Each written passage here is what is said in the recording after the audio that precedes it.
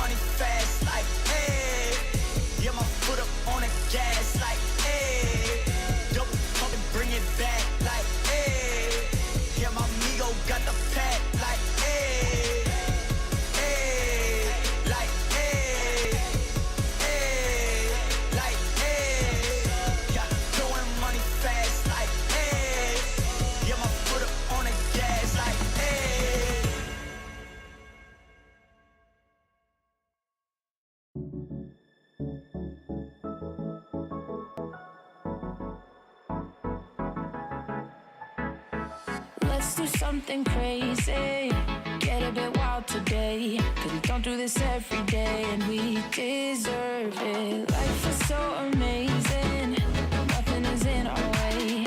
Baby, let's fly away. Do you feel it? Is your heart rushing the way my heart's rushing when you take it all in? Baby, this is where we come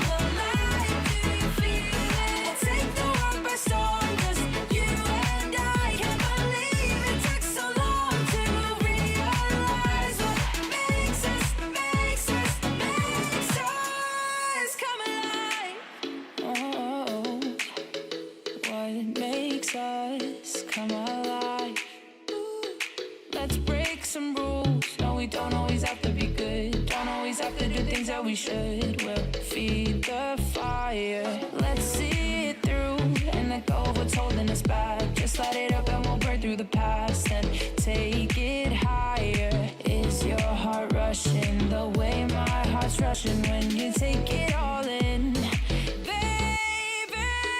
this is when we come alive. Do you feel it? Take the world by storm, just you and I. You and I. Can't believe it took so long to realize. This is when we come alive. Do you feel it? Take the world by storm, just you and I. Can't believe it took so long to realize what makes us. This is when we come alive. Do you feel it? Take the world by storm, just you and I. Can't believe it took so long to realize what makes us come alive.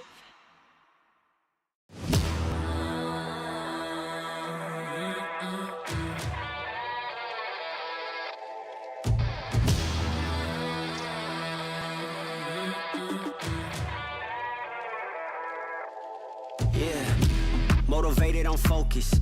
Came a long way from the lowest. Yeah, gotta get it, the mindset, gotta put it in motion. This is the moment, gotta one up my opponent.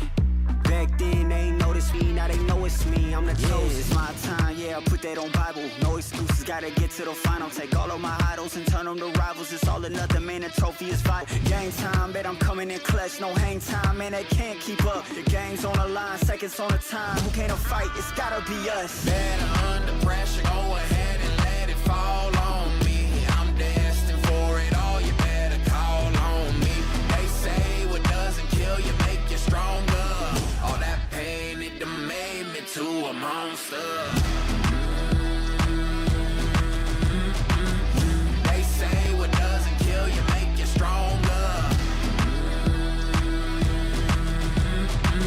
All that pain, it done made me to a monster. Yeah, whole lot of times they doubted I wouldn't be who I am without it. Sleepless nights, I counted.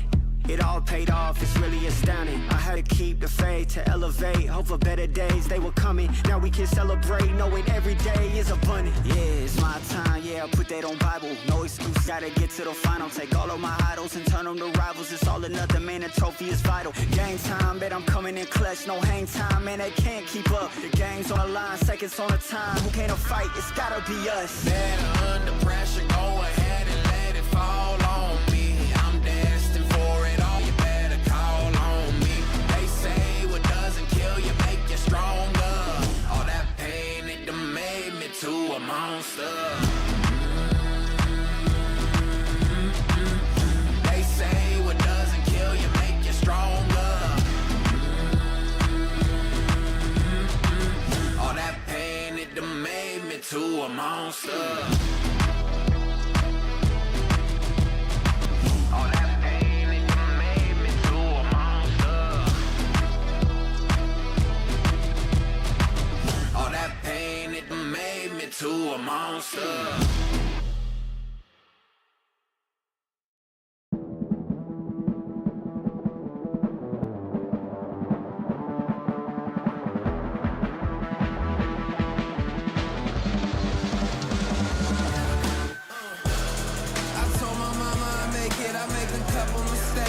I stay in my lane.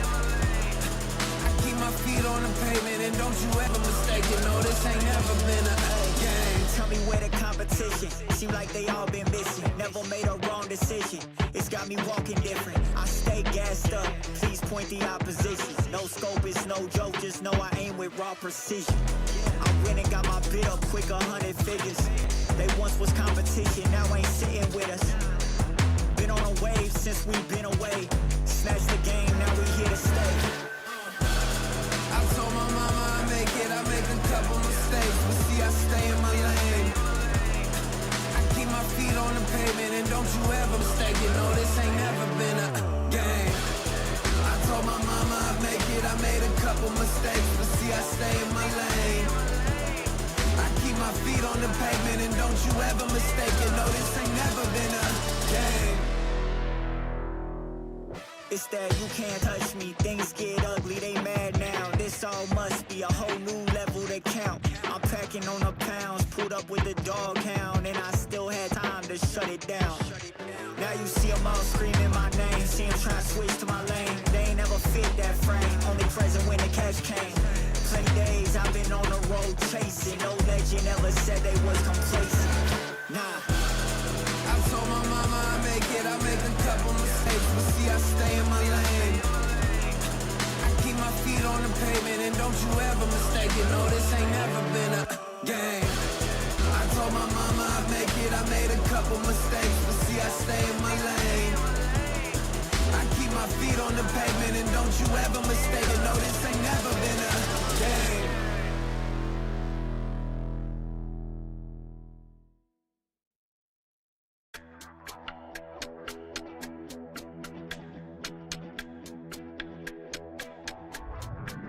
It's now or never. Now or never. It's now or never. Now or never. Yeah. It's now or never. It's now or never. Now or never. It's now or never. Yeah. Now or never.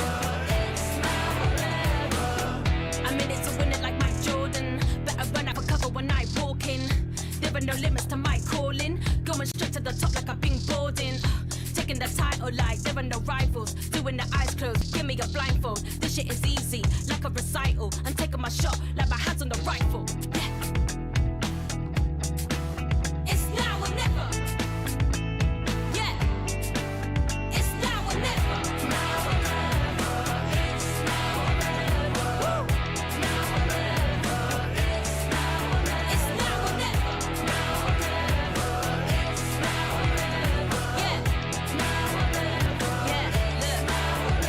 Look. Keep quiet, the queen's talking, keep walking. Couple of rings brought in, lines choking. Couple of reporters reporting. Firing line with the red dot, no recordings. Taking the title like there are no rivals. Doing the eyes closed, give me a blindfold. This shit is easy, like a recital. And take my shot, like my hands on the rifle. Yeah. It's now or never. Woo. It's now or never. Now or never. It's now or never. Now or never. It's now or never. It's now or never. Now or never. It's now or never. Now or never. Yeah. It's now or never. It's now or never.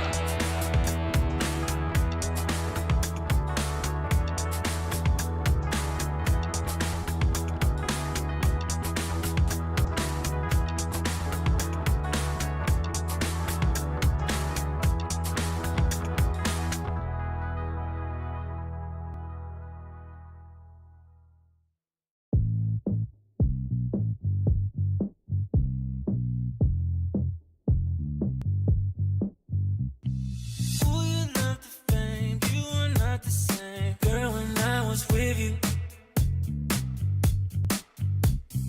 strolling around the place, makeup on your face. Tell me what's your issue?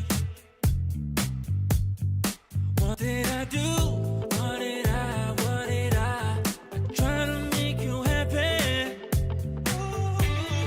Thought that I proved, thought that you told me that you love me. And now you're in the spotlight, and you're cruising. You play with my emotions. I was foolish, but now you're in the spotlight.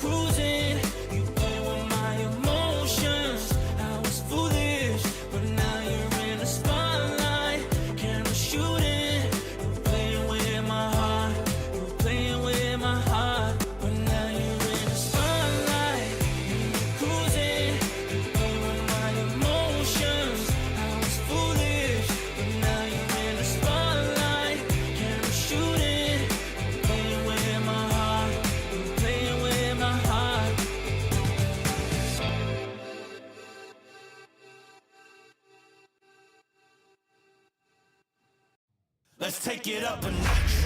Running out the clock. I shoot my shot. I cannot be stopped. Let's take it up a notch. Let's take it up a notch. Let's take it up a notch. Running out the clock. I shoot my shot. I cannot be stopped. Let's take it up a notch. Let's take it up a notch.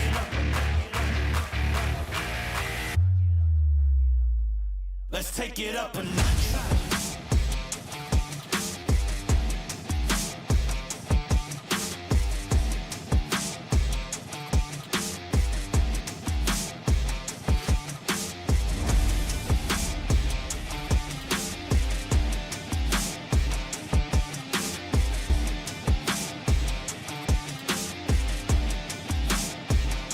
Let's take it up a notch. Running out the clock. I shoot my shot. I cannot be stopped. Let's take it up a notch. Let's take it up a notch. Let's take it up a notch. Running out the clock. I shoot my shot. I cannot be stopped. Let's take it up a notch. Let's take it up a notch.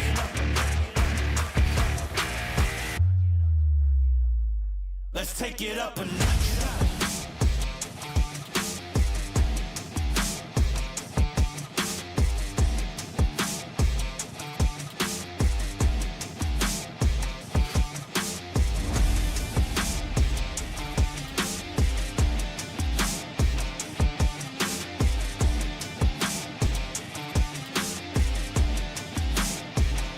Let's take it up a notch. Running out the clock. I shoot my shot. I cannot be stopped. Let's take it up a notch. Let's take it up a notch. Let's take it up a notch. Running out the clock. I shoot my shot. I cannot be stopped. Let's take it up a notch. Let's take it up a notch.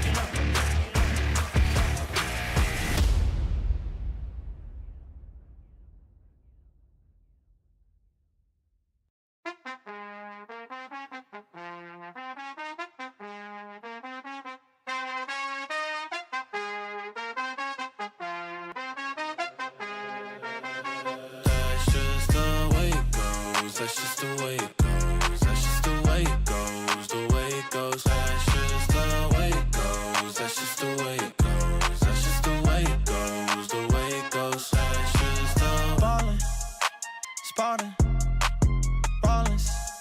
Phone was dry, but now everybody callin'. Good at taking risks, yeah, I always go all in. Swear to God that I'm deaf to the talking. I can't hear it, see the finish line. I know that I'm near it, yeah. Cut the check and I'ma clear it. Ain't nobody out here that I'm fearing. Ay. Easy to see things all run away up. Used to think it's hard, now I feel just like a layup. I've been in the gym, yeah, I'm tryna get my weight up. That's just the way it goes. That's just the way it goes. That's just the way it goes. The way it goes. That's just the way it goes. That's just the way it goes. That's just the way it goes. The way it goes. That's just the way it goes. That's just the way it goes. That's just the way it goes. The way it goes. That's just the way it goes. That's just the way it goes. That's just the way it goes. The way it goes. That's just the. Hey, you ain't real, it's like you got a few disguises. Walk in the room, I know I'ma be the flyest. She like me, yeah, it's hard for her to hide it. One-on-one, ain't nobody like this. Got this far by doing me, I'm everything I knew I'd be. I don't care what we used to be, no, yeah. They tryna get close to me, you can't get what you want from me. I got this vision you can't see, no. Easy to see things all run away up. Used to think it's hard, now I feel just like a layup. I've been in the gym, yeah, I'm tryna get my weight up. That's just the way it goes. That's just the way it goes. That's just the way it goes. The way it goes. That's just the way it goes. That's just the way it goes. That's just the way it goes. The way it goes. That's just the way it goes. That's just the way it goes. That's just the way it goes. The way it goes. That's just the way it goes. That's just the way it goes. That's just the way it goes. The way it goes. That's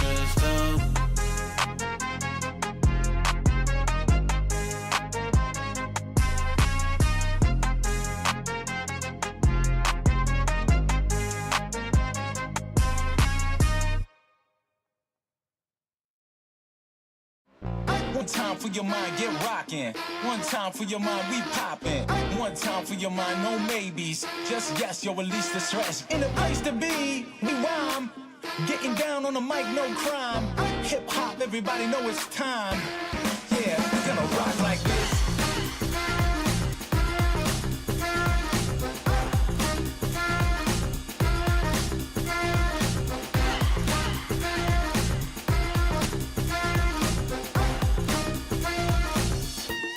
Yeah, we're gonna rock like this.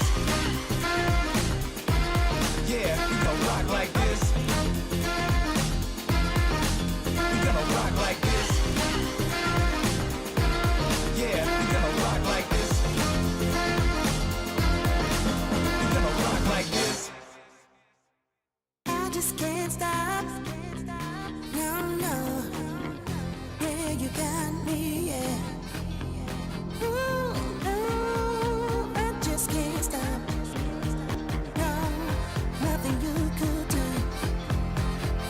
I just can't stop. I just can't stop. I just can't stop. I just can't stop. Rock the party non-stop like this. Gonna rock the party non-stop like this. Gonna rock the party non-stop like this. Gonna rock the party non-stop like this. Yeah, we rock the party non-stop like this. Rock the party non-stop like this. Gonna rock the party non-stop like this. Gonna rock the party non-stop like this. Yeah, we rock the party non-stop like this. Run it up. We got the fire. Run it up. We got the fire. Run it up. We got the fire. Run it up.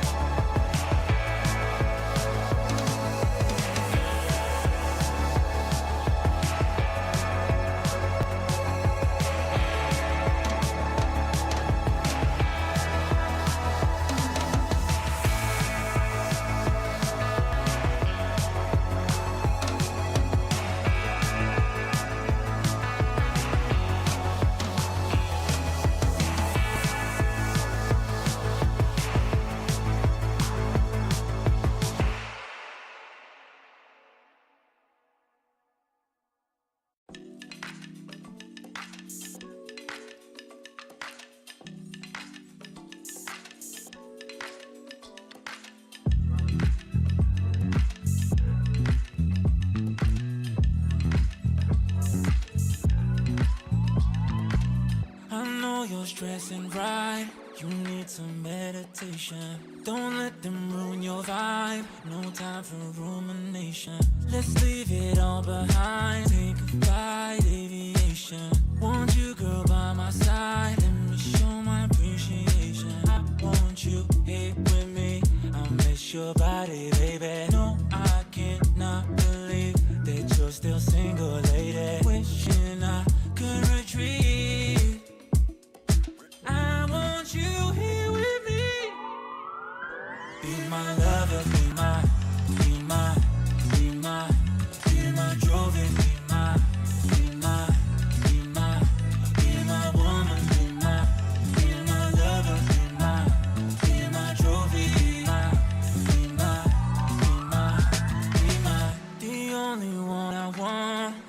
not preliminary. Let me caress the way I think it's necessary. Monday, Tuesday, Wednesday, babe, 7 days, are you ready? I don't need to say you know it, girl, you're extraordinary. I want you here with me, I miss your body, baby. No, I cannot believe that you're still single, lady. Wishing I could retreat. I want you here with me. Be my lover, be my.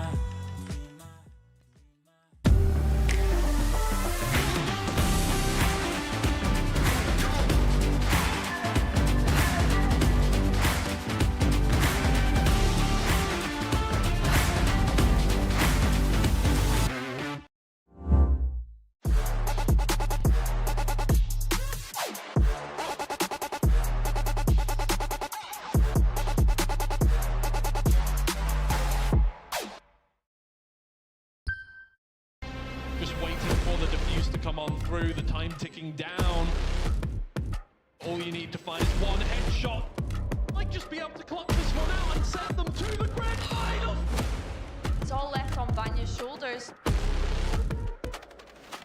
There's one way to do it. That is the way to do it.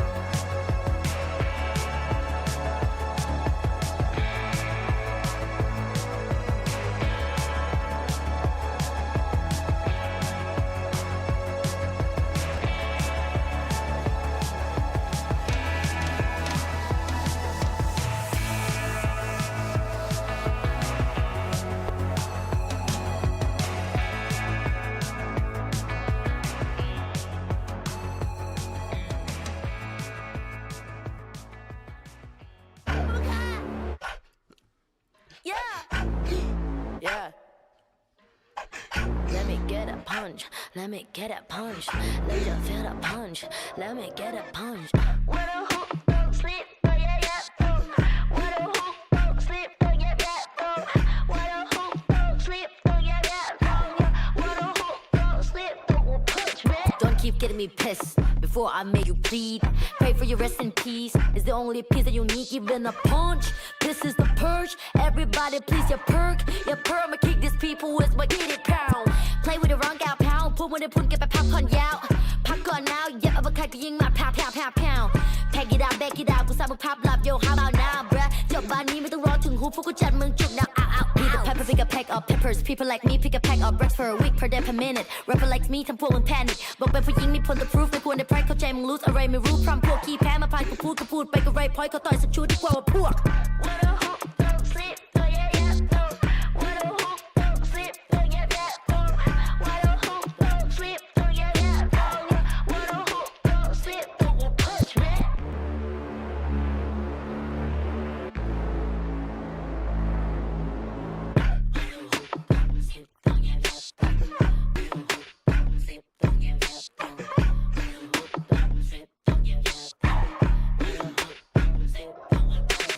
All problems are proof in one punch. All battles are beat in one punch. Put you to sleep with this one punch. ไม่สะเทือนกูสักนิดกูขอสกิดด้วย one punch. ชีวิตที่กูโดนมามากกว่า one punch. วันนั้นที่กูช่วยกูสักคนมา one punch. One day, one life, one view, one punch. If you have one shot, better have one punch.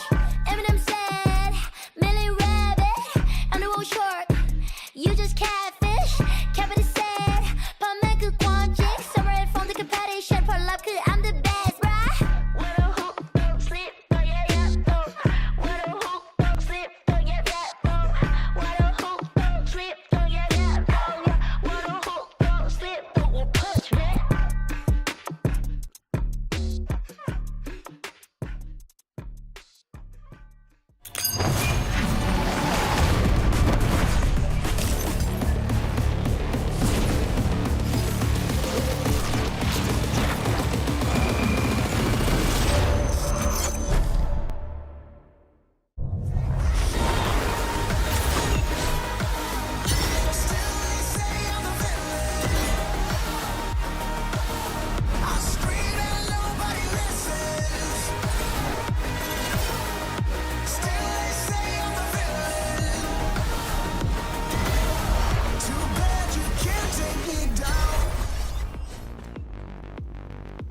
Hello and welcome to VCT EMEA, coming to you live from the Riot Games Arena in beautiful Berlin, Germany.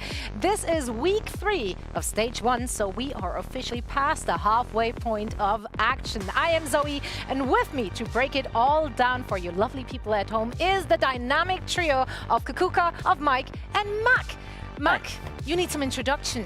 This is your blimey. Put you on the spot. Yeah, this is your debut on VCT EMEA. It is. Yeah, it was a long swim from Australia to get here, but we did make it in one piece. And look, got the cardio you dressed for the part. Yeah, it was good. I brought my Australian clothes. It is quite cold outside, but I don't really feel that. You think this is cold?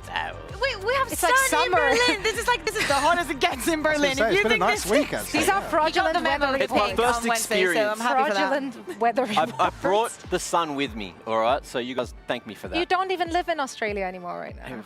Did I just add to you? I'm sorry. Yeah, well, I still brought the sun from Malta, his intro.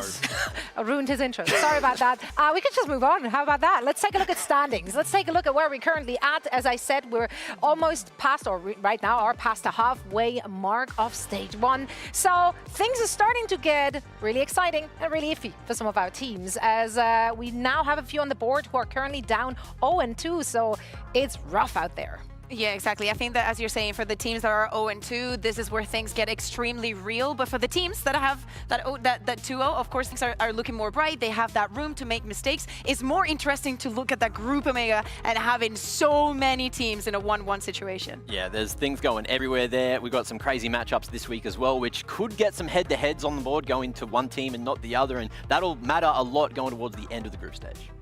Well, indeed. Let's take a look at today's matches so you at home can see what we have in store for you today. We're kicking things off with Movistar Koi versus BBL, and then we finish off the day with Na'Vi versus Giant X. Mike, which one are you more excited about? Probably Koi BBL. I think there's a reason we haven't started with a recap. Obviously, last week's probably something we wanted to forget about, but yeah, I think today for definitely. Both teams, funny enough. Yeah, for sure. But yeah, I think Koi BBL. There's a lot at stake there. There is, and obviously the weeks following this ride on today's result.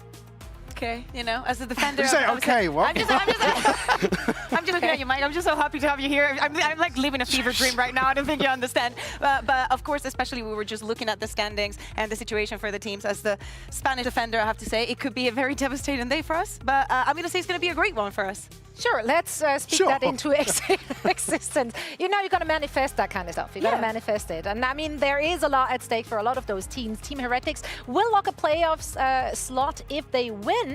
Fnatic will lock playoffs if they win, and Giant X lose, and Foot will lock playoffs if they win, and Movistar Koi win as well. So that's how the week is going to shape up, potentially. Now, of course, no one can mathematically be eliminated from the playoffs this week, but things can get really tough for some of those teams. It kind of feels like you're almost... Kind of, your face will be out of your hands. Yeah, the percentage odds become pretty awkward after today, Yeah, pressure gets higher. Games get harder, and look, I think a couple of these teams that we could talk about in a moment are going to have some pretty rough runs. True. You know what? We love to get ahead of ourselves here on the desk. Like, it's like one of our all-time hobbies. We really do. So we want to just take a look at the strength of schedule for some of those teams and some of those matches coming up. Why don't you start us off here, Mac? Who so you for got? the strength of schedule we're looking at KC and GM, which is honestly my game of the week, and there's a few reasons for that. KC, a lot of people had them high on the power rankings, but if you have a look here, that loss against BBL is going to be incredibly crucial going forward. It gives BBL a head-to-head if they start to pick up their pace. And you look at the run, right? It doesn't get easier from here. They got Gentlemates into Foot into Team Liquid. Two of those teams are also on 1-1 with them, and they need to get the head-to-head. They need to get those wins. And if you come over here as well, Gentlemates, it's going to be a lot easier for them. They already got Team Liquid out of the way, got the head-to-head against them, took a map off of Foot, which is huge. If they can get a win over KC at the end of the week, that is going to be incredible for them, because BBL, they're not looking too good at the moment. If GM take them out and then get MKOI as well, take Movistar down, then that's when it's going to get very interesting. GM, no one had them high in the power rankings, but they've got a nice, easy run towards the end of this group. I think they're doing great. I actually, like, if I were to say it's more on the KC side, I feel like they have a little bit more to prove. Because even though you're saying, like, oh, they got a map up of Foot, that was an incredible match to watch. Like, that fracture was unreal, and they could have been closing it down with a 2-0.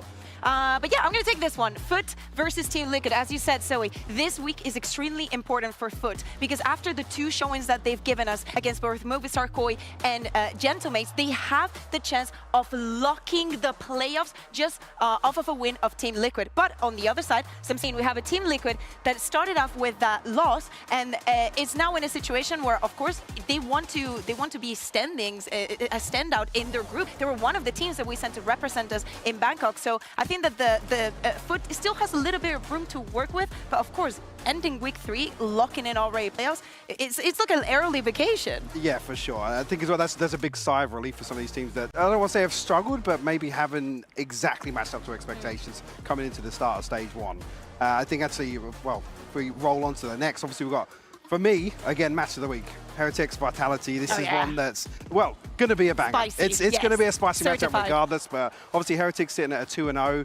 They have the potentially to go 3-0 versus Vitality, or Vitality push them both to 2-1. You then look at the back end, and for Heretics, for me, again, the Fnatic one's kind of up in the air, but with Navi's form currently, you've got to be feeling good if you're Heretics coming into the home stretch, so to say. On the other side for Vitality, obviously, the loss to Fnatic, which I don't think we can necessarily call an upset, but was maybe a little unexpected with not knowing how a Fnatic are going to come into the season.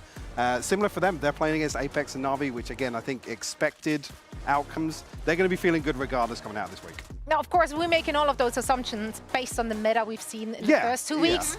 Yeah. Alas, let's change everything. Let's just mix it up a little bit. We do have, of course, a patch dropping today.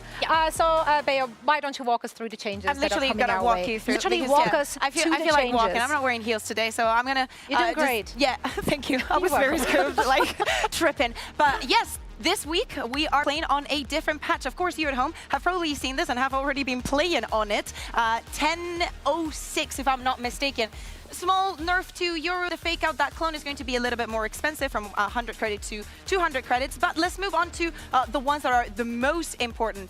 First one here, we have the KO. You know that the Flash has changed a little bit, has given him a little bit more of autonomy. First of all, as I'm saying, there will be an extended duration for the Flash itself of just a little bit more, 0.25 seconds. The equip of the gun will also be faster, and the way that the Flash is going to work for you to pop it yourself and for you to work with yourself more, it's going to be a little bit shorter. So more individual effectiveness that we're going to see from KO. On the other side, we have Vice that has been so popular here in EMEA. They wanted to change things around a little bit. The duration of the Razor Bind has gone down from 10 seconds to 7 seconds. For you to understand, that's like Sage, slow orb. And for the wall, also the duration has gone down for that sheer from 8 seconds onto 6 seconds. So right now the difference between the two, besides the wall of the Sage being longer, would be that you have to be there to use the wall. With Vice, you can be anywhere. Let's take a look at what it means for the rest of the teams that we have here in EMEA. This is the peak race that we have seen from these two agents throughout the entire year. And we can see that KO has, a little bit of a smaller showing. Of course, we don't have a lot of maps that have been played, but especially when we look at Ascent and Icebox going back into the pool, we can expect that this KO buffs are going to give names like Cracks incredible times with the agent. We see that across them, maybe this numbers, the 0%, the 4, the other 0 on split might change. We don't know, but it's most important for the Vice because we see that there's a lot of teams that have been experimenting with her, that have been including her in many, many compositions. We will see this week if they consider this to be enough to stop playing her, or if the change is not that abrupt, is not going to break anything else. We've seen a lot of solo Sentinel, but we've also seen a lot of double Sentinel. Koi is playing up next, so Zoe had the chance to ask Flya how they're feeling about today. Flya joining me now for a quick chat before we dive into the nitty-gritty of all game-related things.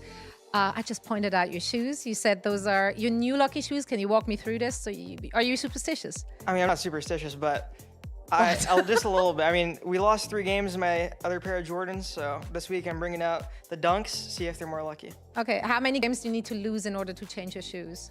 I mean, I was hoping I wouldn't have to, but I guess 3 with my breaking That's the point. So okay. now I'm using these ones, yeah. All right, first game in the new shoes. I love that. Also, first game on a new patch. Do you personally feel that the KO and Vice changes are impactful enough for you guys to maybe switch it up? Maybe we get to see you back on that KO? Yeah, I would definitely say that we made some changes. In terms of the in-game performance, like experience, I haven't noticed actually like a big difference with Visor KO. I think Vise is definitely actually like the wall coming down sooner, the Valorant's coming down sooner is better in like a whole for every team kind of aspect. It feels much smoother, you know? But KO I think is the exact same. All right, so are we gonna see you on the KO then? We'll have to see when we get in the maps. Right. I'll take that as a yes.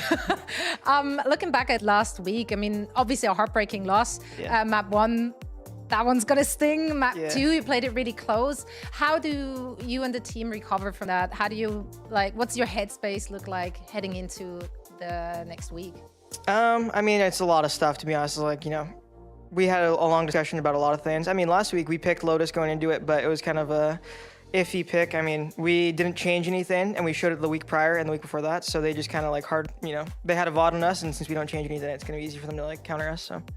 So, and you personally, I mean, you're one of the imports, right? You're also coming up from tier 2 into tier 1. What's the experience been like for you? Any big takeaways so far? I mean, it's way different. Like, you know, I feel like I've had 4 games on the stage so far. I feel like last year was the first time I felt like, yeah, okay, I'm comfortable. I feel like, you know, I know how to get here and set up and my routine and everything like that. So it's been a big transition because I'm used to playing the last 3 years in my room, you know? So, yeah, very thankful to be here.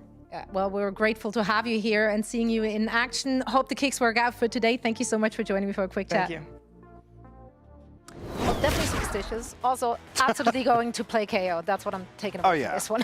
That's as good as a yes. Yes. Yeah, exactly. But I think that there is something very important that we need to acknowledge for this match that he also mentioned a little bit, and is the fact that BBL were the last, Koi was the last team to play on Friday, and they're also going to be the first one playing here on Wednesday. So when we're speaking about the stakes, the pressure, the performance that we expect to see, we also need to speak about the little time that they've had to prepare for this enemy in particular. Yeah, and it's also a team that we are asking some pretty hard questions about now. So that preparation time absolutely crucial for them to go away, review things, and there are certain things that I would say that there still feels like there's some role mismatches, right? So that preparation time is key for this team. The question is, how much can you review if you're looking back at BBL's matches from last week? I mean, you're looking at an Ascent, for example, where they completely overcooked. No. Can you even take something away if you're the opponent? Let's talk about it. The thing is, I went and reviewed it because say, I was like, we? I always like when we put like rounds as examples and whatnot, and I was looking at this and the amount of individual mistakes that were just happening that had nothing to do with the agents, but then everything to do at the same time. Some plans that were very uncharacteristic because I think that we've seen so many good things about BBL that this for me is out of tone. Like it doesn't. This is like something Foot would have done, you know? Okay, so you're a no on triple initiator. How do you feel about it, Mike? I mean, it's a no. Okay. But again, it comes down to something. We've seen teams historically toy with it, but certainly not to this extent. The execution just wasn't there.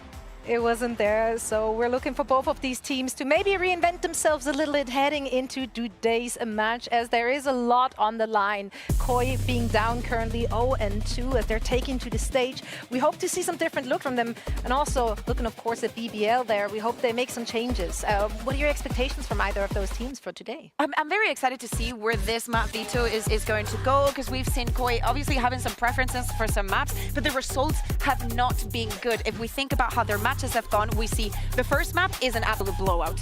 You know, it's like a very, very defeat sense. It doesn't matter if it's their pick or not. It is the second one that they come alive, and both of them in these 2 weeks have gone to that overtime. They have not been able to close any of them out. So a map win will be enough for me. And weirdly enough for me, for BBL, even though we're kind of, I don't want to say criticizing the Ascent comp, but you know, week 1 we saw the Iceblock come out. Then we see obviously BBL's week 2. What do we see this week? Do we see something else that's potentially something BBL have kept as a pocket pick, so to say, or a trump card almost to pull out and show us something special once, or potentially special? Yeah, I mean, they've been cooking, we've been eating. Was it a good meal? Yeah, I mean, food was had, Mike. Food was had that day. I am very excited to see where those two teams are taking us map-wise.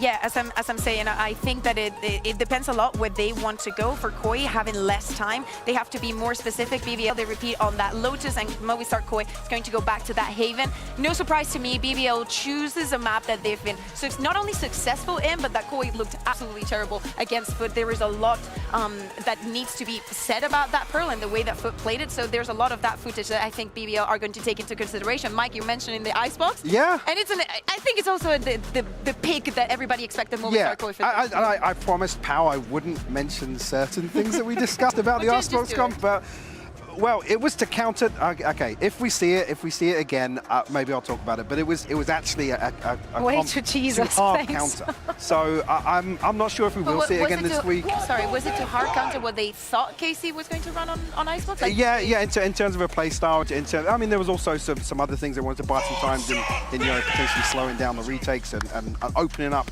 some possibilities in the post plan. But I don't think we actually got to see how they wanted to play it, to be honest with you, in week 1. So we know they had a very, very slow start on Icebox, and that was more concerning than the comp itself in my eyes. I don't think really that was comp specific. Yeah, and thinking about what we can expect from this first map as we're going to jump about Pearl. And since we're speaking about those compositions, as we see Shados on camera, is he going to go back on that chamber? Because struggle is a small word for what he had to deal with when he was on the defense. He literally could not get almost any value, and they didn't even find a single round on the attack. It was very devastating because it only ended up with a map where they got 2 rifle wins, and that was about it. I mean, obviously a team effort to lose like that, so you can't really just blame it on Shados or his chamber. We know what he can do on that very agent, but yeah, we're going to see him on that Sova this time around. He's going on the Sova. Fly is going to be going on the Vice. No changes for the side of BBL. And this is, again, one of the role mismatches I was talking about was actually Soulcast, and again, it's a tale as old as time, right? Not finding the consistency in some of the flexing we've seen from him. The Vice hasn't worked on a few maps, so to see him flex onto the Teo here, maybe give Flyer some space to kind of stretch his legs a little bit, could be a positive. I'm so interested because I feel like in Movistar Koi, there is a point where you have to play the Vice. I think that this is going to be Flyer's first time, and I want to see how he's going to be developing on that agent. Seeing Soulcast on the Tejo, I really, really like this. Like, I like this mix and match, and I hope that Shados finds more comfort, and we see, you know, with this double drone, I want to see how they structure the defense when the timings are the most important, when they can get the most value out of all of the tools that they have. Because yes, it was a very devastating defeat, but those are the ones that you learn the most from. That's true. Losing is learning, as the saying goes, especially in esports. Hopefully. I mean, it's now or never, right? Koi, again, they are 0-2 right now, so they have to come in with a different plan, a different approach. Yeah, and again, well, not to beat a dead horse, but also it's another tale as old as time, right? It's another crunch point of this stage, certainly for Koi, to really put themselves, I mean, in a position to really contest the table. It's not something that we've historically been able to say about Movistar Koi. And looking at BBL, I want to highlight one sociable with that chamber. The same thing that we were saying about Soulcast, about Shados, does not apply to sociable. He's been extremely successful with the chamber here. And when you combo it with Levin's Yoru, the combination is just deadly. I really, really want to see how this first half is going to go. Also, because of the amazing week that Profec had last week in an individual level. Oh yeah, there were a lot of individual heroics being pulled from those two teams. Let's see who's going to come out on top of this first map. And Mitch and Tom are standing by on the mics. Thank you very much, Zoe. Yes, we're standing by to kick off this game. Losing is learning, Zoe said, and I think that's very true. Movistar Koi must have learned a lot. Now it's time to put it to the test on the server up against BBL. They came in hot, but there was a little bit of a stumble last week. Yeah, it seems to be the case quite often with both of these teams that they kind of start a little slow. And I want to see if that's going to be the case here, because obviously for BBL, I think expectations are actually a lot higher. After kickoff, we kind of look at them to be one of the potential favorites even for this group, maybe slightly below Foot and maybe Liquid now that they lost to them. On the other side of things, Koi are already in survival mode. We're talking about a squad that are 0-2. They're the only team in their group that doesn't have a victory. And if they lose here, they're not mathematically out, but they are probably out. Yeah, the odds are definitely not stacked in their favor with a loss here. Crunch time, Hypox set on the desk, and I have to agree with him. I'm sure Movistar Koi come into today knowing that that is the case. BBL will start on the attack side here. on Pearl. We'll talk a little bit about the map pool as we get deeper into the game, but for now, barriers are up, and Movistar Koi taking a bit of initiative, using their flash on buys to get out in mid, but they see nobody there. And so, it's back to the drawing board. They don't get their initial fight, and they don't take deep space, knowing that there'll be a Vice wall covering BBL's back. Already. Player does get sectioned off that wall, maybe not lasting quite as long as before, so it will be quickly back into the action. Aggressive positioning already being held. In fact, not so much held, taken. They're pushing right up for it, and Filu ready to catch that bait as it comes on in and follow up for another. This gets tough now for BBL. Everybody trapped on the backside. Movistar Koi might not expect them all to be here, but now they've got that input to play with Levin down on 14, and the last man standing for BBL. He won't be standing for long by the looks of things. The defuse tapped and the shot dart in to finish him off. 1-0, a pistol round for Movistar Koi, and a good start on this map. Yeah, I think an important start of that. Had a rough defense when facing off against Foot in their previous map of Pearl, but I think the change-up in comp, it just may be one that suits them a little bit better. Like, I think it was mentioned on the desk again about the comfort within the agents. They attempted something that was a bit more aggressive, but I'm always happy to see someone like Shados back on the initiator, Flyer, filling that role a little bit more, and Solcast on an aggressive agent has me excited. I remember back to like times where he was playing that KO or even a Sky at times, and I think he can pull that off, so I want to see how this one works out for him. Interestingly, BBL, maybe a bit of disrespect being shown to Koi at this stage. They have already invested into this round. They're going for the buy. They've got Levin on a rifle, but their opponents have also invested a lot here. Nice stuff. Solkis finishing off that kill, just 10 HP needed. Next to the Outlaw in play, BBL. They forced up, as you said, there's a decent amount of investment. There's a rifle on Levin, but one player down, and it being Astra as well, it makes it much more difficult. Yumpy tries to sneak his way through the water to grab himself a pick, but instead he goes down. Low HP on Shados is one thing, but they need picks, and that rifle still really missing the opportunity to get its teeth into this play, and it looks like they're going to revert back to, I guess, towards a late A play. Spike is in the hands of Magnum, though, so luckily I was going to say, like, yeah, Magnum needs to be a little careful not to overcook this one, give them the spike, but they are now in a problematic territory, a position where they invested, they took a bit of a risk, and need to try and find something from this. Now, what I will mention is this A site 30 seconds left. is under-defended. Only Solcast here, but I assume the only attempt coming out from him will be to try and use those salvos to slow down any sort of plant. Still from the position he's in, with that flash connecting as well, they might have crunched in. Luckily they have it in Magnum, although he'll take a couple hits for his trouble. Gets the spot down. A 3 versus 5. A big investment from BBL. They've given themselves opportunities, but it was tough to connect anything so far. Magnum's flank up. It hasn't quite... Oh, it has been spotted. In fact, Rubinho got around the corner in time. A decent fight on the site. It's given Levin a chance. Again, though, a sliver of HP, and just that one shot needed. Gotta commend Shados as well as the second man to take contact there on such low HP. I think it was 24 HP from that earlier fight with Yumpy. Staying alive and coming out with a 3-piece, that may just have saved the round for the squad. Now the question is, do they invest again? Like, it will have even more risk around it, but you've got the plant once more, you've done some damage. By the looks of it on the scoreboard at the moment, it is going to be a singular rifle invested into Sociable. Of course, if he can't buy in the next, he can always invest just into those bullets again, the Headhunter, that could potentially do some damage. But at the same time, it will be an opportunity for economy to be built up by the side of Koi. So you're almost giving them an extra boost in the start. The economy at least decently healthy for the next. Sociable with an opportunity, and let me tell you, he has had his rounds. Really? Yeah. That ace is still fresh in my mind, and will be probably for the rest of the year. It's bought him a lot of wiggle room. Covering it. Smoke down deep is pushed Corbinho back. It's going to let them get really close, and with so many pistols in play, that's exactly what you want. Yes, Magnum goes down. He's trying to watch that A push up, and the fact that they walk into him, he's only got a classic. Definitely not the man you'd expect to win the fights, but with the push on A, they decide to take this to the B site. And Corbinho, well, he just about sidestepped those shots in time. He's got support, though. Fly a stud here, Outlaw in hand, and this is a problem. Everybody is vulnerable to just one shot of that rifle taking them down, but they managed to close the distance. They find out about the rifle, deal with it well as well. Okay, not bad from BBL to start with. Yumpy making it a bit more costly, but in the end, it still falls into Movistar Koi's pocket.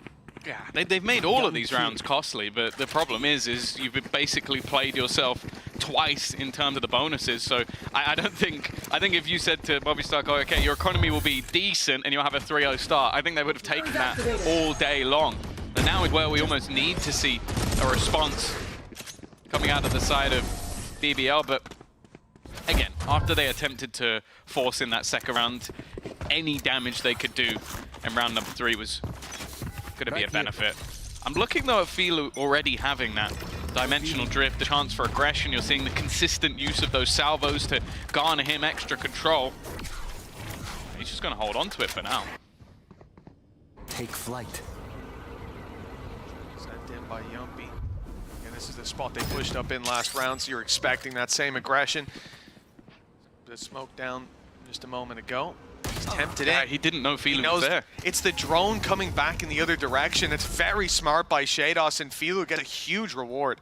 Yeah, didn't know he was there because the drone was shot by his teammate prior, so this has set them up nicely. The Vice wall in position. If they are going to go through it together, they need to get that timing right. And Flyer's already just waiting for it to be tripped, but doesn't win the battle. An important opener. 11. Now they can get themselves into a post bomb. Much needed indeed. BBL have to dodge that Hunter's Fury. It's coming in hot, and it's landing. Sociable down, and Solkus with a massive punish. Now again, they have to pick up the pieces. The spike down at least. Time, not necessarily on their side. There's still quite a bit for Movistar Koi to work with, and they're not in a hurry. Spotting Magnum from the top rope. Shados might have sealed the fate of another round. Great shock dart, and the push around not gonna work out for Profect this time. A big round from Shados. He's really coming alive at the start of this map, much to the chagrin of BBL. Let's remember their icebox might not look like the best chance to pull this back, especially not after the result against KC, where I think they won 3 out of the first 4 rounds. Remember the score of that game? Yes. 13-3. Not the best after those first 4. I think the bigger thing here is just the way that they're playing. Shados currently 7-0. We've always spoken about this guy that peak Shados is impossible to play against, and peak Shados is on an initiator. Like, it's where he has found. You go back to those Gambit days, which, okay, it's a lifetime ago at this age, but he picks up this role and has always looked incredibly comfortable. We saw it towards the end of the season last year where he was on the Sentinel and even putting up these sort of numbers. So you get him having a good day, it's a rough spot. And I think at the moment, at least for BBL, the way they're playing on these starts of rounds is they're getting caught by some of these trap plays. They're losing a lot of map control over on the A side because of how aggressive you can be with this Tejo. And I want to see what their response is going to be now. You can see there, Pal and Yumpy having a bit of a back and forth about where this one's going to go. We said Movistar Koi, they've clearly learned a lot, Tom, and well, it's being put into work here on the server, but Shados having a 7-0 start definitely can't be understated. I mean, a lot of the time that initiator is going to have assists, but he's been finishing his dinner and then his teammates after. 4-0 from Movistar Koi. Icebox up next. If you're looking for the recovery for this organization, this is very much at least what you'd expect to see at the start. And surprising, you know, without having their watch party here, we had Uli, Sergio, and Pedro going crazy over in the booth for them the other day. And I bet they're doing the same at home right now.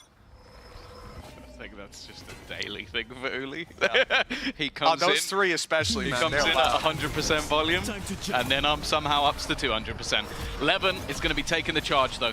Immediate space garnered, a passive hold from Koi this time. It seems like they've had the expectation. Instead, they're going to try and sell the idea with that Hunter's Fury, and it's an easy double pickup. A great start after the pause. And now it's a tough round to break back from. I also want to note as well that the way BBL have been playing in their post plants is super aggressive. They're not sitting back playing the time. They are wanting to get in their face of their opponents consistently, not allowing for any form of setup. Especially, you know, you take a look at the wall that you have here. There's no need to even commit many players to watching your back when you have that. The possibility for Movistar Koi to come in behind is well, without it being signaled incredibly low, you know, maybe Filu could be a problem. But when you're facing him right off rip at the start of the round, not so much. I think Movistar Koi as well, though. They lose 2 players. They see that A site fall. They know they don't have flank and even the illusion of a flank because of the Vice on the other team. And so the call's made immediately to save. They avoid going down to Profek and also get a bit of a read on what he's doing, because it's pretty consistent now that they're going for these late round flanks, trying to come up behind, down through the water, or in this case, realizing that the save was going on and they go down to the B site. But I think Profek's going to be a little limited in how much he gets away with in that regard, because it's got to be fresh in Movistar Koi's mind. They've seen it a few times. See if he gets away with it a little bit later on. For now, 4-1. A punchy start in that previous round from BBL, but it relied on a Yoru and a Sova ultimate that they now don't have. So let's see what their solution is in a more grounded round. Once again, the same use of that Tejo utility to get them aggressive A control. Instead, though, the challenge has been elsewhere. It feels like Control that they're happy to give up, but again, the Vice War is in position to make sure they can't go too aggressively. Grabinho, I think, has done incredibly well at slowing this squad so far, but now they look to run towards that B site once again, where only Flyer is waiting for them. That one, though, comes for free. Yeah, that's a little bit of a risky play from Magnum. You expect maybe someone to be swinging with him, but the timing's slightly off. He ends up going down for free. Movistar Koi content then, certainly to play that retake, which they might have been forced into anyways. But at this point, they'll be keen to deploy exactly what you're highlighting, Tom. In fact, Filu's way ahead of you, already going in with the Dimensional Drift and Soulcast, hoping that he can find himself a target. They've seen one up close. Levin won't be getting away with that. And of course, it's Shados to connect again. Yeah, and now there's nowhere really to go. Almost caught out by the salvos, having to play that deep post plant. BBL did realize that this double ult combination was there in potential, but playing this deep with only 2 players remaining, that was a superb retake coming out of the side of Koi. And I'll be honest with you, so far they have looked like a much better squad, just in terms of being very happy to play that retake, allowing BBL the space that they desire. All they're really hoping for is a single opener, and they play the numbers. This is not a side of Movistar Koi I've seen so far this tournament, and they are looking super impressive. Oh, absolutely. And I mean, the big conversation around this squad, especially, like, keep in your mind, we said if they lose this series, chances of qualification, very low. But the big conversation has been for them that the season isn't over yet. They need to make this. Hopping to this corner to use Visol. Yeah, the big conversation for Movistar Koi, as I've been trying to say, has been popped into this position where their team that have fans who expect a lot of results. They expect a good season, or at least a contentious one, and they haven't gotten that so far. But this team's being close. 14-12 on each of their second maps here in stage 1. And now they just need to connect that little bit extra. A phenomenal start with 5-1, and as you said, 11-0 for Shados. This crunch now puts pressure on Flya. The flash was perfect. Magnum doing well, putting Flya in the dust, and they move to the B side. Yeah, they've Standing ahead. popped the steel gun? No, I think they held it. Maybe realizing that they can clear that space without needing to utilize that ultimate. Flyer also lost his on the other side. And one thing I want to note, last time out when we watched Sociable, he was fantastic when it came to that attack side operator. First time we've had that in play. I think for the defense now, okay, you got some extra credits, but the amount of time that's been bought by the Steel Garden, it seems like this one's done, but they are still challenging for this. Still pushing forward. BBL happy to greet this party as they find themselves at 3v1, time well and truly ticking away, and Shados swinging into heavy traffic, giving Levin the 3-piece, and I believe the first death for Shados. It was. Finally, we see that he is mortal, and that's 7 rounds into the map. Yeah, he didn't accidentally walk into the server with God mode active, but yeah, there's something I always enjoyed with Sociable is the calmness. Like, he plays the operator. We've seen him do crazy aggressive things with it, but on attack, it's almost just held on that sort of rotation. Coming street. About frustration already, though. That didn't sound great from the side of Flyer. Obviously, the IGL for the squad. I mean, I'd probably feel the same though if I got hit by a nasty little flash from Magnum like that. See if this is some sort of turning point. Still a couple of ultimates online. Sociable could run the double operator if he wanted to, although if he pops it this round, I'm gonna be incredibly worried. And Filu has brought out an op of his own, trying to get a little bit more aggressive around mid. That's all he was looking for, that opening pick. The second Movistar Koi have found that, that's normally been enough for the round. Yeah, their conversion's been great. It's how patient they play after initial contact, right? Having that vice wall on B. Even right now, they're giving up street. They're completely conceding control of this whole area. Let me do a little draw on, woo. And this is because they've got these passive positions in play where they don't want to fight you in those spots. They want to fight you coming out of them. Looking like the A site is where they will challenge. We've said this before, Soulcaster's goal is just to delay.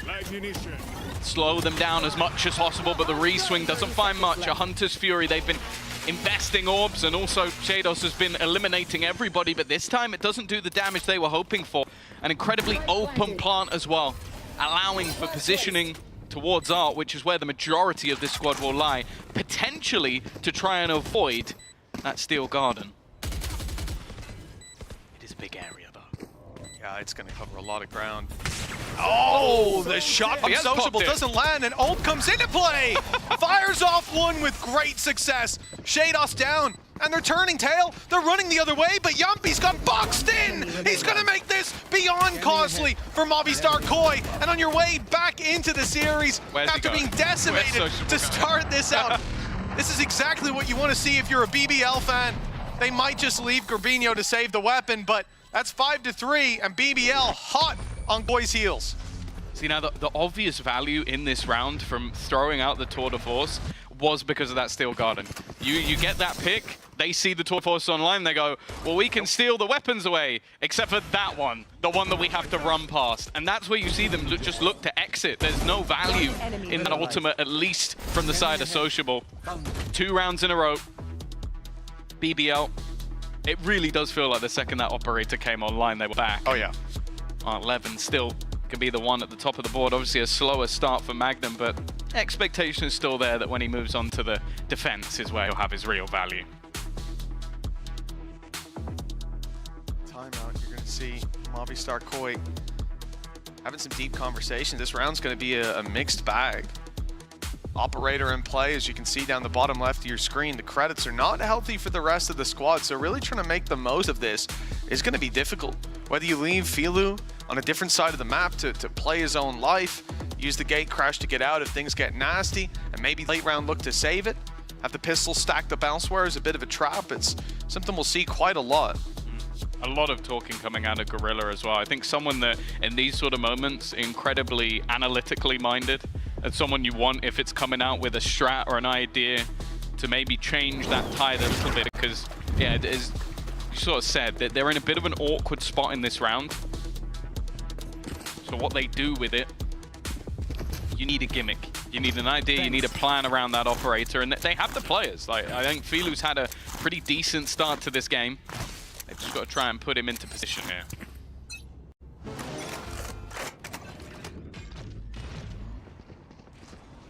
Filu's in the right spot. There's contact coming his way. The drone destroyed, and the shot not quite there. And that's the op given away. They know where it is. They also know that he's get crashed out, most likely. And with the reveal, that confirms it. So now, you have to reset. Worried about where that op could be.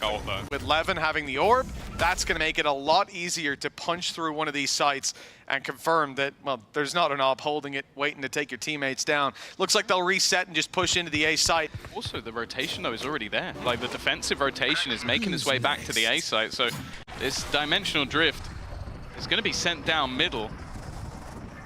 It will clear the way for the spike, which will get them quite a bit of extra control. They know there's no players close. I don't think it's going to get close enough, though, to go all the way back down empty. The corner of the smoke given for space. I don't actually think they know that he didn't leave. He's just stuck around. It's not going to be the picks going the way. And Solkas actually come out with 2. Well, they didn't know how many numbers were here, right? They saw one player, maybe suspected a second, but nice shock dart from Yumpy. Leveled the playing field, or even put it more in their favor, tipped the scales back over into BBL's hands as the plant comes through. Solkas and Filu, a rifle and an operator still to work with, but they haven't been able to deal with Sociable just yet. And he has been the difference maker with that big gun in hand. Misses the shot though, doesn't miss the second. He knew he was going clean up there. connection. Solkas needs the ace with 2 more to find. He'll go for the reload, he'll go for the round, but put to bed by Yumpy. BBL 1 away. This was a very slow start to Pearl, but they've definitely got it figured out now. Yeah, I will say the rendezvous put down there from Sociable was not good. Like you could see the constant peaks from Solkas going, he's going to go up there eventually. I know, I can see it. And he's already killed us from there once before, but... Nice plays! Woo!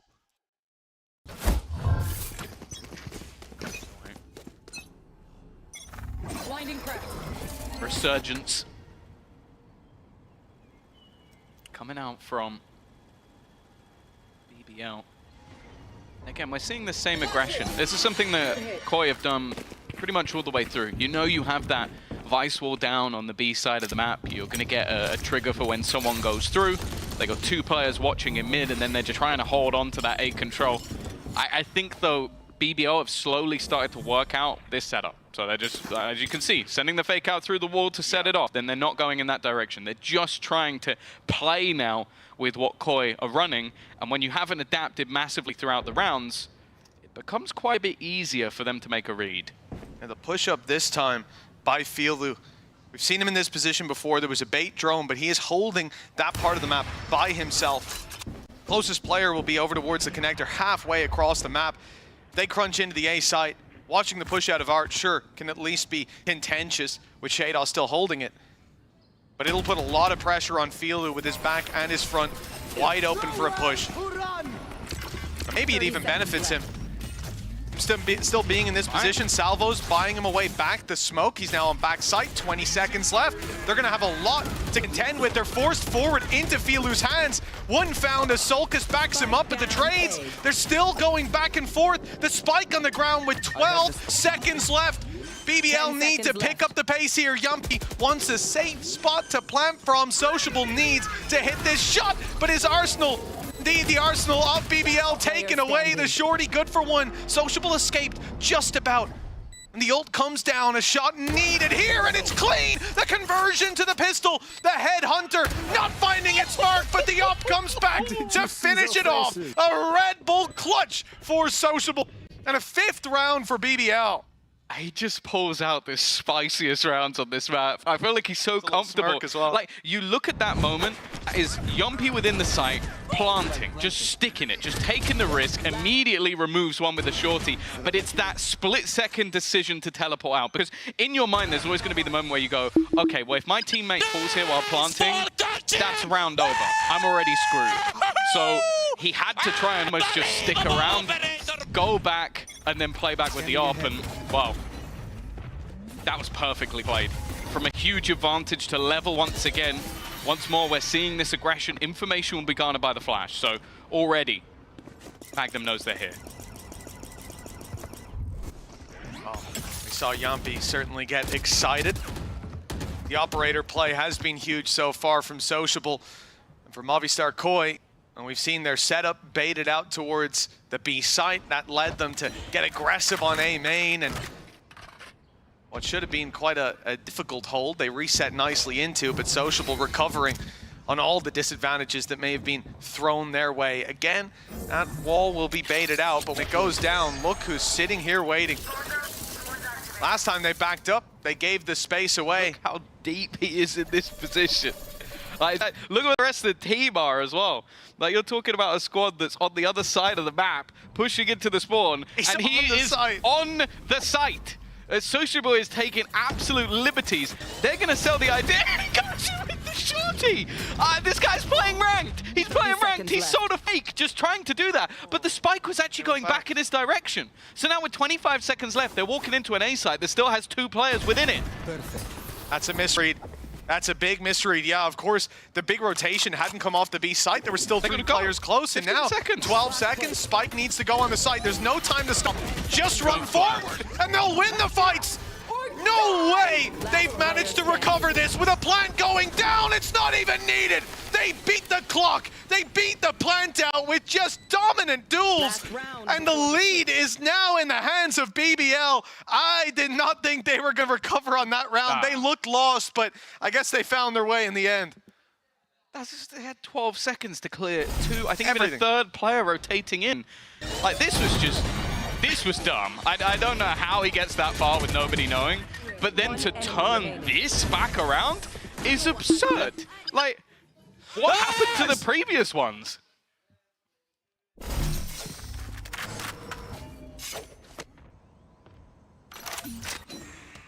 One round to go in the half.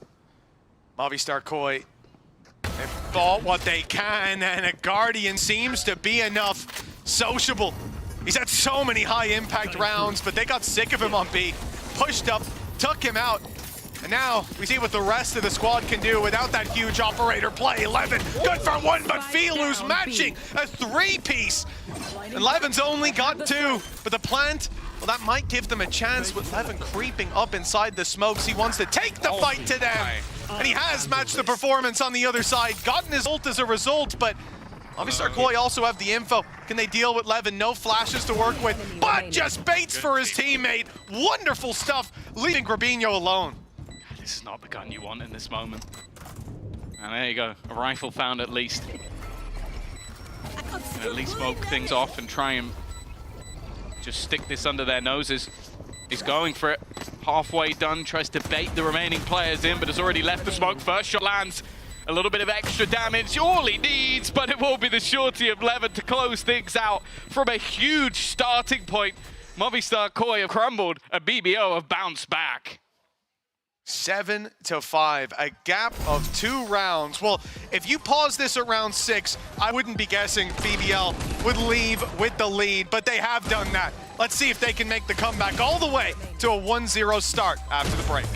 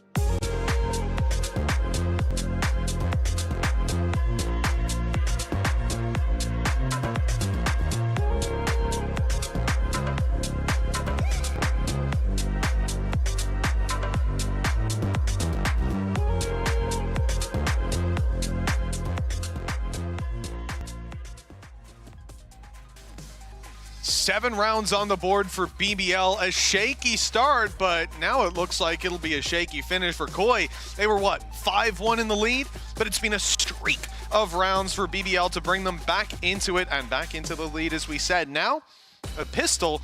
Well, Movistar Koi may need 2. The back-to-back pistols just to level it up. Yeah, I think as well, like, the really hot start that came out of Shados. 11-0. I think he was 12-0. I think he got his first death when he was on 12. Yeah.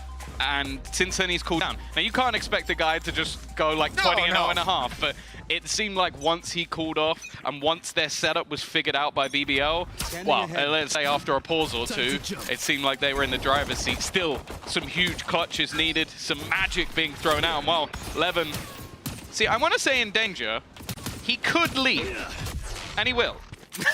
Eventually. Yeah, he's like, you know, I can still take him. I wanted to wait just in case someone got a little ambitious and went walking forward. Now they're looking to try to get rid of that wall on B, but the wall isn't on B, is it? It's being positioned over towards the double doors, giving them a nice bit of info if their flank is being pushed on, and limiting the amount of angles that can realistically be beneficial for Movistar Koi to push on mid. Now they are going towards the other one, but again, there'll be information there. They're being seen that they've pushed up on Art, rotation comes around, now we're gonna see the late play around from Magnum.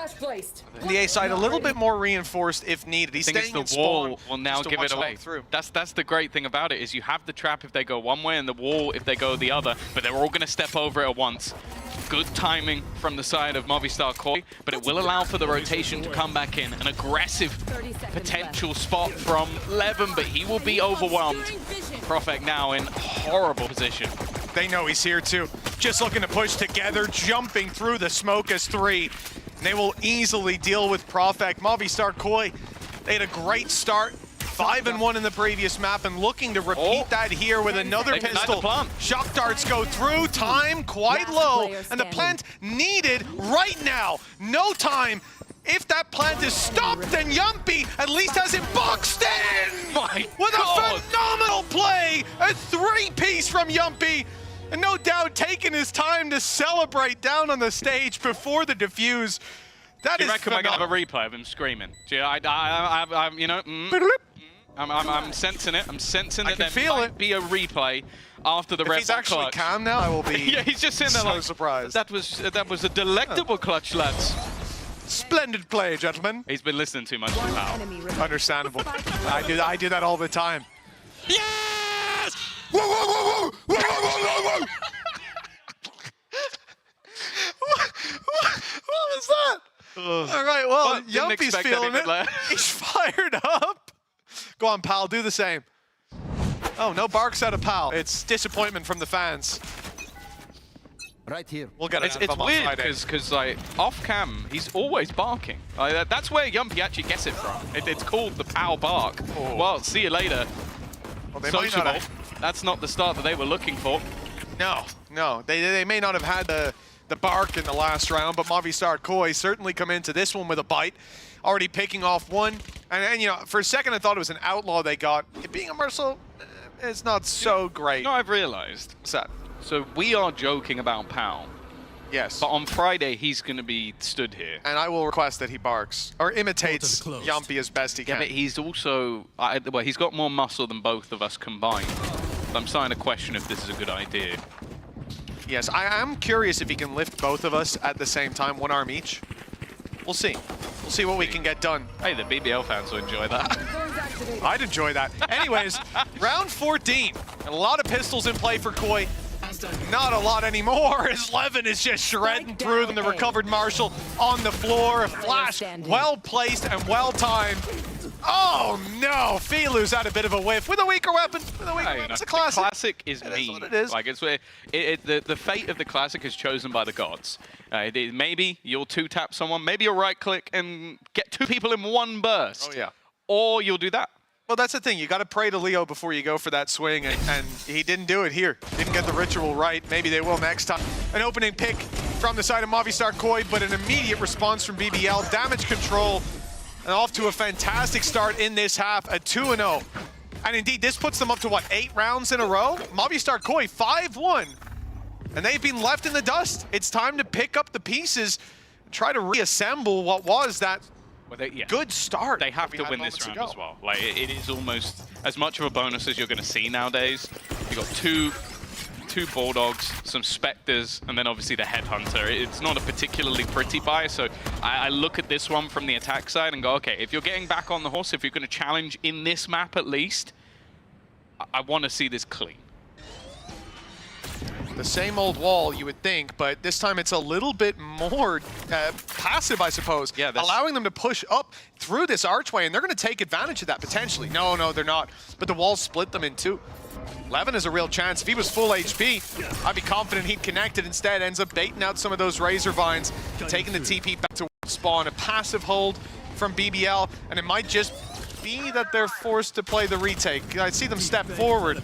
Revealed, one player on the back of the site, and they both swing into Shados! But Levin from up top, even with low HP, he's giving them a chance. Yeah, it makes me nervous when I see the Sociable still alive, because I think this guy's BS meter is off the charts. Gun here. Chance for a weapon to be retrieved. Anchor's wall coming in, but how will be that gun picked up?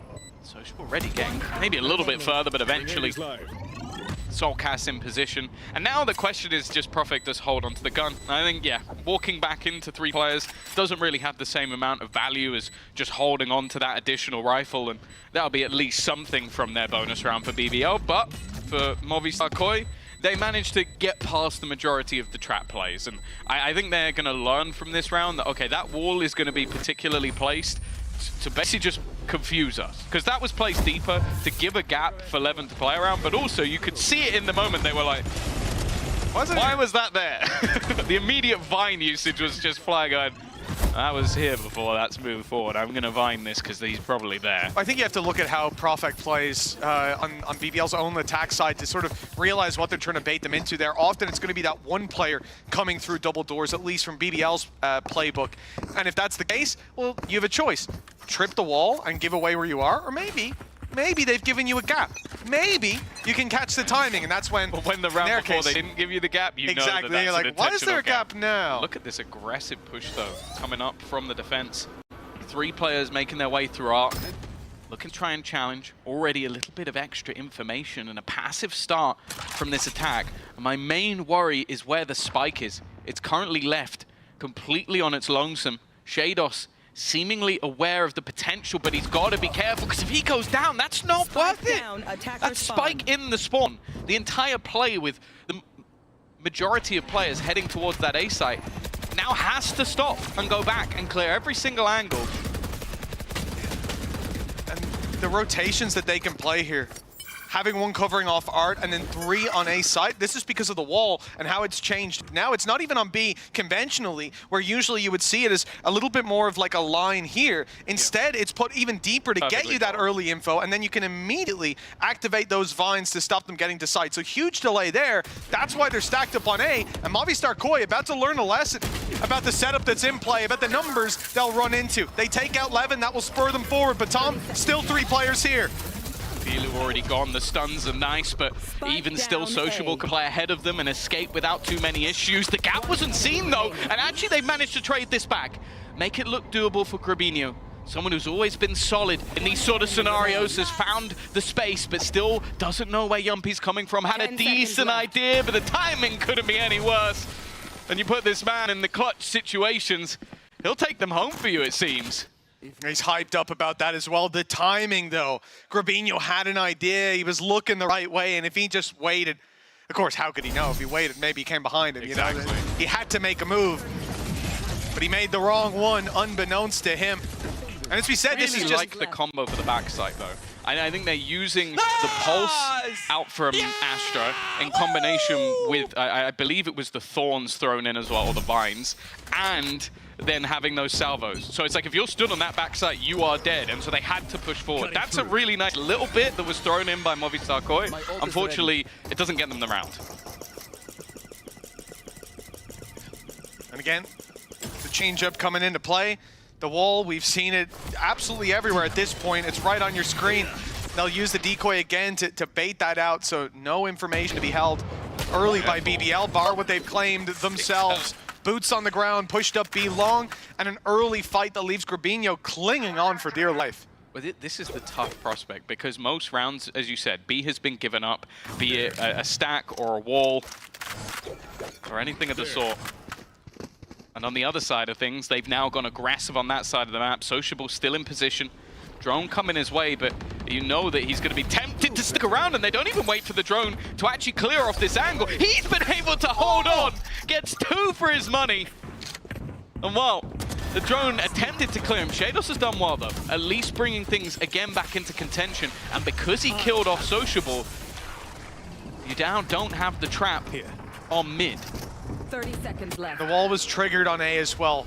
Movistar Koi know there's a flank likely underway, but they're caught up in the push towards the site. Zolkas better be watching their back, but now losing Flya, they have to spur forward. The door's wide open for Magnum. And he's gonna walk right into play with 12 seconds left. There's no time. They need to get on that site, and there's too many players in their way. Movistar Koi, 5-1 start, now sit 11-6 behind with a massive comeback needed. We were worried about the Pearl from BBL after those first 6 rounds, but this is more of what we expected to see today. Well, yeah, I went back to the UK over the weekend, but this is definitely the most crumble I've seen in the last few days. I see. I see. Try not to die. You proud of yourself for that one, Tom? Very. They almost have 5 ults online, Mitch. So even though this buy is a little bit stinky, you can have the dimensional drift for space. I assume the orb is going to be taken eventually from Flyer to get the Steel Garden online. We know how impactful Armageddon can be, and hey, if Profek wants to spam a smoke with Vandal bullets, it's not going to get much easier for them. Okay, ult goes in, but no real ground take. They only just in response from BBL, they just sit back, waiting for that ult to come into completion so they can take down Filu, and that's the rifle for Movistar Koi. There's one to be retrieved, and it will be picked up by Solkas.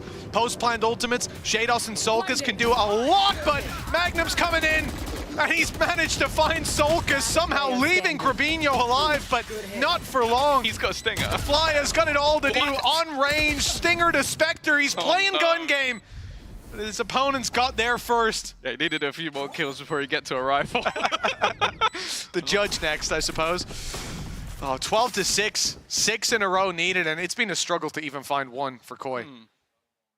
Yeah, it's not looked particularly good. I think the idea in this round actually didn't go too bad. Obviously, Profek helped them out quite a bit, but the retake still looks solid. The gun being lost didn't help, and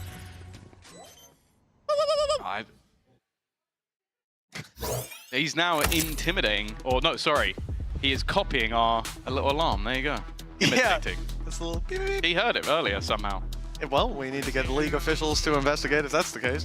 Don't worry, this is a tactical pause. I would say the earlier tactical pauses we saw, they seemed a little bit more in tune with a chance of winning. Like, I always find these sort of pauses, unless of course you're Mini back at lock-in, as rough ones to make work, because you're basically looking at your squad after they've now won, what, 1 round in the last 11? It's not great. And you've got to try and come up with an idea to win them 6 rounds in a row. Doesn't look good, Ref. Yeah, I mean, obviously, it depends. You could be seeing things along the way, small adjustments that you can make here now, but they need a big adjustment. The reality is, yeah, exactly. A little tweak ain't going to get you back on the road anytime soon. 6 in a row, it's a big task. It's double what they've managed so far, even with a lights-out start and a pistol under their belt that will have given them injection. 12-0. 12-0 start from Shados, indeed. And which does mean since then he's been 6-12, but I don't think we're going to harp on Shados too much. Oh, washed, man. He's washed. From the first half. Well, it is Pearl after all. 12-6. 1 round to go for BBL, and they go into Icebox, somewhere that, like we said, they struggled up against KC. 3 out of 4 of the first rounds, a 13-3 loss in the end, so there's a chance for Movistar Koi. There are 4 players currently sat within that B-long position. This is a hard read coming out from BBL. They stacked up the rest of their utility. The wall currently sat towards Art. The Thorns as well there to delay. But this is basically just like, right, we're going to hold B. Magnum hold A. You know, I read from a coach before, if they stack B, we should go A. I think that's what they're going for here. Whether the result is going to be found or not, well, that is still to be seen as Magnum finds a double, and he's left down to a shorty. But if they try to pounce on him from here, Levin will be more than capable of providing that bit of support. They're sent out by the salvos. The gate crash used to keep him alive. But Movistar Koi, they get the sight for that ult, but they lose so much in this 3v5. Their flank is open and being pushed on. They need space, and they try to fight for it, but Magnum stands in their way. A bastion of defense for this squad, and an ace under his belt to lock in the 13-6. They started 5-1 down as Yampi beckons the fans to make some noise. We will go off to a break and find out if Movistar Koi can bounce back on their own map pick after this.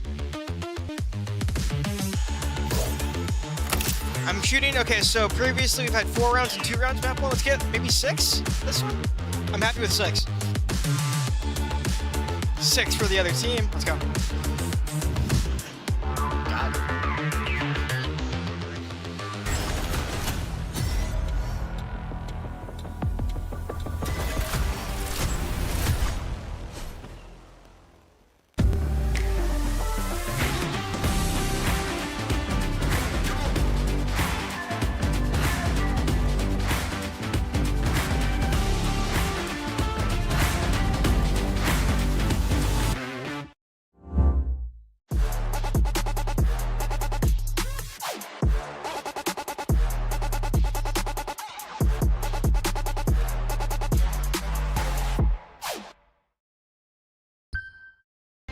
Just waiting for the defuse to come on through, the time ticking down.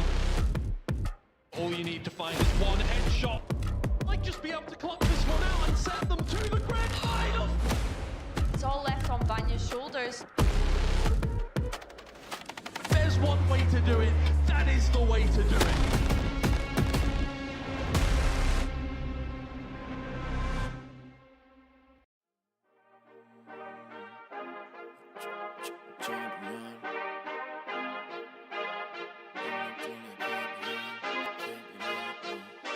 I feel like a champion. A champion. Ain't nothing that can't be done. Oh yeah. I put it all on the line. Definition of divine. Yeah, I feel like a champion. Ain't nothing that can't be done. They told me I wouldn't be nothing. Came on now, second to none. I need me a trophy, I need me a ring. I'm not with the bull, but keep it a beam. You know what it is, you know what I mean? Shit, all I do is win, win, win, win. Haters wanna hate, they ain't made top 10. Double, triple team, what they need to defend. I juke left and I'm gone with the win. I'm gone with it. I feel like a champion. A champion. Ain't nothing that can't be done. Oh yeah. I put it all on the line. Definition of divine. I feel like a champion. A champion. Ain't nothing that can't be done. Oh yeah. I put it all on the line. Definition of divine. Feel like a champ, MVP status. Yeah, the win been guaranteed. So let's see about it. If you gon' speak about it, then be about it. If you don't bring that energy, no, I can't be around it. Nah, I'ma shoot my shot. I'ma stick it, watch. At the tippy top, I cannot take no loss. 2 seconds on the clock, they gotta give me the rock. I got game on what? Yeah, I got a game on lock. I feel like a champion. A champion. Ain't nothing that can't be done. Oh yeah. I put it all on the line. Definition of divine. I feel like a champion.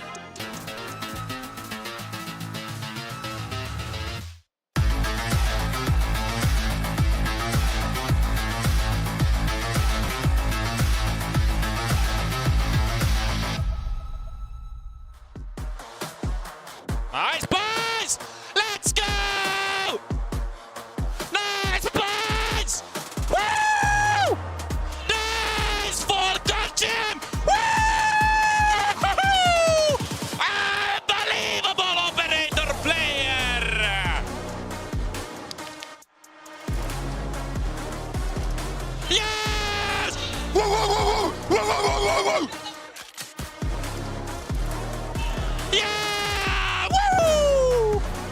VALORANT Master. Nice, boys. Woo, woo, woo, woo, woo. Little bro acting as if they already won the championship. It's just like the perfect teammate to have, man. Like it's actually going back to, what was it, Liquid at the Messer when he started the barking? That's a bit of a throwback for Yampi. Oh, I absolutely love it. He makes up for not having an audience. He is his own audience. So, nobody needs to cheer him up. He's everyone. It's working for me. It's working for me. For and it's clearly working for the team. BBL currently up 1-0. Bit of a heartbreaker once again, of course, for Koi if we're looking at the overall performance, because they had a good start. Yeah, exactly. We were so excited. If we take a look at the bottom, or if we were following up, those first 5 rounds were pivotal for the side of Movistar Koi. It was looking very, very good for them. But as we take a look at the rest of the numbers, even the first kills, 12 on their side. So half of them, they couldn't even convert into a round win. Yeah, and the worst thing was as well, seeing them come out look fundamentally really sound, and then they were just losing a lot of rounds where BBL were not disrespecting, but almost just brute force, walking at them.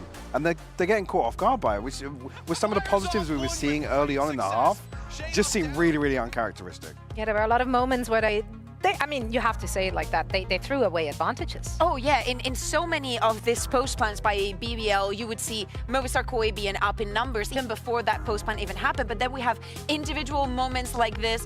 Sociable getting this 2 kills, almost having a Yampi moment right there. I was like, I'm used to seeing this with Champa from maybe some other player on your team. But I love the fact that we saw a BBL because, yes, this is a Koi that is throwing out the advantages. I was recording a podcast the other day with Frost from Talon, and he told me one thing that I think is very true. When your enemy's making a mistake, do not interrupt them.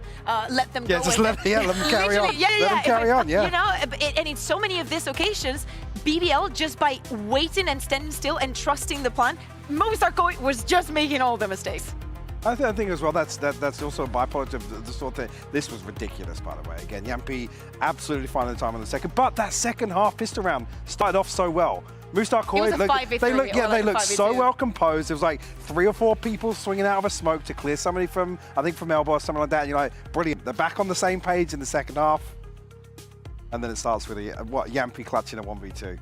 I mean, also, it's not just mistakes, obviously, on Koi side. It's also individual highlight performances on BBL side. Levin had a fantastic day. Yeah, well, so far, he's looking way better than week 2. Obviously, week 2, I mean, it's fair to say he got spanked by Liquid. Just absolutely manhandled throughout that series. But and because it was such a polarizing result from week 1, right? Levin's not necessarily somebody which is weird to say with being on the Euro one up, but he's not necessarily one that we're talking about so much. It's Yampi and Magnum kind of getting the limelight in terms of discussion points for BBL, but again, proving here why he has a place on this team and delivering once again. I mean, we can always look back at week 2 now as maybe an anomaly. Absolutely. I think that especially when we think about when BBL started to get those rounds, if we see the comparison here and the numbers, as you're saying, Michael, the 130 versus this 291 that we're seeing, the KDA just being through the roof, and we were seeing it time and time again. Maybe it will not show in the first kills because yes, Philo was getting the most, but converting the rounds was on the side of BBL. And as I was saying, the moment that BBL started getting those rounds, it was set off after a timeout, him using his ultimate, and then also comboed with the Sova ultimate, and just having that kind of round that puts you back into the game, that brings you back. Momentum swingers. Yeah, absolutely. Yeah. So it's good to see that they were able to do so and that he's having such a good day. Yeah, absolutely. And I mean, yeah, fraudulent stats. Obviously, if you're losing your match, your stats look worse. I did the quick math here. You'd be surprised. You'd be surprised of what we've seen. Oh man. Okay, I'm looking forward for this next one though. Icebox is the map we're going to now, and I'm smelling a KO. I'm just smelling it. Yeah. Really? It's up in the air. Yeah. You can't smell it? I mean, this is the question you come back to about BBL, whether or not the they're faith, changing? Yeah, the faith is in that week 1 composition. Again, like I said, Is there faith to... but wow, internally, I think they do have a lot of faith in that composition. So, yeah, a bit of a question mark here because I don't think we saw a fair showing. Obviously, the 13-3 versus Carmine Core, it's a glaring issue, but I don't think it was a comp issue. I honestly don't. I think they were slow to start in that. They were playing other aspects of the map pretty poorly.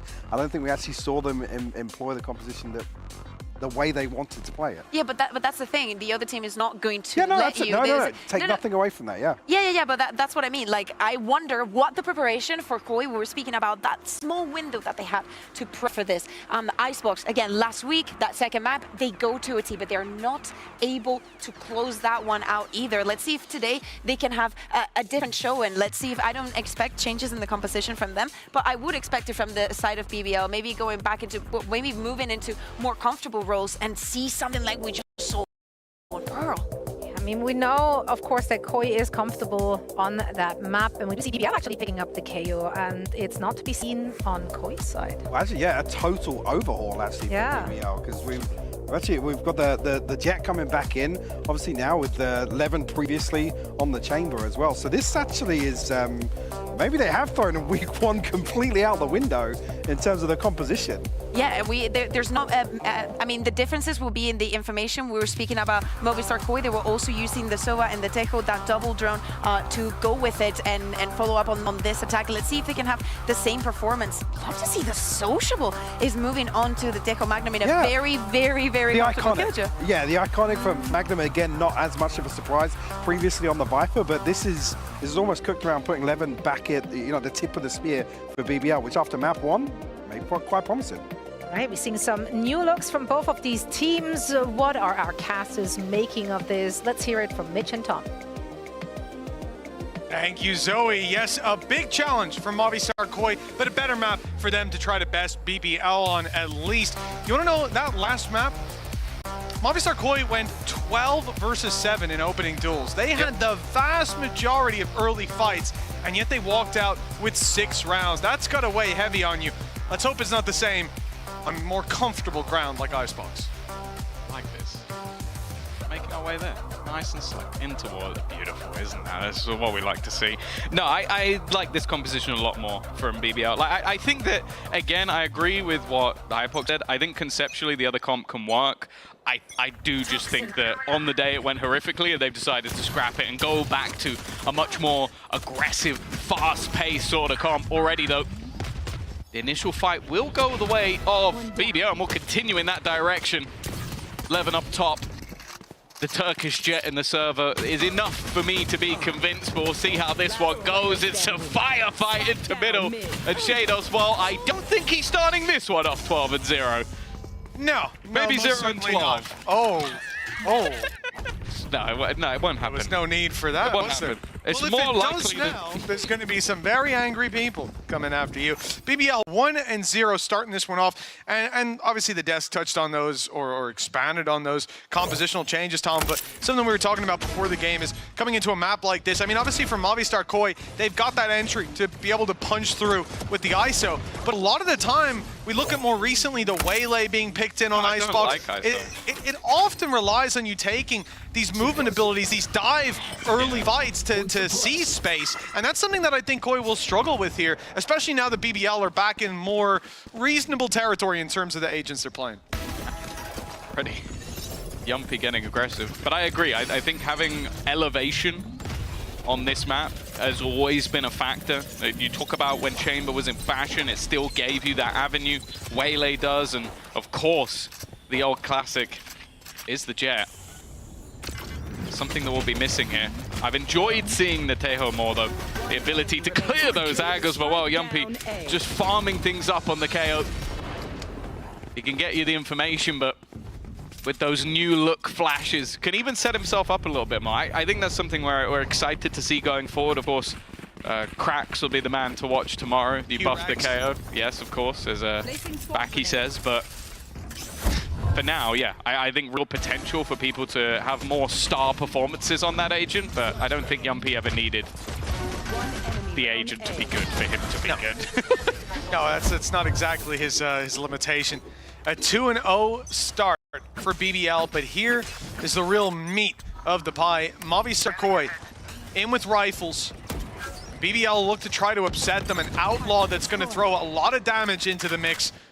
And still, 2 rifles to work with. Profek and Sociable, the ones bringing those through. Sociable had a phenomenal map, but we'll often look to him as the operator player to land those duels. That's a Spectre! That was a Spectre caught off guard. Maybe I was right, 0-2. Whoa, at this stage, Tom, are you giving good odds? I might put something down. This is, that's tough. 2-0 is the scoreline, and it may get even better for BBL. Flya, well, he's gonna make sure that's not too likely. Second flank coming up, though. It's Levin on his way. Outlaw in hand, Profek picks another. The upgrade for Levin wasn't heard. They ran to plant the spike, so no idea that there's a man sneaking up. They go to clear it, but they're not clearing this avenue where he's already up close and ready to fight. 17 HP, but he's done enough. Look, well, he's done more now, taking Sulcus down, and Magnum Spectre is doing work. That's a devastating loss for Movistar Koi, not just in the context of the round, Tom, but 4 players alive for BBL, and they get to recover so many of these rifles. I think you also have to look at this as you probably picked this map knowing that you both played KC. They managed to get 3 rounds, you managed to get 12. So you go, okay. Well, they've already got 3 rounds, and they have been pretty clean so far. They're very aggressive in their stance. Like, that was 2 players flanking behind them in the early stages of the round. Of course, with Shados being picked off, you know that that flank is going to be wide open, but this is an incredibly rough start for one side. And you can see the terrifying thing is that from what we've seen from BBL, they are a team that is almost molded by confidence. When this squad is rolling, they are just going to keep going. We saw in the last map. They're already rolling. I mean, the caveat to that is against KC, like we said, 3 out of 4 rounds. BBL ended up on 3 rounds total. But they had the Clove, they had a weird comp. Now it's looking a bit better. And Movistar Koi are, they're not KC. Profek shredding them around yellow, just dancing about. He'll eventually fall, and that puts us into a 3 versus 3. A good chance for Movistar Koi to make up for a fumble in round 3. And it looks like, but look, that's the rifle on field. The rest of them still have pistols. This fight, a little closer, a little more even than it might look like. Still plenty of time to play with. Great nano. Solid nano to clear position, stun to try and bait Flyer into letting go of the plant, but he will stick it through. 1 away from having the Hunter's Fury, 1 away from having that kill contract. Ultimate's incredibly close, and the turret looking to try and take contact from them here. Diving into space will be Levin. And now Sociable is all that stands in their way. They still got to be careful, though. We know what this guy could do in clutch situations. A sniper, normally his weapon of choice, but just got to look to try and bait them into the plant at this stage. It looks like the deal is already done, not knowing where those remaining players are going to be standing from. A nice shot onto Flyer, but surely at this stage, the time is way too far gone. And while Shados, they may not add a kill to the tally, it will win a round. I was scared for a second Shados was going to let that get to half. But he didn't. He got involved, and the pay safeguard thrifty is Movistar Koi's reward. It was close, but in a round like that, where you've got those weaknesses to work with, a victory by any means is one that you're going to be happy to go home with. 1 enemy remaining. To build from here, to look to repeat the success that KC had against BBL is a big challenge, but that's the first step in the right direction for Movistar Koi. Rifles up for their opponent, though. Yeah, this is where ultimates start to come into play as well. The economy that was built early from BBL will help them fight back into this one, and you can see this consistent double combo being thrown out by Movistar Koi of the dart alongside the drone, obviously the Teo drone in this scenario. But it means that a lot of those aggressive early positions that want to be held by BBL are consistently being denied. And looking at the current spacing of this defense, not really a lot of control over on that A site, but an immediate rotation coming out from Sociable. And bear in mind, with that Armageddon online, they have a lot of potential delay. It's you and me. Oh, not a successful ultimate from Vilu. That was sidestepped by Profek. Still going to be alive, ready to slow that push. The wall in play causes problems, but they've already got a man ahead of it. Late play towards the B site. The flank on its way from Grabinho as we speak. They're going back. And so they're content to play it slow and back off, but Magnum's filled in that space. He grabs one, slows their retreat, 35 seconds left. But as he goes back to this B site, they have to be so aware of this potential flank play. Oh, Magnum's got another. They are very much slowed down, but now here's the opportunity for Grabinho to maybe even guarantee this round. It's a 3v4. He needs to find value here. Problem is that the Armageddon is still available. They have to find a safe place to actually plant this, otherwise there goes the ultimate. It's going to drag him from behind, needs to stick it over the line, and hasn't managed to get it. It was the perfect position. We even saw the pings on the map just before it. They knew where it needed to be placed. I don't know if that was Yuppie pinging, I don't know if that was Magnum pinging, but whoever did it said do it the other way so that then it will get the immediate kill, because if they did it backwards, it's not going to kill the player planting that spike. Clever stuff from BBL, but you have to think from Movistar Koi, you knew that ult was online. I think that's why they rotated, and you've walked into it anyway. Whole time, I think the chance is there for Grabinho. They even started to rotate Sociable through spawn. He was the one coming down the ramp at the back of A, and they decided instead to route it through middle. Thank God they did, because if Grabinho gets that kill, a huge chance for Movistar Koi. Instead, 4-1. The lead for BBL extended on. And Movistar Koi, well, they're not the team that had this big boost to their economy early on. BBL lost one, able to buy. Movistar Koi, they're in that same boat. But if they lose here, their economy is in the bin, and BBL can run away with this half. Got hit by the knife early, but have still decided to commit towards B. Drone being sent through will clear out yellow. It's only this passive spot from Profek, but not a man whose crosshair I'd want to walk into, just looking for some taps through. He got caught for this in the last map, but, well, Filu's the one to bite the brand of the... That's two! That's two just on spams! Oh, now he's got one that they're in the open. Profek putting up the numbers, leaving Flya and Shados all alone. The spike at least planted. The alarm bot covering their back, spotted by Levin. He'll try to creep his way past it. He's gotten through, but they heard him. Okay. And Fly is in there for his third kill of the round. The spike still ticking. What looked to be a lost cause has been pulled back into Movistar Koi's favor. Flya with a huge round, and what a time to step up right when they needed him. I was going to say at the beginning of the map, putting him on the Sova was one of his better performances. Like, individually, I think he's definitely been struggling. I think you can tell there's a lot of micromanagement within this team, a lot of moments where he almost needs to not focus on his own individual ability. But in that game versus KC, went 21 and 16. There's a top fragger on his side. Come on, if he can have rounds like this more often. Holy shit. Maybe they got some hope in this matchup, because I'll be honest, I think that this looked dead to rights, but maybe some slight overextensions from the BBL squad. They're feeling pretty confident right now. Yeah, you can't blame Profek for it. He already picked up 3. Why not keep on going? But, well, the ball stopped rolling pretty quickly. Look at this aggressive position taken by Levin. Catching Shados off guard, getting out of here will be tough, but he's got the cover. In fact, no, he doesn't back off. He sticks around despite losing players in any vision over belt. Solkas takes it for free. And a 3 versus 3 ults online for Movistar Koi as well. If they can get the plant down, they've got Flya and Solkas to deny. This will be a very difficult round for BBL to recover if they're in a post plant. Yeah, this is one of the most powerful post plant combos you can have. Yumpy being alive would have been nice. As he has the ideal denial, but I like this from Movistar Koi. Just pausing for the moment. Still 2 players here. Profek in a very aggressive position. I don't know if he'll be expected. And he's just so clean with it. The tabs coming off the back of this Vandal. Well, yeah, you'd think maybe he's not just Polish, he's half Turkish, because that has been utter filth. He's been learning from the best, it seems. And now the rest of the squad are just sitting passively, looking to try and fight this together. Well, it's not quite as clean as Solkas would have liked. BBL immediately respond again. I like the idea from Solkas, though, to get aggressive there, try to catch them off. Just a few missed shots that don't land. Could have been something. Levin's early aggression. Let's see. Oh, he dashed into the wall.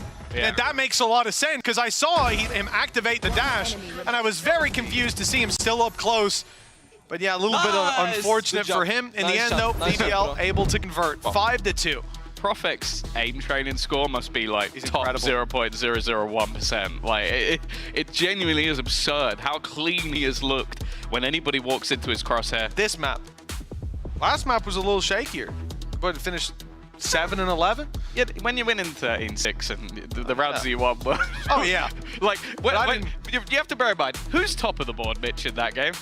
It's a guy called Levin. So how many people do you think that were seen for the rounds that they were winning? That's true also. Yeah. I mean, obviously as well, he's playing Astra. on the previous map, not now. I haven't lost my mind completely. And in the last map, so he's going to be a little bit more involved in the back lines of the team. This time, while he's on Viper, his utility allows him, enables him to take some of those fights. In fact, it's essential for him to be holding the opposite side of his wall, his orb, whatever it may be, and apparently for him to shoot players through it as well. You also see what Gunny's for? You're going to be over the moon. Profek. A B side. Oh no, is he not playing B? No, he's not playing B. Oh, he's on mid. I thought he was going to do the mid strat. Yeah, I thought maybe I'd gotten through to PAL after all these years. No. But I think his senses, his better senses are still with him. He listens to you as much as he listens to Cairo. That's understandable. That's the biggest insight I can give. Yeah. That's tough. I don't think I'll recover from that. Feel it? Well, he's not going to recover his HP, down to 6 health. And that's the only rifle they have to work with from Movistar Koi. Maybe that's going to end up in someone else's hands, and indeed it's on the Shados. Well, he's playing this entry where he gets a shield, but every time his opponent's getting a couple of bullets off before he can even react. He's 1-7 right now. I said at the beginning, I'm not a fan of the ISO on this map, especially not as a solo duelist. I think you need more alongside it as that distraction. We've seen a 1-2 punch all the time. Throw in a Yoru, throw in a Jet, but on its own, I feel like it's limited as hell, and I think we're witnessing that right now. Still, a long way to go in this map. 5 rounds up to 2. There's never been a death sentence. We saw it in the last, but Shados' lurk forward has eventually been caught, and the space on A completely given up. There's only one man standing in their way right now, but you also have to bear in mind the weaponry. There is next to nothing in the hands of this Movistar Koi squad. Evan's being smart about it as well. Knows that a gap could have been found and is now just waiting for that support, or at least it looked like it is. He's now going forward. Yep, that he is. Dash was online. He didn't want them to get the plant in. Use those weaker weapons up close. Oh, he's going for them.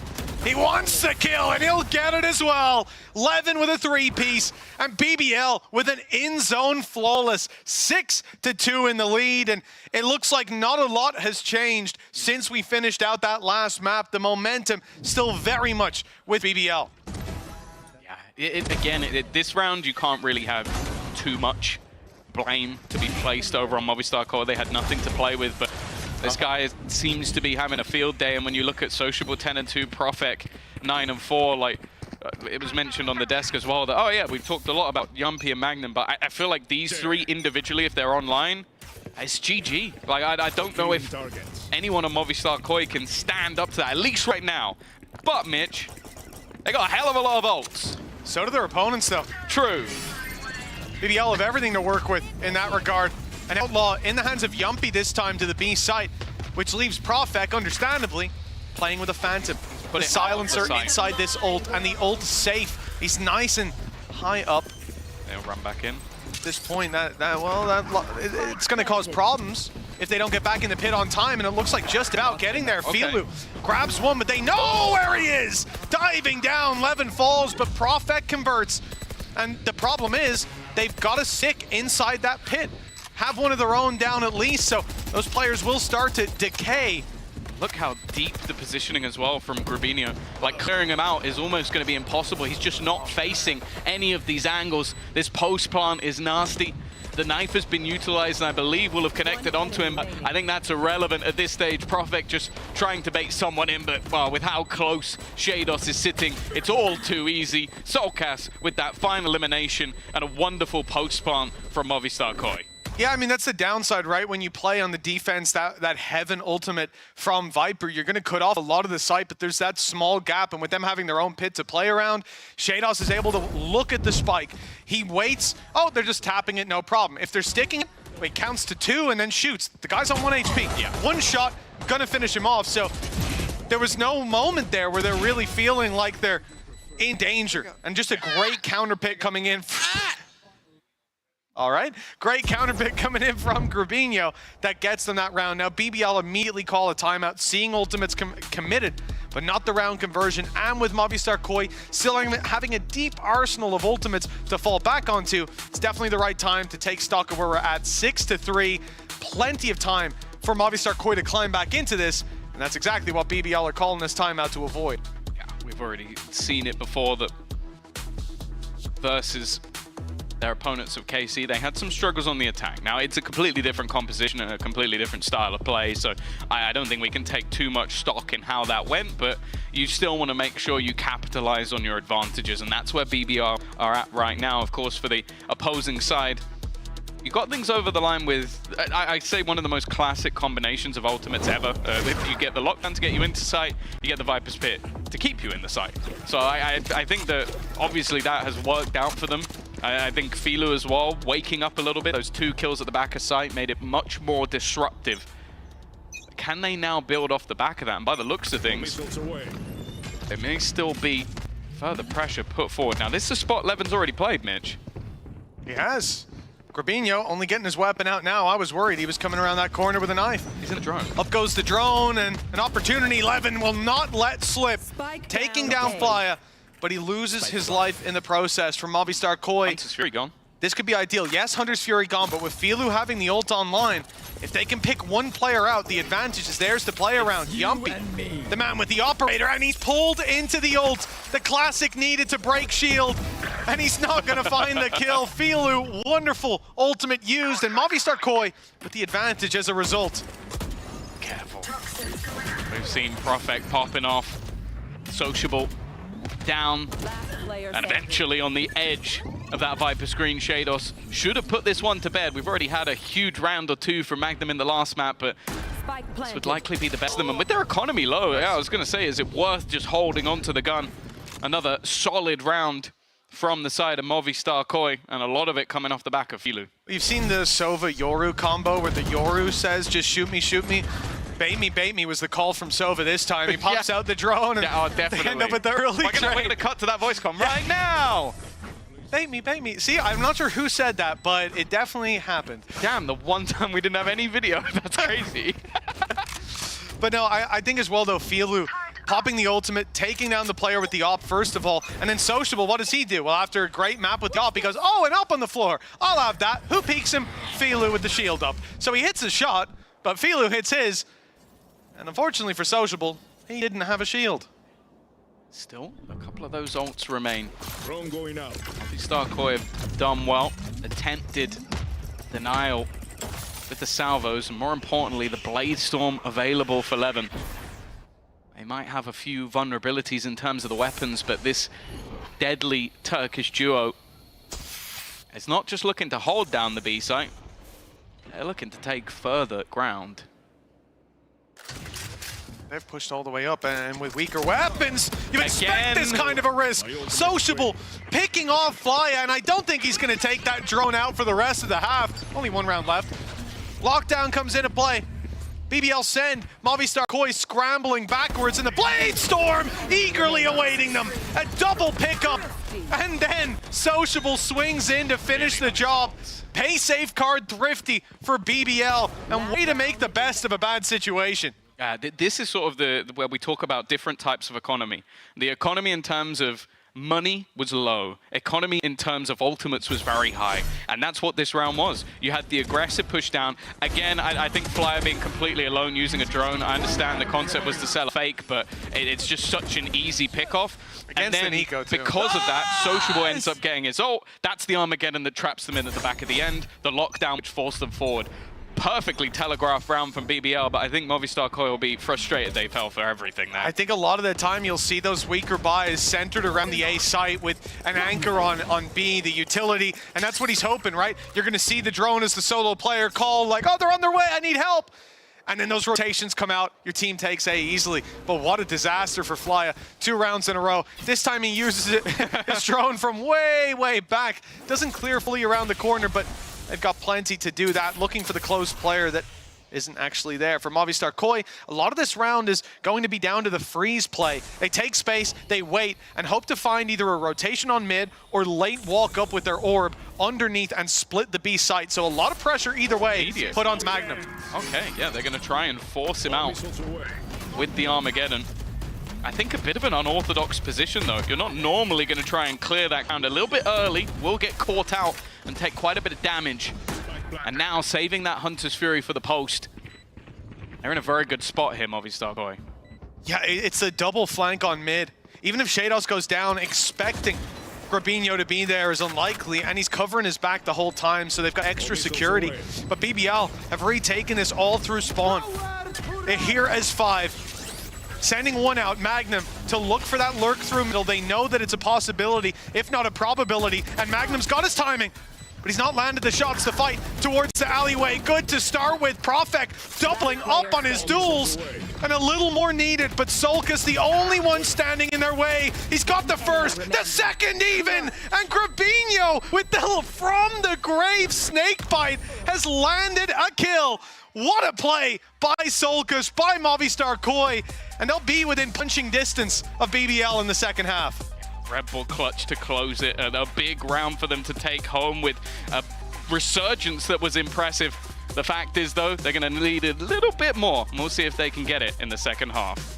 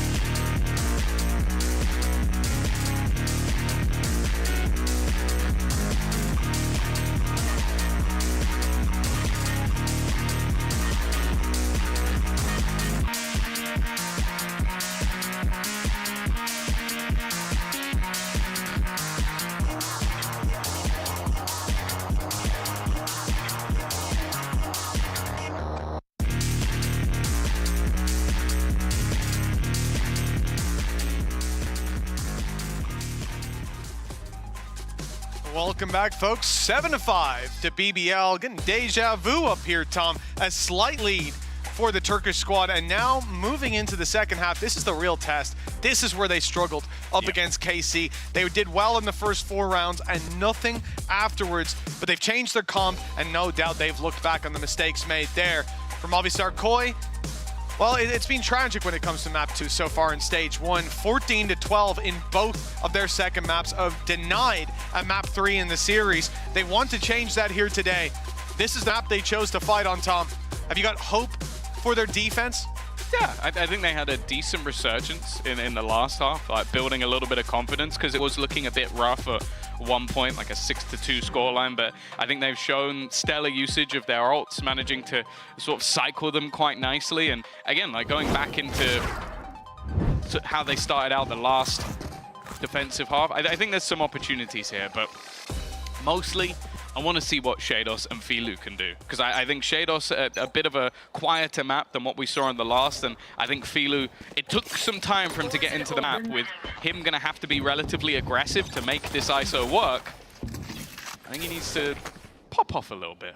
Well, the stats I'm seeing, Tom, we've got 10 opening duels for BBL in that first half. Only 2 going the other way. It's a big difference to what we saw previously, but it's still a small lead. Movistar Koi have been able to recover. Some big clutch plays at times, even Grabinho from the grave in that last round with the snake bite. A lineup worth giving his life for. Now, was that step hard? I think maybe a little bit too far back. So Grabinho is still completely unaware of how far forward his opponent has managed to get. And unfortunately, the person who could end up taking the brunt of this would be Flyer, but it seems like there's at least a little bit of awareness. The fake being sold on the other side of the map, and Flyer, if he walks back even a step or 2, he could be in real sharky water. In fact, with the rest of the team going back in the other direction, there's no way anybody expect anyone to be here. So many gaps to be found, but Flyer at least managing to find that trade. Wasn't in his drone this time. Ready to take the fight. The creep up coming through from Sociable could find huge value. He's jumped up, it's a perfect angle. Nobody's spotting him. Sociable with a free play, at least onto one, a damage done to Solkus. Making it a little easier for the rest of the squad to follow up. In fact, the turret almost found one, but 11, they got in there in time. Cleaning it up on that server. It's BBL 8-5, and then pistol round that no doubt Movistar Koi were desperately wanting. I'm gonna be honest, he played the end of that round like, you know the bots that like sort of move around a little bit and spawn? Like he's just walking around like bing, bing, bing, bing. Like that was so easy for 11 at the end. And, well, nice, I think already spotting... Incredible, incredible. I can't speak English even anymore.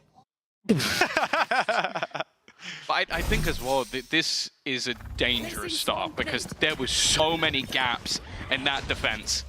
Like the fact that we saw a player walk all the way up into basically their spawn without anybody knowing, another player in mid boosted up without anybody knowing, like those are gaps that just shouldn't happen. Even if it is an early pistol round, you don't have all of your utility. That is truly scary to see.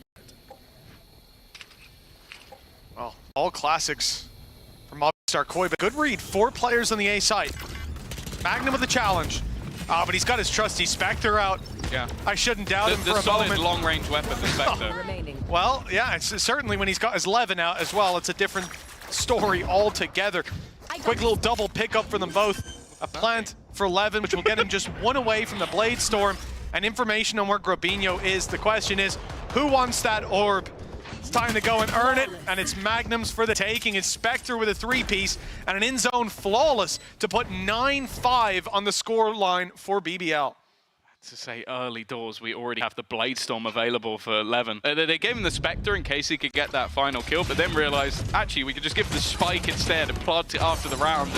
Having a Blade Storm, 3 rifles going to a bonus round, again, there's a real possibility that they start this half off 3-0. And I am really starting to worry for the side of Movistar Koi. Well, I think, yeah, we're definitely at that point. It's time to show up for Movistar Koi, or this one could quickly slip away. Grobinho falling, like you said, Tom. That is the site open for the taking, but Shados steps in to try to put up a fight, to stop them and slow them on the push, but instead he has fallen and left Movistar Koi maybe in a save already with upgrades for BBL post-plant and barely any utility used, at least from the perspective of Movistar Koi. They'd be running into a ton of delay. Salvo post-plant, Snakebite for Profek, all and the Blade Storm still for Levin with a massive man disadvantage. They've got to fight for the next double digits for BBL, and they pretty much locked that in the first 10 seconds. Yeah, the thing is, there's a few spots on this map that if I see a Blade Storm coming into a round, I'm thinking there's a good chance that guy dives there. One of them is the mid-tube, but I guess it just never crossed the mind of Grobinho. For him to be the solo B-site defender is a real terrifying prospect. And already, you can understand for the side of BBL, if they try and just hump for these, the last man having a Spectre, and you know what? Yeah, you maybe could have got that gun if you weren't spraying, but I genuinely don't think Magnum cares at this point. Well, mate, he is doing a lot with the Spectre. Just keep it. Don't even upgrade Magnum. I love watching it. He may actually, like, he may be getting pretty close to having more kills with the Spectre in this map. Best Spectre player EU? Is that a title that anyone wants? No one else is fighting for it, but he's got it. He sat there with the belt. No one can take it off him. 10-5. It's like best Ares player. It's like, oh, cool. Well done, bud. No, I would go out of my way not to have that. I'll So if anything, that means we should give you the title. No. No, thank you. I see one lower third, I'm flying to Ireland. 10-5, BBL. They face off against a full buy. Movistar Koi took the save, but with players losing their lives right at the end, it's Bulldogs, a Guardian in play. Lots of weaknesses, Levin tagged up, but a lot of that comes back online with the wall. Shados provides cover from up top, but the plant, it's undeniable. I'm still invested into this one. No ultimates available for Theo in this moment. Looking at the sniper of Profek, a chance to rain damage down. Shields are minimal. Only Grobinho has the option here, but the cleanup is fantastic. Yumpy's done well, though. He needs to try and eliminate all 3 remaining players. An ace necessary. Shados peaks ahead of things, and whoa, there was a moment Well, I believe in the Yumpy clutch, but thankfully that was stopped before it got too dangerous. Yeah, thankfully Koi made the call in that moment to peek him together. Had they have went for the stick on the defuse, which is what Yumpy assumed was happening, it's why he swings so quickly and aggressively in, there was a real chance that he isolates each one of those fights and pulls it across the line. That would have been a death sentence for Movistar Koi, but they cling on for dear life at 10-6. Rifle still out, but thanks to the great early start from BBL with 3 rounds in a row. They're easily able to buy right back up into this one. So for Koi, there's still a bit more work to be done. Filu and Flya, though, having ultimates online, that should be the edge that they need, and already put into play. It's done more damage to their teammates than to the opponents. Well, I like the idea. They use the vulnerable immediately so that if there's anybody outside the B site, they're just going to get wrecked by the Hunter's Fury. There's nobody there, and now the A site severely vulnerable. There might be an attempt to try and catch the player before they can actually plant. That's risky.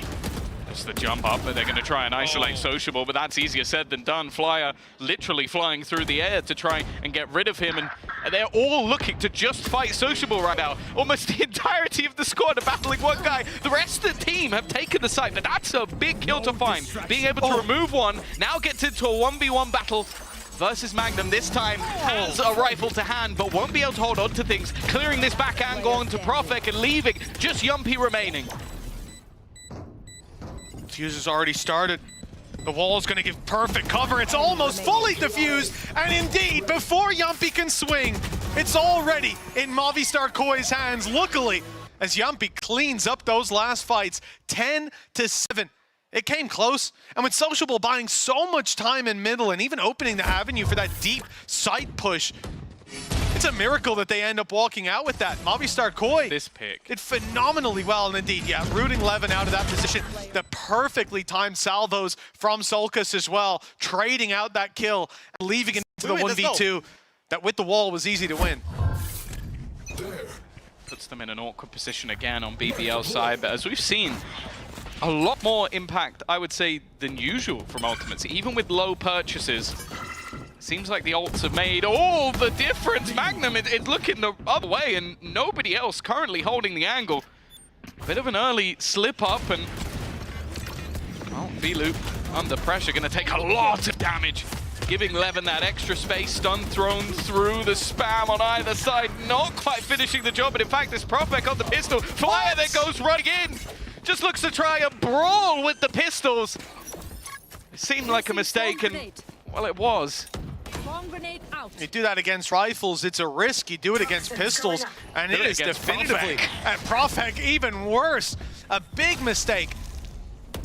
BBL now, they've got the site, but they're looking for the duels. They want the fights. Armageddon put into play, but a gap for Shados, and he's fighting within it. A 3-piece pickup, and the round as a result. Massive play from Shados. And just a mistake from BBL, despite putting the ult down, they don't clear that corner. It's a very messy round through and through. Like, it was one that you start off where the result is what you expected, but the manner in which we got there was just absurd. Like, he's very aggressive plays forward, but this from Shados, we talked about the vintage level of this man, but again, like, you look at the squad from BBL and it is all individual. You give this man 1v1 fights and there are opportunities to be had, and it seemed like they desperately needed that one. BBL are going to call themselves a pause. And the button is pressed. Powell calls for the timeout there, and rightfully so. BBL, they made some mistakes there. They were a little sloppy that last fight. I mean, we saw the replay from Shados' perspective, and he gets given 3 1v1s. Now, Shados, he was on fire in the previous map, certainly starting it out, 12-0, before he eventually went down. So you give him a lot of 1v1s, well, he's keen to recapture that fire from Pearl. But here on Icebox, still trailing by 2. Movistar Koi have a little ways to go. BBL not down in the dumps just yet, able to buy up. And a lot of these rounds we've looked at and said that there was ults in their favor. That will still be the case. With Yumpy, Magnum, and Profek all having some to put into play, but Solkas holding on to the Armageddon. Shados having the lockdown. They've been used efficiently, at least on the attack. Looks like an early challenge towards that A site is on the cards. What you could do with this fragment. Alongside salvos, we've already witnessed the front side aside, but the goal here was just to deny the orbs. He actually gets sociable behind, but then Levin, he's been so good on this jet entry. Almost unstoppable. The headshot onto Zolcast, one of the easiest kill Yuppie's ever gonna find. When you put that jet in the hands of a Turkish duelist, you know roughly what you're gonna get. Almost a gap given, a lot of damage connected. Levin's still in an aggressive spot though, just not missing a beat on the jet. 22 and 10 right now. This has been his series. He dashes, gets his dash on with 2 quick kills and goes again. That was beautiful to witness that entry. Grabinho. 1v3 after picking off Levin. In that same aggressive position we've seen before. 1 HP on Magnum, like you say. Snakebite already sent in, but Magnum up top, he's flying under the radar, or maybe over it. Doesn't look like the punish will be there. Oh no, he's actually got it. Timing's perfect. Sneaking up behind Grabinho to close out the round and put 11 on the board for BBL. Whatever they said in that timeout, it worked. I don't know how you get Levin to do that, like, what call that is, but Levin, keep you on remember going. you're playing Jet, right? Like, yeah. Like, either you get 3, or next game we're back on Yoru, and he's like, no! Runs in, beats them all up. But this is the level that you could see from just such a high-skill youngster. As I said, he was fantastic on the Yoru in the last map, running the show on the Jet on this map, and well, same again, attempted denial, early flash. I think they're definitely a little bit more wary of what Filu has been trying to do. As early aggressive pushes, and when we've spoken about opportunities when you have that ultimate, even when the purchase is low, 4 ults available right now. And with that null command utilized in the last map, not a lot to deny it. They're going for push down mid. It's Filu leading the charge. He's got the rifle, and of course the drone sent out by Flya clears out a lot of this space. Lockdown comes into play, and they want to cut off rotations. Flya does well to find his ones, and they will just back off immediately. They know now the rotate's coming into A, ready for this fight. The Viper wall is going to come up a little late, as they've already crossed in. Levin in position, ready and waiting. Deep Viper's pit in play. Levin has to hold that angle, and he'll only get the one. The pit won't stop them if they push around the backside, and that's a big problem.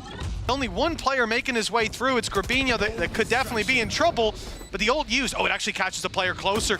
The Profex still good to sit inside the pit. Stabbed in the back by Grabinho. Nano goes into play, and they're both low. The Viper's pit draining their HP, and Sociable putting it to 0. 12 and 8. 4 chances to close it out now for BBL. It's a damn right miracle that he manages to survive there. Like, that was him being taken out by the kill contract. So he's off site. They know where he is. Comes back and gets both of them. Like, it's absurd. And it was the time that was wasted by Profek. And in the meantime, the goal of Magnum was just to play that post plan. But yeah, it really does feel like a miracle that he manages to go back and go, right, where are they? All right, both there. And you see those players as well running around in the pit, because they're like, oh, well, the body must be in there, so even if he loses the fight, we'll get him when he comes out. Pit goes down, they're looking around like, where'd he go? Well, he showed his hand right at the end. 4 rounds, 4 chances for BBL. For Movistar Koi, another 2-0 defeat. This puts them to the position where they almost definitely can't take it across the line. And Levin's dash in decimates Grabinho. Shados goes down in the dirt as well. And Levin ain't done yet. He's in the spawn. Flya finally puts him to bed. But Levin's gotten BBL a 4v3. It's like watching like an old school, like, I don't know, a Durka or a Kellogg's or something like that, where it's just like, I'm not going to stop fighting you until you put me down. A man advantage again. Ultimates all gone, dissipated. Nice work from Filu, will at least make it competitive. In fact, he finds a double. But Yumpy's lurking through the backlines. Magnum looking to play up close, needs to deny this defusal. Filu with another, and actually, it's too far away from Yumpy. He could just defuse in front of his nose. Nothing that can be done. Filu with a life-saving round, but again, they survive with 0 players. Yeah, it's again BBL either knocking on the door of that victory or claiming it cleanly for Movistar Koi. This was genuinely insane. Considering how we started it out for Filu to be given these opportunities late on. Oh, yeah. I think his position there, it's just comes down to the fact that, as he said, he didn't know it was halved. He thinks he has that little bit more time to play with. 25 and 13 though. Levin has truly hit another level. His opening last round with the Blade Storm was sensational. He won't go down through the wall here. There were two at least, giving him that bit of extra cover. But my eyes are firmly glued to him. I want to see that opening again for BBL because it's just been such a problem for Movistar Koi. As soon as they see his eyes, I like that. So I'm on camera. Down.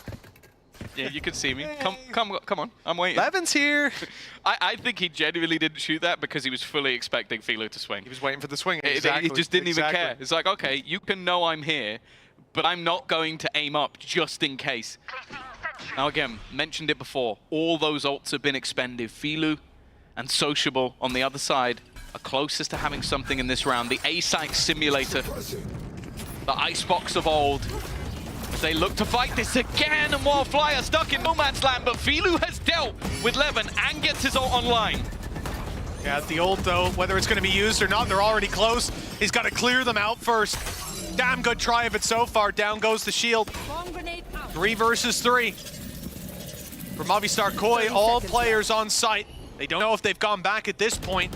Soon they'll find out that Sociable is up top looking for a battle and finding it. Filu with another though. He is dragging this team across the line, kicking and screaming, but he'll finally fall, loosening his grip on the map as 12-9 could turn into 13 with a 3-piece from Sociable.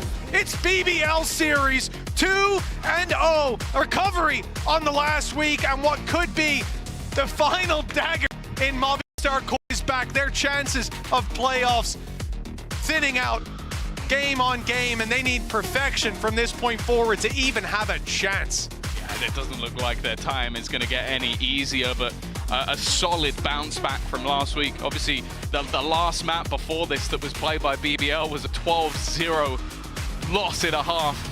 But it seems like they have recovered comfortably. A really solid first map after a bit of a slow start. And here, having a similar thing, like having a decent start to the map, their opponents climbing back into it.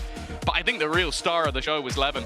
We've spoke about this guy, about what he can do, what we saw at kickoff, that individual ability, and if he can continue to hit that level. Well, 26 and 14 is where he left out that last map. Also top in map prior. Today was his day. It's great to see Yumpy and Solkis embracing each other down on that stage. For Movistar Koi, they put up one hell of a fight, but Levin, 26 and 14. The man was dominant on that server, and BBL's game plan working out for a 2-0. Yumpy, the showman that we know that he is. They'll take their bow on the stage, and a well-earned one indeed. Yeah, an important victory for them as well. Of course, we were looking at this from the side of Movistar Koi going 0-3, but I think a loss here would have also put BBL into problematic waters. Instead, they sit 2-1, second on the board currently, and definitely looking like a dangerous squad, no matter who you come up against. Unfortunately for Movistar Koi, again, it seemed like the fundamentals, the ideas, what they had available to them looked decent. The problem was at times the execution and also just mistakes. Like there were a lot of clear errors, people being caught in drones and gaps, hefty gaps, especially on this map being left, which you give gaps to a squad like BBL and they are going to exploit them. So I'm sure they'll be back to work over the next week or so, but as we sort of mentioned, it now really is, not only do they have to win all of their remaining games, but they're also looking at opponents and going, okay, I need that guy to slip up, I need that guy to slip up, otherwise they're in serious trouble. And for BBL, locking in those playoffs games, it's going to be Gentlemates and Foot that they come up against next. Gentlemates being their next matchup, and well, the two of those teams actually played each other very recently, and it was a tight game, so no easy matchups ahead of them. But if they can bring what they brought today, if they can bring Levin in that form, I think any team will be scared to face them. Yumpy, well, he had some great comms during that as well. I look forward to hearing Pal's imitation of the barks on Friday in the TriCast, but for now, we're going to throw it down to the stage. Zoe is on standby with the superstar Levin. I am indeed. Thank you so much, 11. Congratulations. What a performance, not just from the team, but from you personally. You popped off. How are you feeling after this big win? It's, to be honest, very good. After like some, how can I say, bad games to be for me. So it's feeling very good. Yeah, you I'm needed so that. happy. Yeah, you needed that for the confidence boost. We also saw a slight change up in composition for Icebox. Walk me through this. What inspired you? I don't know how can I say, but I'm feeling more comfortable with Jet, so my team decided to this. So. Did you practice a lot with Jet as well in scrims? Not too much. I think they were no. So I'm good at Jet. And they said, okay, we can go Jet. Yeah, That's good. Trust. You got to trust your teammates. And Jet is one of your most played agents as well. So why not work out? How do you feel generally about BBL's standings right now? Do you feel confident making it to the playoffs? Yeah, of course. We are playing so good, I think, especially on scrims. Happened something bad, can I say? But everything good for me right now and my teammates. I think we are going very good. I'm so happy. Yeah, I'm happy too, man. That was a heck of a performance on that stage. So thank you so much for joining me for a quick chat. Gonna let you rest up and wish you best of luck in your next match. Now, we're of course not done here. We have one more match to go. It's gonna be Na'Vi going up against Giant X. You don't wanna miss it.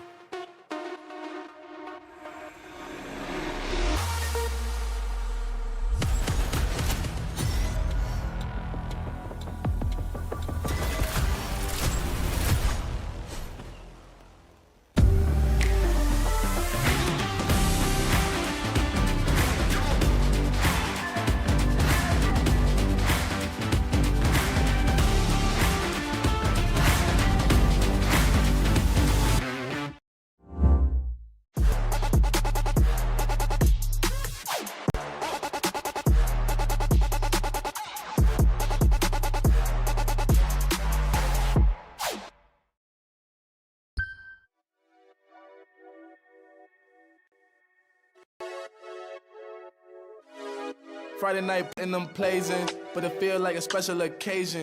So let's go out, go blazing, hit the dance floor, let go frustrations. I might have a hidden agenda, my intentions pure. I'll give you all that I got, and I hope that you don't need more. It's okay, just take my hand now. Damn, me and sweating your hair out. You got me creasing my sneakers. That's usually something I care about. Couldn't see the path, but it's clear now. You was in my dreams, but you here now. And I just want a little dance and a reason to change my plans. All I want is for you to dance with me, with your hands in the air where I can see. I don't know if we'll get another chance, you'll see. So I hope that you'll just come dance with me. We outside, did you hear what? I called the ride cause I'm going up. And there's something mixy going in my cup. Don't say much cause they know what's up. You know it get cold on the late night. We getting all close like it's day night. You looking so fly, you could take flight. Now I got this feeling that I can't fight. Your curves got my urges flaring. You got me by the collar and I'm not caring. You see how the people can't stop staring. I'm trying to make you mine and I'm not sharing. Okay, let's bring it back a bit. She said you could have whatever if you ask for it.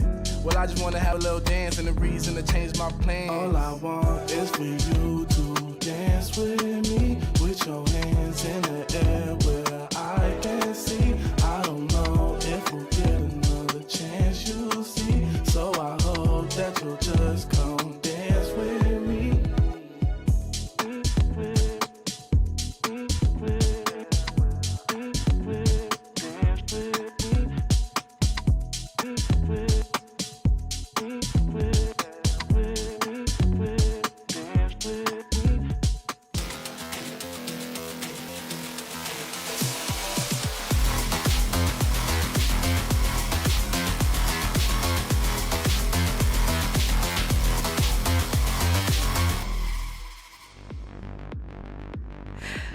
Hello, welcome back to VCT EMEA. Zoe here, joined by Kukuka and Mac. One series done, one more to go. How are we feeling today, Mac?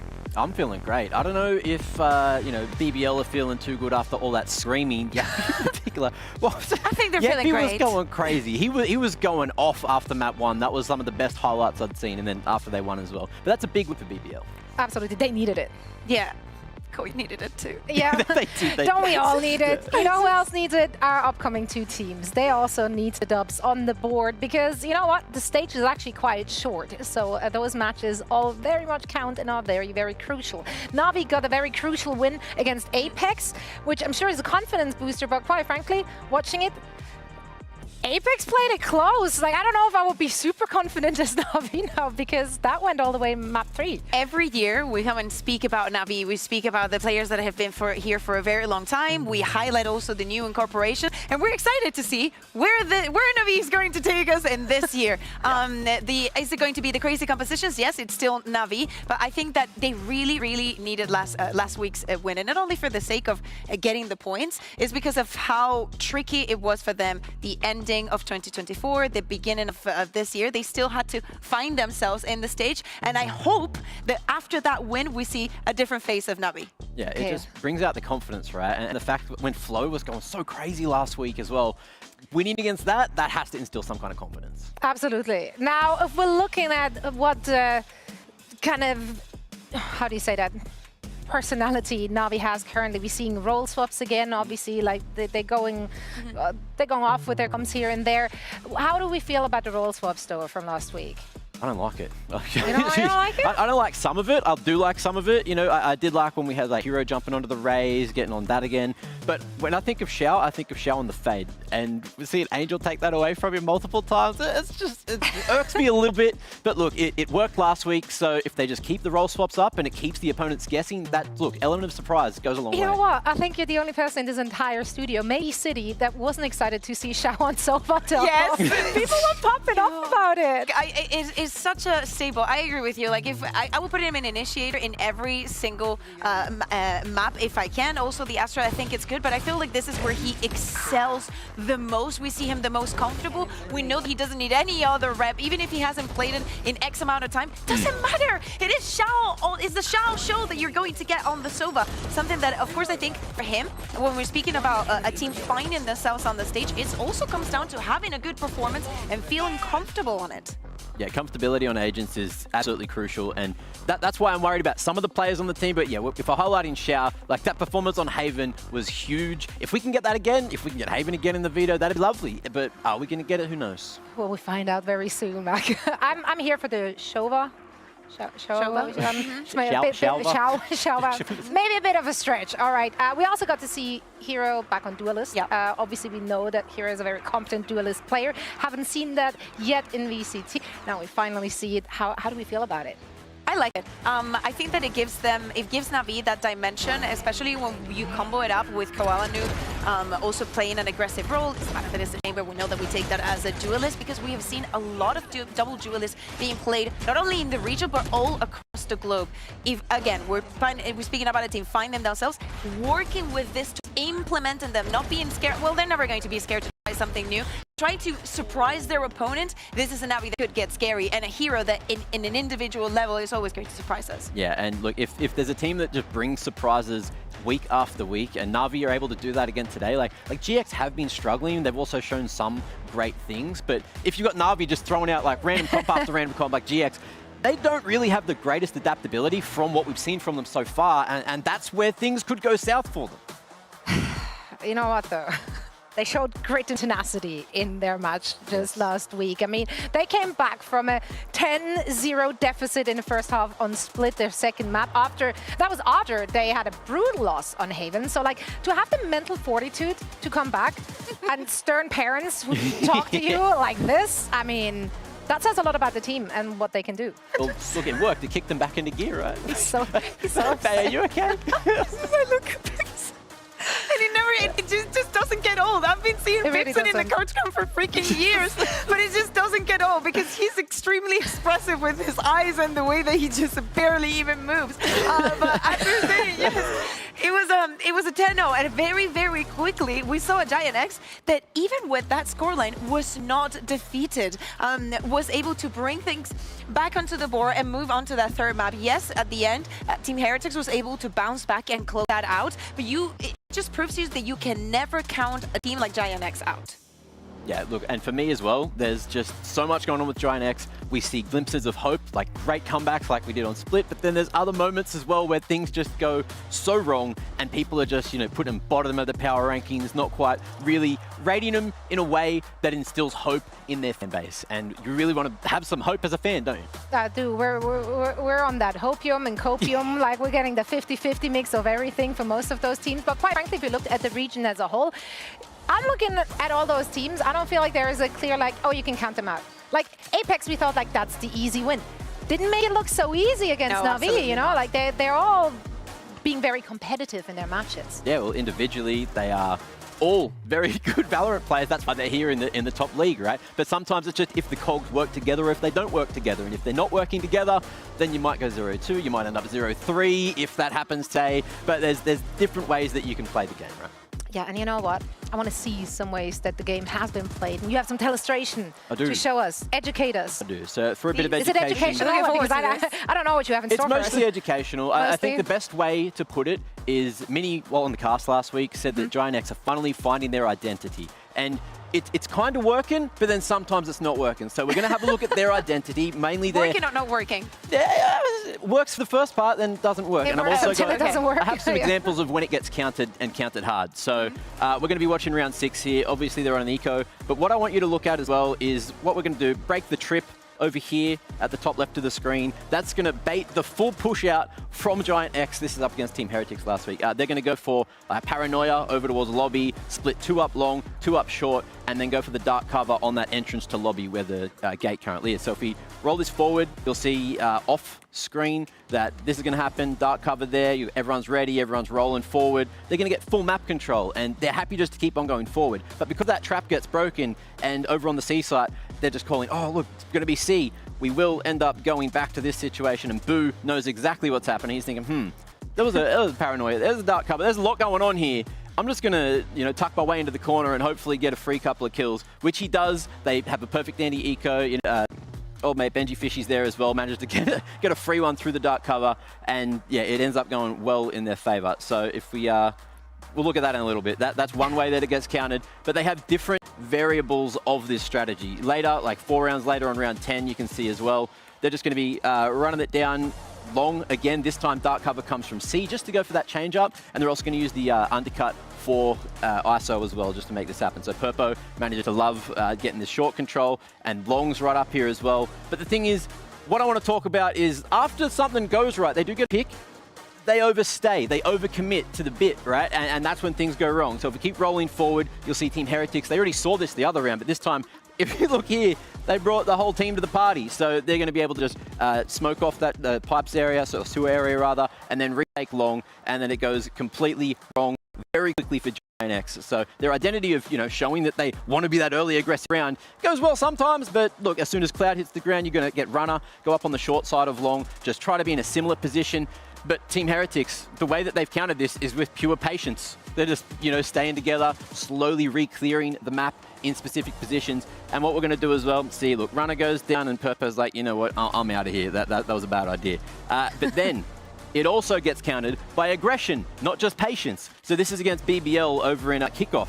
And this is the other time we saw them on Haven. You'll notice that they're going to run a similar thing this time. Comp's a little bit different, still meta for Haven, but they're going to be rock a fault line, a Paranoia, and then have Jet dashing up there as well. If you put your eyes on Yampy, which is what we're going to see, he gets hit with not only the fault line, I'm pretty sure he gets hit with a Rolling Thunder on the back of it, ends up getting 3 kills while he's full stunned. But they just run at it. And even though Giant X keep pushing the point, it's not winning them rounds. So if we get Haven today, that's what you got to look for, is them looking for this early A aggression, which they do very regularly. It just hasn't been successful. So I'm hoping that we get to see some more adaptation, some more variability in what they are showing to us here. And yeah, look, you got Yampy in the corner. He's tucked away. Everyone's dead at this point, and it's only 10 seconds into the round. So you are not having a good time. Maybe it's time to stop being so predictable and to change that strat book up. If I'm seeing these things, if teams are coming in full counter-stratting you, I think you need to change up a little bit. You know what? That was educational. I feel educated, and I'm hoping that Giant X will take a page out of your strat book there. I hope so. Some good advice. Look, they've had a whole week to turn things around. Oh, actually, they've only had half a week. They played on Friday, right? So it was a pretty quick week to get to this point, so hopefully they'll be able to change it up because it is a big game. It is a must-win. We went over that earlier. Absolutely. But yeah, like we saw some changes in their roles last week and things were starting to look good. It just didn't quite come together in that match. I actually had an opportunity to talk to Tomasi a little earlier today, so let's hear what he had to say. And I now have Tomasi joining me for a quick chat ahead of your match today. But before I want to talk about today's match, I actually want to talk about the one from last week. You guys had an insane comeback on Split after dropping the first map already. Like the first map was a brutal loss. The second one, you went down 10-0 in the first half. How do you come back? How do you have so much mental fortitude as a team? I mean, I think we need to give big props to Cloud, our IGL, because I think since the first map, I think we were playing too kind of like not showing our game and just letting Heretics do whatever they want from us, to be honest. And I think Cloud just bring kind of like more energy and more like reactive like gameplay in our game. And I think we just kind of like started being in the same kind of like page, you know. So we just started fighting every position they were taking it, and yeah, we just keep snowballing. Everyone was having like rounds, like Westside has insane clutch. I had like a few good rounds and everyone was having insane rounds and helped a lot. So I think I'll give big props to Cloud and our mentor. I mean, I think as a pro player, you never give up. Even when the score, it's hard, of course it's hard. But until it's like 13 for one team, we never give up. And yeah, we just gave everything, to be honest. So who's the hype man in the comms? Who's the cheerleader? I think I would say Cloud, our IGL, to be honest. I was more like that like last year, but now I think I'm more focused like in what can I do to help the team in terms of like calls and like individual gameplay. But I think I would say like Cloud, he's putting a lot of energy, being the IGL and putting a lot of, I think it's a really good props to him again. I think it's a really good job, to be honest. Yes, as I said, you lost Haven, and then for Split and the last map, you guys actually switched roles as well. So we saw you on the Duelist again, which was super hype and very exciting. Purpose went over to Smokes. Was that just reactionary? Was that pre-planned? To be honest, it wasn't pre-planned. We just thought that after our game against Vitality, and actually Peepson like a few weeks ago, even before the stage run started, he thought about like kind of trying me on Duelist and Purpo in like other like role, like Smoker or like even like Sentinel and stuff, because I think the way Purpo plays, like his mechanics and the way he likes to play the game, like second contact, trading people, I think fits other roles than Duelist. And for me, like my personality and the way I play the game, I think Duelist fits really good. So I think it's a good change. Maybe it will be better if we did it like kind of like earlier, so we'll be like more prepared as individuals. But I think we are doing everything we can to prepare, and I think we're gonna see some like good results from these changes. So we're gonna continue seeing that change? Yeah. Okay, sick. I'm happy to hear that. Now looking at your opponent today, Navi, any thoughts? I mean, I really respect Navi. I like some players there. They are cool guys, but I think we're getting the win 2-0 today. So yeah. All right, coming in with confidence. I love to hear it. Tomasi, thank you so much. Problem, thank you. Back to you guys. Bye-bye. Thank you. Me. Sick interview. It was. I mean, it was very insightful. It actually was. I did not expect him to actually just give away that they're rolling with the role swaps here. Are we feel more confident knowing that?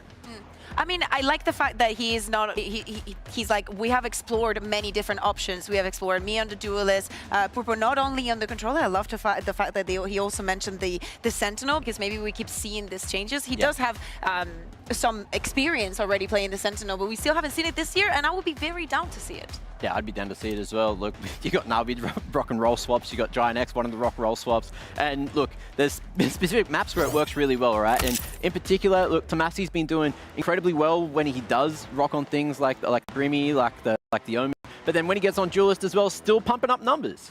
I mean, it was his whole identity. I think that his performance still has taken a toll because of the years. I think it's so important to keep up with the meta, with everybody else scaling and getting better at what they do. So him going from the Duelist onto the Sentinel, now the Smokes, now going back into the Duelist. Yes, it is good having the flexibility and having those tools to work with, but you can only think about all the time that he's investing in many different things and might be too many things on his plate. The other thing though is the experience. When you play so many specific roles over time at a high competitive level like he has, that allows you to be more, variable in what you're doing. The amount of variety, you understand what Sentis do, how Sentis think, you understand how controllers and Omen players think the whole time. And then when you're on the Duelist, you kind of know what they're thinking about doing and their tendencies, and that can make you a better overall player. That's why Tomasi's been, fragging up really well for GX. and that's why he's one of the better teams. So look, maybe the role swaps are a good thing. No, yeah, I couldn't agree more with that. Like being able to walk in someone else's shoes, knowing how they need to be set up, and also like how your opponents are potentially playing the agents they play. Like that goes a long way. Now here are purple stuff from his different agents that he played. Did we like him on Omen, yeah or no? Yeah, I actually like him more on the Omen than what I've seen in some of the duelists, because of some tendencies that I've seen happen with him. I think that in one of the rounds that you were showing, Purple, that you were showing, Mac, we saw Purple, even though he was playing with the ISO, he, when they were fighting A long, sometimes he would like give up or like activate the shield at the double tap and then just leave instead of fight. Like I see some of this broken diamonds, and on the Omen, I saw him being so much more comfortable, no? Because I think that you're more limited in the ways that you can use the tools that you have, and sometimes you really just need to focus on shooting. And I think that actually did him a favor. Yeah, for me as well. Look, when he's on things like Duelist, you have to go deep, right? And there is no backing out a lot of the time. Yes, he did get him positions in those clips where he was able to exit and escape. But if he's getting set up properly, that's when he should be succeeding, right? It should be everyone else, you know, hitting their abilities, setting the Duelist up for success. So if he gets to play a bit further back and maybe bait the team, then that works out. Not bait, trade.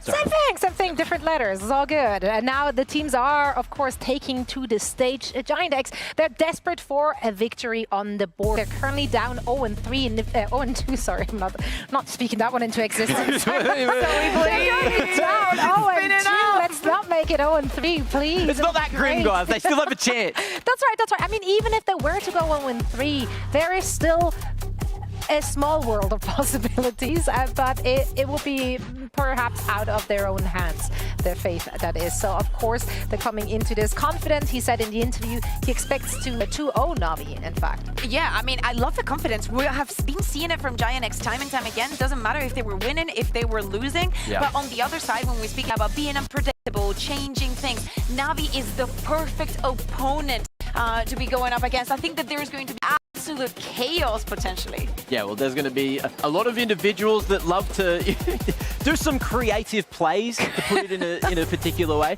And both these teams have those individuals, so it's not going to be too one-sided. I think we're up for a very long best of 3. I think we're going to be going to 3 maps. This could go muddy. It could get messy. But some of these players, you know, maybe they like it a little bit messy. You know? I'm enjoying some fun in the mud. I don't know where this one is going, but yeah, you know what? I enjoy the creativity and the confidence to try out different things. Angel said it last week. They're still on a self-finding mission, right? They still need to figure out who they are as a team, and almost all teams in the first 2 weeks of play have already also talked about they just want to have more fun on the server. Now, will they have fun on the maps that have been selected? What do you think? The bounce are expected. The Pearl I did not expect. So Na'Vi has been banning this past 2 weeks. That Ascent, Giant X has done the same. Na'Vi has been picking what they picked previous week, not the previous one against Fnatic, that Fracture. So we've seen it in the past being picked. Yeah. The surprise is for Giant X picking the Pearl, because they only played it like once and they got battered. So I anticipate that there's going to be changes. There's going to be adaptation. And when we think about the time that you have to prepare for your opponent and how you might and want to surprise them week to week, I do not see a world where Na'Vi saw this Pearl being picked. Yeah, but for me, initially I was upset because Haven's not there, and I did that whole bit, so I was like, everyone watch this A-long control at Haven. Gone now. But the fact that we are going to be jumping into Fracture, there's a lot of reps from Na'Vi on that. Even though Na'Vi played well against Fnatic, there's a lot of rounds to study if Giant X were expecting this pick from them. And then going over to Pearl as well, you're talking about reps. It's been a little while since we saw Pearl getting picked by these guys, and them getting to start on the defense might be a bit rough. Like, yeah, we haven't seen a huge amount of Na'Vi's Pearl as well, but starting on the attack always gets you off on the right foot. And if they're able to take Fracture, lead into Pearl with a win, theoretically, then starting on the attack, you've got confidence going over the brim. And with that win last week, all of this combined, it could be a very dangerous place for Giant X today. Let's take a look at the agent select for this one. Any surprises? Yes, we see surprises. Lots of surprises. Doubling down on that controller role and now going from the race onto the Brimstone, completely different Cloud. Again, playing on that Tejo. Yes, it is a swap for this map, but he's finding himself and being more and more comfortable. Tomazi on the Neon just brings me back to a couple of years ago, and I absolutely love to see it. Yeah, for me as well, you know, going back to the Neon comp instead of the meta comp at the moment, which we're going to see from Na'Vi. Last time Giant X played, they were running the same comp as Na'Vi's running now. So they've obviously been cooking in the kitchen here on Fracture, and we're going to see a different style of gameplay. As you mentioned, Tomasi getting on the Duelist is going to be interesting to watch, and the double initiator is going to be so huge. But with that Brim, you're looking at this comp, you're thinking, damn, as soon as they get that spike down, they're just going to be sitting back. They're going to be playing ratty gameplay. They're just going to be dropping utility and playing for those post plans. Absolutely love it. Giant X also starting on the attack with this team pack, with Tomasi on the Neon. Like, they have to start on the right foot if they want to get their first win. Oh, we're in for a good one, that's for sure. And speaking of good ones, we're going to hand it over to Haza and Kara for this last match of the day. Thank you so much, guys. Look, it feels like familiar good old times. Tomasi's back on the duel list, and it's the Neon. It is the agent which he broke out with back in 2023. And in this GX side, they're looking to try and reform things heading into what feels like a deal breaker for that playoff stage. Yeah, it does. And I think for both teams, there's been a lot of negativity surrounding them. But one team, GX, played against a lot more harder opponents, right? They played against Fanatics, played against... they played against Heretics and Vitality, sorry. So coming into this, a team much more of their level, are we going to see a better performance standards? GX choosing to start out on the attack side, as they have done now the last 3 maps where they've had the choice to do so. Previously, 5 out of 5, when given the option, it was the defense that they began. Let's see if it is truly a new version of which we get from them today. Drone early from Cloud, just spotting out Hero, and then straight into the duel he goes, and Tomasi's debut on the Neon not looking like the best of starts so far. It does go traded, and Na'Vi fall back to the site. Taking our time, waiting for rotations to come in. GX still waiting to play as a death ball. Players to peek in towards them, but with playing so slow, Na'Vi are unsure about where GX really want to end. Just looking at the mid-round here as well in terms of what Na'Vi are doing on the map, it's very relaxed towards B, as you can see right now. Koala on a much deeper line towards tower.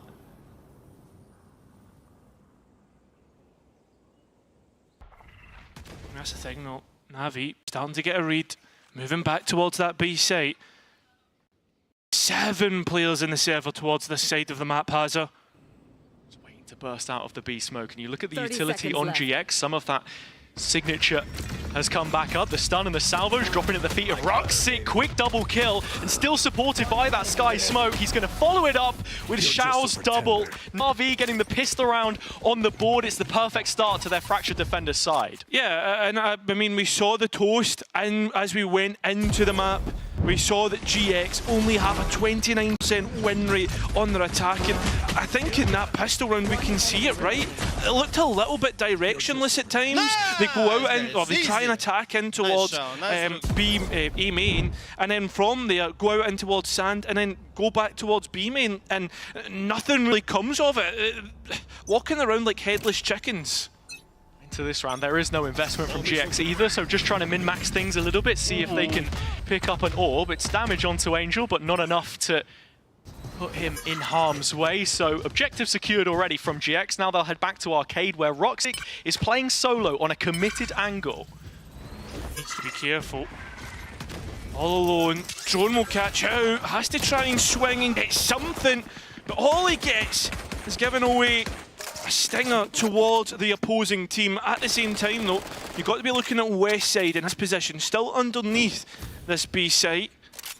In terms of Na'Vi's macro game as well, you see them on a lot of rounds post Koala Noob up solo and let him contain an area of the map. He was towards A and does rotate himself to check from Sand instead, and on that deeper line towards Dish. But while all of this is happening, the rest of Na'Vi getting proactive, re-clearing Arcade with the Haunt now back up from Angel. That'll confirm at least one player. Rest gone all towards me as the players of GX try to make their way on towards the site, hitting kill traps and, well, hitting a complete stop that Na'Vi have prepared. An easy conversion on the anti-eco. It's what you want to see. There is still some good damage in there from GX. Yes. And in terms of due diligence, you look at the orbs they were able to pick up as well. I think you take that kill onto Ruxic is pretty much the same, but I'm curious to see how Tomasi is going to be played now into the rifle round here, because the last couple of rounds, we've seen him on the Neon, here he is, just getting ankled by the trap wire that time. It's an easy pick, and you know, a great counter of which Hero, that's what we expect from him on the Cypher. Well, and towards this round, you look at what GX are doing, staying towards that top side of the map as the barriers drop. 3 heavy in towards Arcade. Angel, same information. Haunt comes out this time, and it is greeted with silence. Pressure put on in A main. Hero looking for the walk down underpass, a wrap around onto GX. This is where it starts to get tricky. What's the timing on the smoke? Do they clear it? No. Watch the awareness. You can see GX being brought back. They've got an idea, and yet well thought about. GX get rid of any sort of problem that could come, although there's a late luck or a late flank coming through from Na'Vi on that top side. GX should know about it because of the traps. He's getting cleared out by the Prowler as well, so Na'Vi making sure they've not missed a step here whatsoever, but it's another situation where the round opens up from Hero's aggressive positioning, the site falls from the Cypher setup, and now in terms of what they've got to come back in, I'm looking at full utility belts on 2 players. West side getting rid of Koala Noob as well. 2v4, that's going to be massive.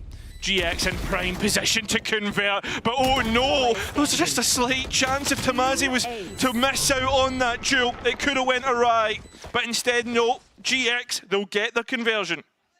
And Na'Vi in another round looking quite offensive in terms of how they want to try and play this. Think all the way back to the pistol, I already mentioned it. Hero, that solo player in main, does get traded out. But then here, I mean, it's just, as soon as you find those 2 players boxed in underpass, there's no second layer. Yeah. The reclear's coming in from Dish. Nice, good job. Nice, well Doesn't done, feel boys. like Good they're job. marrying the ideas up completely at this point in time. So I think these mid-rounds is where we've really got to be focusing in on them. I mean, that's the thing, we'd already spoken about it coming into this, about finding your identity as a team. And I think that goes for both of these teams as well. Both of them have made role changes, both of them changing their setup. Tamazi. Still leading that line. Can't quite find what he's looking for. Drop of the smoke, drop off. They've created a question mark towards the B side. Obviously, we've seen a few times now GX like to go through the underpass. And this is a very explosive comp as well, so if Tomasi can't find these clean openings, in terms of the follow-up, well, you don't have the same kind of gap close. Cloud 1 away from the annihilation as they're now starting to head into main. Yeah, the problem, the Koala Noob, who's been so good, unfortunately will be pushed off of the angle. So GX have looked to another avenue of the map and been shut out in effect yet again. Spike still held onto, but you've got less than a minute left to play around with. The only out right now feels like west side towards Arcade. This is all just a fake towards B. Operator still standing, still getting the entry pick. Koala Noob, who's been so good before, has to go up against Tamazi. West side on the other side of the map opens things up. And it's huge because now he has so much more freedom to lurk, but GX need to make this push work, and Koala's managed to get one on the way back out. Time is getting low. You look at towards the map and where everybody's looking, it's in different avenues. A 1v1 towards the B site while the spike goes down on A. Armageddon used to try and push players out.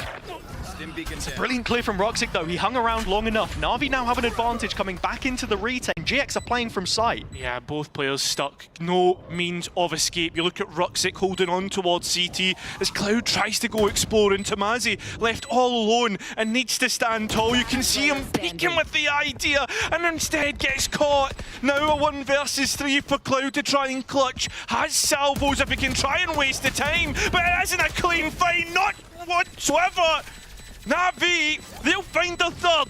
It's such a big round to win as well when GX looked like they were starting to build up some momentum. I think it's so important to focus on how the early games have looked for them in a lot of these maps, because it feels like at times when they take their foot off the gas, you know, when they're not playing with momentum at their backs, then they're really, really struggling. Nice! Get the op heaven! Top, second floor, second floor. He loves the op. Well, you can see it's clearly a priority. And I mean, we've seen that map to map, Hazza. We have, and I think it's important that you raise it here as well, because Koala Noob, when you look at the op fights that he's taking, he's one of the best that we have in EMEA, in his words, the best. But that has been quickly disproven whenever he goes head-to-head with another op player. He is yet to win that duel, whether it be Floor, Kayak, or any other of the host of names that he's currently gone up against. It doesn't feel like GX have like an opper to counter that in a sense, so you are really looking at a lot of that utility. Roxic Push forward once again. We've seen him try and play a position like this before. This time gets the value from his position. But that's no more smokes in the round for Na'Vi. With a spike drop, there's 2 players behind this as well. So as soon as Purpo falls, then it's a problem. Because look where everyone else is. You're clamoring back through main. And so Na'Vi should have this round wrapped up. You've seen Cloud move back across the zipline to try and retrieve this, but it's all so isolated. I mean, if Cloud can try and distract players, maybe you play in West Side. But, I mean, you're talking about if, buts and maybes here, right? We need definites. Okay. That's not bad, and Cloud's managed to pick up his favorite gun. It's the Guardian back in his hands, but Angel is just so hot off the mark, and Na'Vi doing exactly what they need to in this round. Yeah, I can understand, like, this round, maybe like, the weaponry isn't necessarily there for GX, but again, we need to come back to these problems that they keep running into on attack. And how Na'Vi countering them as well, because you're talking about a team here which is liking to get aggressive. It's not just Koala bookmarking the space with his op, but we have to be keeping our eyes on what it is that Roxic is doing, because he's been criticized pretty heavily at times for how aggressive he can be. This is a situation where he finds himself supported. Drop. Look how many players are ready to go up against one another. Instead of a bridge crunch, we're getting the other side this time from Na'Vi. Ultimate invested, Koala's deep on it. The smoke dropping has worked out. West Side getting rid of Koala now, and even an orbital strike invested. Na'Vi come out the better of it, but they've used a lot of ultimates to try and get that advantage. Won't matter if they can seal this one here as GX are down to their last 3 players, and with little money left over, Na'Vi are beating them at every single gunfight, and so it falls on the captain. Cloud fulfilling this role since stage 2 last year, but he doesn't have enough in the tank to take the rest up to the level. It's Na'Vi with a team performance. Yeah, and the big thing for me on that round is the fact that you see where Na'Vi want to invest their ultimates. It's on a GX rifle buy, right? They want to try and be aggressive, make sure that GX can't go in default, and they're breaking that buy right now. Straight away, we're going to see GX come for a timeout. Hello, Lena. GX timeouts, a big point of conversation, I think it's fair to say, in the community as well, in terms of bringing this roster together, because you talk about them as an outfit right now, and I think the main way that most people see it is that this is a team of potentials. You've got so many names all the way down the list, which on paper have that history, have, you know, a year or 2 of VCT experience under their belt, with the exception of players such as Westside, for example, Purpo getting thrown in the middle of last year. But I think you've really got to be building now on what you have and making it a team, you know, because it still doesn't feel like it at times. Yeah, I mean, me and you were talking about, I think it was myself and you were talking about the experience on both rosters as well, and how when you actually look at the combined experience on GX versus Angel's experience alone, like it almost gets to the point where Angel has more experience than all 5 players, like, because he's been playing VCT for so long. And Giant X, maybe not a team full of rookies, but as you say, a team full of potential, which is yet to be realised.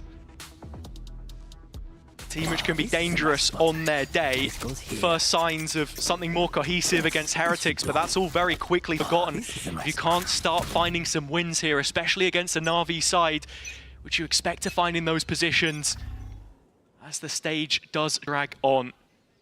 Themselves a first win under their belt against Apex last time out, and this an opportunity to build, which they've already done pretty well. Cloud spotted. Attacker side spawn. This is a much slower look from GX on their next rifle buy. Na'Vi being proactive and clearing out A main. That operator towards the B side. Both players for Na'Vi being regressive in their positioning, right? You can see that Na'Vi probably thinking about playing towards a retake.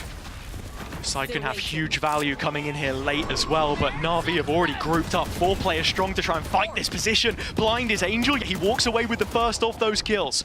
Runner trading in kind, but still Na'Vi holding on to the space. What's GX plan here? I mean, they've traded out evenly, getting rid of Koala now. But, I mean, the fact that this is going to end up being a crunch on the site, Na'Vi need to be careful. Lot onto Roxic here, he wins this duel and so much pressure alleviated. Westside first bullet connects instantaneously, and the follow-up is there too. And so now Hero is the last one left made to stew in this. signature, the signing of the off-season. I mean, he has neural theft here, but I don't think he'll want to use it. Yet to have his hero play so far in this Na'Vi side, and back on the Sentinel role. He is bested by his opposite number. Brilliant from West side, getting into position and then being the thorn in Na'Vi's side. Straight away after a timeout, GX get the round. Big stuff. I mean, being a lot more direct in the positioning. And on top of that, like combining what was multiple prongs to that attack, you can see West side's luck towards that dish side, combined with the players who are stuck outside in main, and they activate at the same time. Good communication. All the pieces coming together, and that's exactly what you want to see from them as well, as it looks like we're going to be going straight back into another one of these B main duels. No op here, just rifles behind a smoke. Similar play, we've seen Na'Vi go for it before. I mean, for GX right now, they know that Na'Vi like to try and go underneath, right? And try and lock round before, and that's something they'll need to be careful of. And you tie this into the previous round, it's that lack of forfeiture of positioning from GX. The way they scaled into A main previously looked a lot better, and they're seemingly doing the same here as they start to clear away some ground. It's Roxic who doesn't have contact. The smoke is everything, and already GX want to bypass it.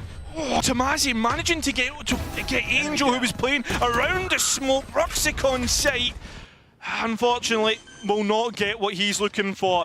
Na'Vi need to take a moment, let the spike go down, and wait for these smokes to go as well.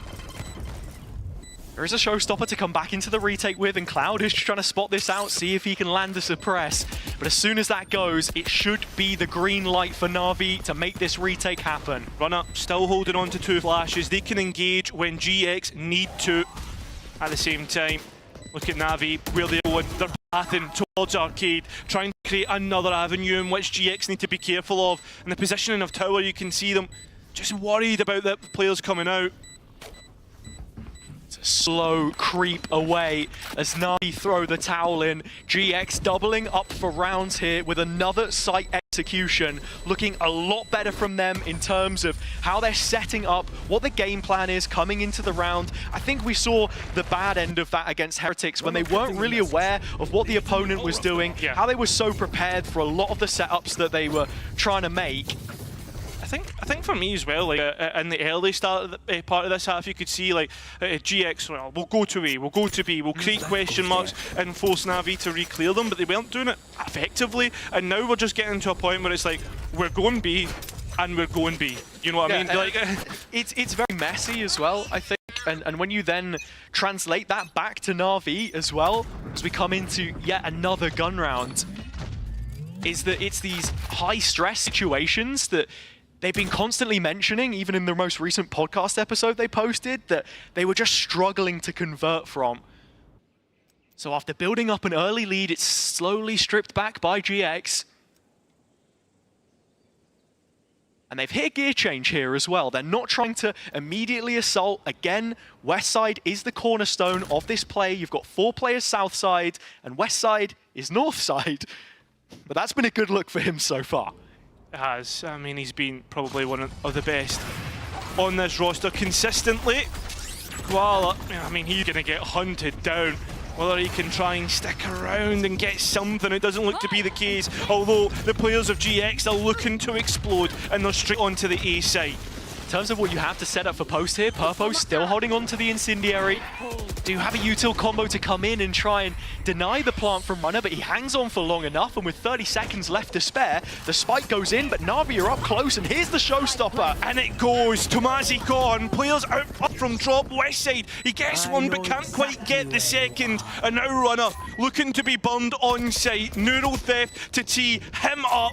And quite frankly, doesn't look to capitalise on it. The stun just delaying Na'Vi more and more. GX, I mean West side, he's known about holding on, and this is just delay upon delay. You're looking at the utility that GX still have in pocket. That value will be massive coming into these last couple seconds as the molly's dropped, and Runner has already done so well from his position. It's looking like it could all be done here. It is. GX will find 4. Such a well-executed round from GX as well. A little more patience on the play before they make their mind up. A, the execution. And when you give them the site like that, if you're Na'Vi to set up, then coming back into the retake with all the tools that they have, it's so difficult. Yeah. And put under the microscope here as well, brilliant play from Runner. Someone who's been to champs last year with Vitality. Another name like Westside that coming out of East was hot off the press, a player which we have high expectations of. The reason why this roster is considered to be a dark horse. And if we get more of that from the individuals with good calling from the structure, then that's the GX that does make deep runs. I mean, that's the thing, like, when you look at both rosters, right, or both organizations even, and how they've looked generally across VCT as well, like GX, when they started in 2023, back when partnerships first begun, they were able to make a champs, and since then, it's just been going on a downward trajectory.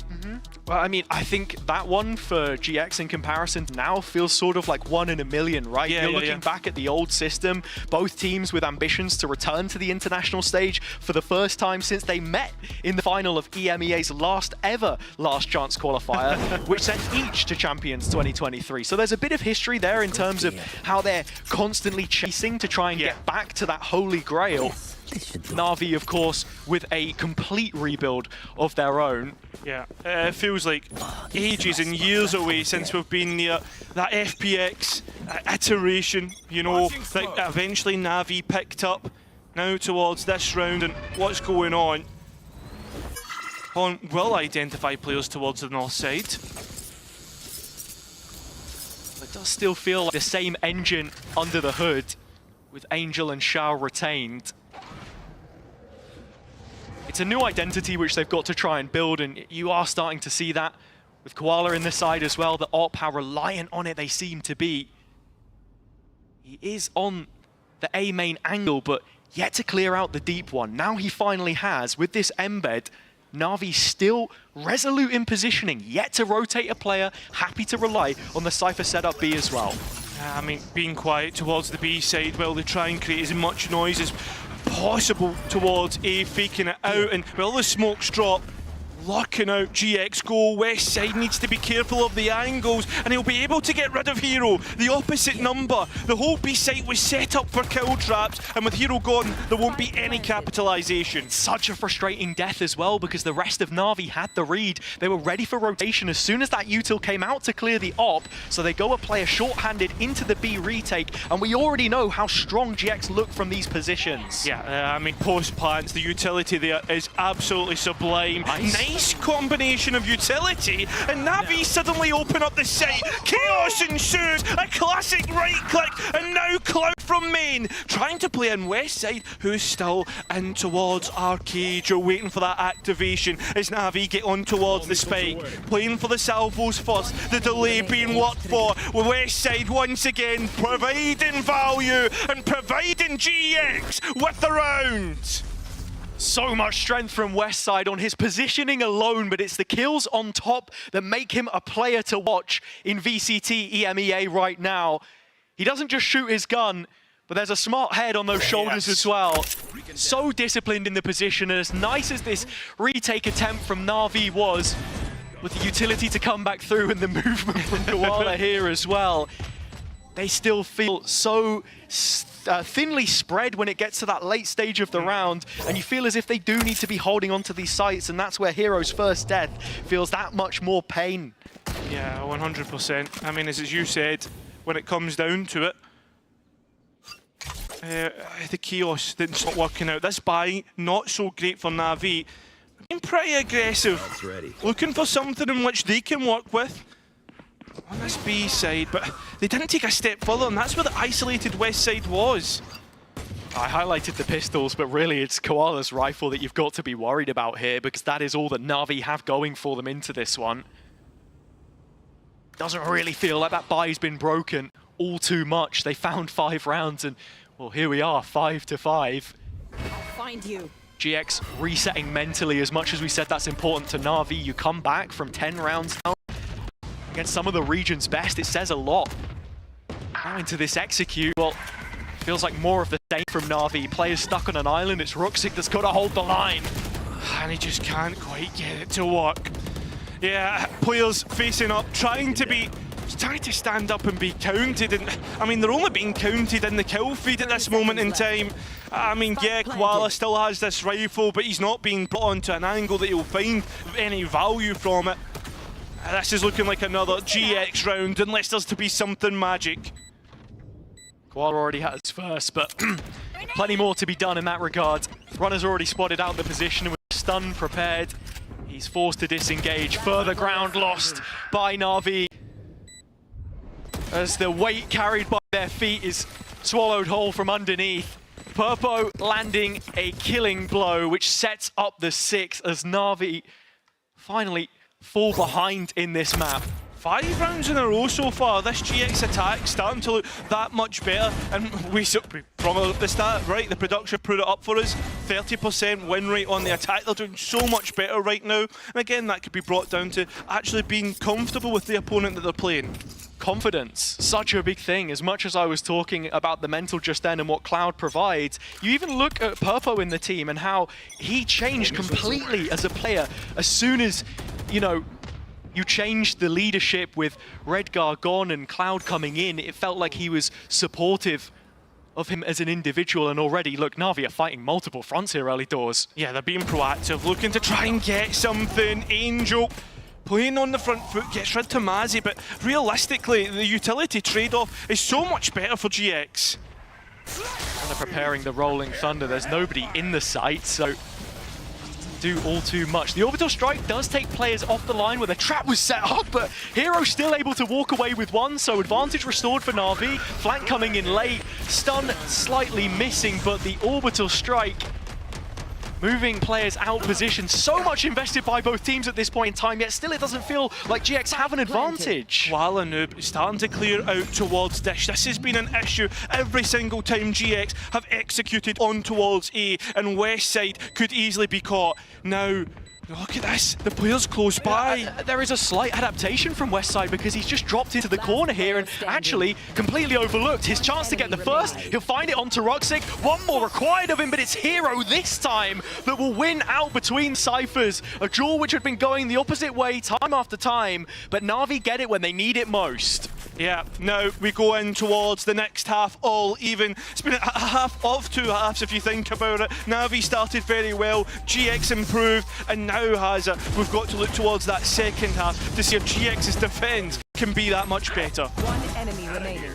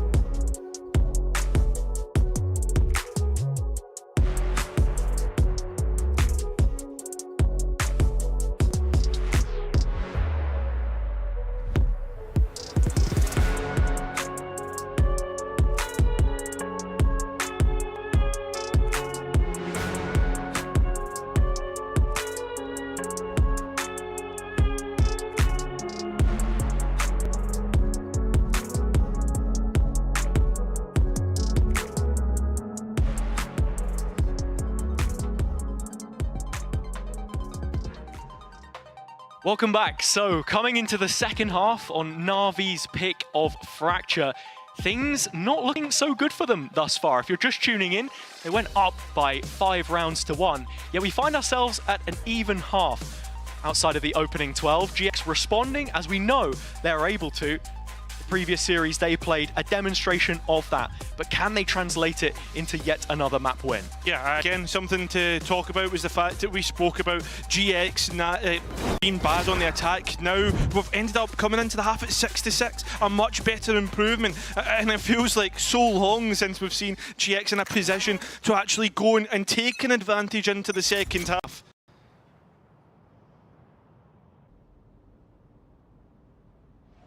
Caught one. Tripwire destroyed. Starting off in the pistol. You can see it's a split play from Na'Vi. Already West Side needing to deal with the first of those players. It's Roxic that goes in solo, but the combo back to re-engages. Beautiful.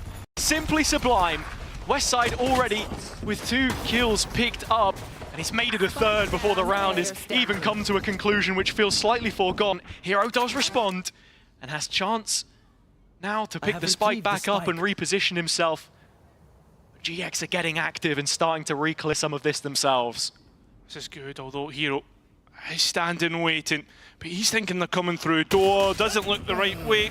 Purple will get the last. And for the first time in a long time, GX will go ahead and take the advantage after the opening second half. Yeah, finding GX in front after the half is nice to see a picture-in-picture there. Clean from West Side, and this is just brilliant supportive utility, because it's one thing to have a team of individuals like we said before, and it's another to enable them. When you have West Side in that position, the same position that we literally saw Hero play for Na'Vi in the first pistol round, you're looking at what is the follow-up, what is the support framework there. Here. The game plan executed on by GX.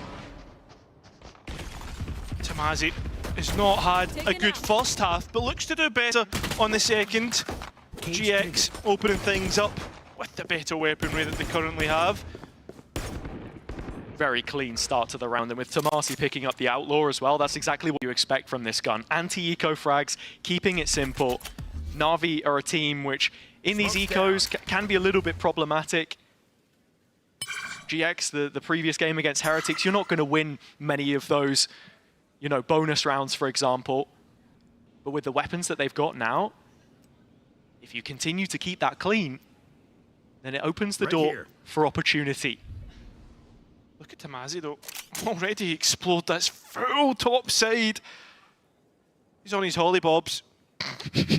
You know, but the fact that what I'm trying to say here is the fact that he's exploded a full top side of the map, had no contact whatsoever. So GX are starting to think, well, it's got to be towards A. Holiday for the 30 seconds left. English viewers, and of course, vacation for the Koala Noob fans. Thanks, mate. 5v3 though, and GX seem to have read this fairly well. 2 players on the A site ready to deal with what feels like an empty threat for Na'Vi right now. 15 seconds, and they are yet to push this choke. Yeah, I mean, there's still got to be an attempt from Na'Vi, you would expect, and as they do attempt, the rest of GX will come in. One player off an in-zone flawless, but still a great attempt nonetheless. And it's just a ghost in the hands of Cloud, which goes down as well. So this is what I'm talking about when I say coming into that next round with a really strong bonus against a team like Na'Vi, where, as you mentioned before, they're a team which can sometimes struggle up against the lesser weaponry. That's it, yeah, it was a stat that I was looking into, but at the same time, like, it was the anti-ecos that they always struggled with. We saw it a few times against Apex in the last series, then, I mean, it was all the way back for Fnatic the last time they played in kickoff that they also got anti-eco. This is an interesting one though. Seeing a giant X timeout after 2 successful rounds. It's not very often that you see a timeout called here, especially when you do get that sort of 2 minutes mark that you have at the half time, right, for the coaches to say their piece. So Pipson obviously has something that he wants to go over for a second time. Yeah, I think though, for me, like, if you're calling as a coach a timeout here, there must be some sort of ante that they've highlighted, and they're looking to reiterate the first 2 rounds Na'Vi have done X, Y, and Z, so this means that they're playing the same game plan that we expected them to. Any potential tells, because the composition has remained the same despite the way that the meta has developed since kickoff. Still, Angel running the fade. They've not moved over to the Tejo. They are still playing their own brand of Valorant, and sort of as you say there as well, GX very happy to double barrel these timeouts, you know, in any given half. And of course, when it comes to coaches, Pipson more vocal than most. Well, that's it. No more timeouts for GX. So if things get spicy later on, as Jesus take the wheel, but we'll see if that's needed. Pipson at the wheel. How good does it feel? Let's find out. Hands off for now. It's GX that need to convert this, but just look at the weapons they have. 4 rifles, 2 of them Vandals, and Runner the one to repossess the Outlaw. That is currently set up towards A. It's a Cypher play B, and close to the smoke is where Purpo looks to make the play. Playing across, lovely entries into the round, west side, 2 of his own. And well, Na'Vi with absolutely nothing, they're all hot on the heels, GX. They're not letting these players get out on towards the site, not at all. Ruptic, who was holding on to the spike, will go, and now Hero will as well. Tamazi getting 2 of his own. That's massive from GX, bonus converted. And that was the threat that I posed as well. It's such a quick reaction to that pressure on B. And when you're playing defensively, sometimes you do just need to fight into an area. I think we saw Gentlemates do a really good job of this against Foot, where they were constantly trying to attack the space on a mental timing. The push is coming in. And this is, for me, where it feels like GX have evolved. Tomasi even picking up some words from some of his teammates. Yeah, 100%. Yeah, we saw Mini try and do that, like playing off of his cage, etc. as well, but now it's about Tomasi being able to play off the contact and arcade, breach utility in, and he's still hanging around, still managing to survive, and he's escaped. Tomasi and Runner here. The players required to try and do that, and he's certainly going to be saying another word which isn't Portuguese in just a moment, as Ruxik's already managed to chip away 1. Second player would have been nice, but nice isn't good enough because Na'Vi are now shut out of options towards main. Yeah, but look towards the A side. Na'Vi are pulling back because of the space that Hero's been able to grab. There's a Joker in play as well with Koala deposited towards that B tower.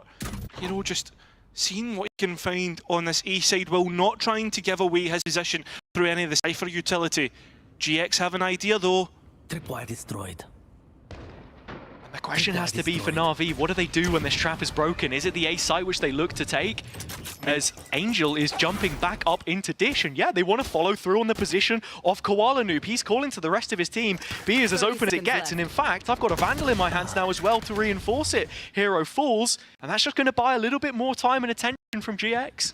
Need to be aware. They must have an idea that a player has been deposited towards that B side, and Koala can't make good of his position though. There's a flank coming in the meantime as well. Cloud setting up to just close this Phi script, which GX seem to have found for themselves on the map so far. Shao getting one back. In fact, Angel as well. Na'Vi suddenly showing signs of life in this eco round. Often they're the ones who get done with inferior weaponry, but this time rolling it back themselves. Shao has a rifle though. A Vandal in his hands. Playing from the corner, yet to be cleared. The plant isn't open, and so Runner's just going to stick this all the way through. Shao can't get on the angle in time. Despite his best efforts, it's Runner to close for double digits. I mean, you've got to be thinking about how Na'Vi played that full round. It was nice. They had deposits here and there. They could go back and forth, and it was off real actionable intelligence, right? At the same time, though, like GX, they're hunting and they're finding players every single time that they go hunting and playing in advantages. But at this plant spot, a big question mark for me, because Na'Vi have so much time to get that spike down. And it's not the first time either that we've seen problems with the post plant. As slow and methodical as Na'Vi tend to be in terms of how they work the map on Fracture, and have done for years when we speak of identity and what you play as a team, what brand of Valorant you bring to the table. Now into the full rifle round, they're looking to double dip on this side of the map. The B site under siege yet again, but GX are responding, and they've got numbers, bodies on the line. Still though, the delay working out in their favour right now. GX Still waiting for Na'Vi to try and get out, but relay bolts in towards Molly's. It doesn't work out. West Side's going to wander, and once again his shorty's come out on top. Although Ruxic on the other side has managed to open up the B site, and Na'Vi can get that spike down. Westside wasn't quite on the same page as his teammates, so it is an opportunity now for Na'Vi. They've got a little more time to set up in post, and look at the tools that they're working with. Molly on Ruxic, and well, that's about it actually. I mean, they'd also have the orbital strike. I mean, that's the Rolling Thunder gone, so there's no sort of delay anymore. It's just got to be the players standing up tall and making sure of it. GX clearing all the corners, again, dotting their I's, crossing their T's, making sure to pay attention to all the small details. Now you've got to wait for Ruxic's Molly, as the orbital strike has bought enough time. Runner good on it, Hero as well. And now, yep, there it is, the Molly that will buy so much time right now. A tap of the spike to bait out Ruxic's peak, but it's not what you want. A player who gets 4 on the round. Ruxic's such an aggressive player as well, but when you have him alive late in the round like then, it is such a massive win condition for Na'Vi. Something which they've highlighted was an issue before when they were trying to close out maps, not knowing what those win conditions were. So having him as a viable option, and with just the one ultimate invested in doing so as well, it sets them up nicely coming into the next of these purchases. GX with plenty of tools of their own though, and you've got to be looking at those bottom 3. I mean, the fact that GX have been so proactive, it makes complete sense that they would be proactive here once again to try and get an Armageddon, etc. online. Koala just sent flying in! Knocks up Cloud, and well, Rolling Thunder back to re-engage. Overdrive as well, the utility is spot on. And Runner, who's played absolutely amazing so far this map, follows it up. Hero now trying to grab this back, but he's up against 3, has it? He is, manages to find the first, second, and third! Hero has his moment! A clutch which keeps Na'Vi within touching distance. A Red Bull clutch. There's no way, right? You're looking at it. There's 3 players. They're all close by. It should be so easy to just trade off one another. Koala Noob's entry looked good, but there was no follow-up. And this is just unbelievable. That's why you pay the big bucks for Hero. Coming off his stint on Fnatic, of course, it was majority Cypher which he played there. We saw a little bit of the Duelist the other day. But it feels like in the current meta, a lot of the time he was being shoehorned into Vice, which really wasn't necessarily the best fit for him, I think, individually. So with the changes that we've seen in the most recent patch, wondering if those ramifications begin to bleed over a little bit more in terms of what he's most comfortable on, because that's something which you really want for a player like him, 19 years of age, to feel that comfortability when it is, you know, only just your second year really playing in this environment. Happy, looking to calm the players down after such a great clutch. Now, looking at the map and how these rounds look, the fact that GX, again, we try and highlight it as much as often, are on the defense. They don't have that ability to build up the economy. Their buy's broken, and they need to be careful about how they manage their economy moving in forward rounds. It's a split purchase, which we'll get from them here. 3 rifles, 2 sheriffs. Always shown favourability towards those Guardians, of course. As you've got to be careful though, you're looking towards this top side of the map. GX are setting up for some sort of aggressive play. The question is this any more than just an info gathering mission right now? Because there is a stun set up by Runner. It's a full contact piece until that cam is hit. Tamasi calling out the high gear. Hero managed to find 3 kills in the previous. Hage goes up in the corner, yet to be cleared. Just waiting for them to run into his crosshair, and it's Tamasi that takes him down. But in the meantime, Na'Vi have found themselves a freebie side. Yeah, the ultimate is going to be used though. Both ultimates. Koala Noob has no way to escape, and Cloud's got 2! Oh, this is going to be massive. Spike is down in the meantime though. Ruxic left to his own devices, he's the one that picks up the slack and the Guardian in his hands. Westside nails him to the corner of B site as GX reacted brilliantly to what Na'Vi did in that round. Just when they thought they'd found an opening, GX knew in the back of their heads that was the concession, and then the retake with the ult. perfectly executed. But it felt like after the timeout, right, the GX actually had planned that to a T. Angel's trying to escape the other way, Koala going towards Arcade. But I mean, from the get-go, they knew what they needed to do. Na'Vi have fell completely in towards GX's hands. And the big thing for me, like thinking about it, is more like, how did Na'Vi not think about the Armageddon that was in GX's pocket? Always a concern.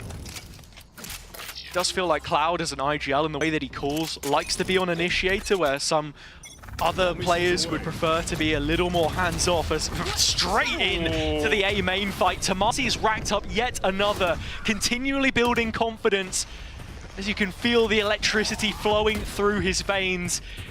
It's only an eco that they stand up against right now, but GX finding this could take them to map point on their opponent's pick.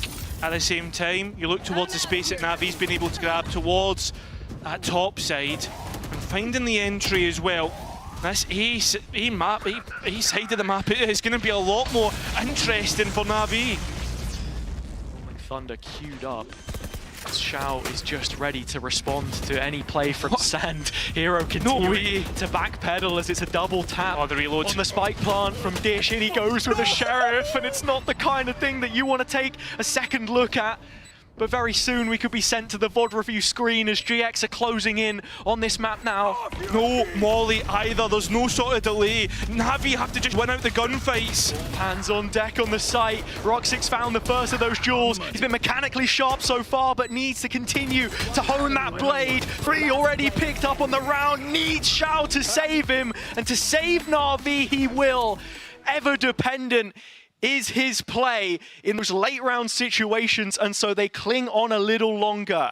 I mean, the micro, right? The micro aspect to that is absolutely massive. The fact as well, though, that Na'Vi persist, they get the pick back in their favour, right? Angel doing so well to take out Tomasi.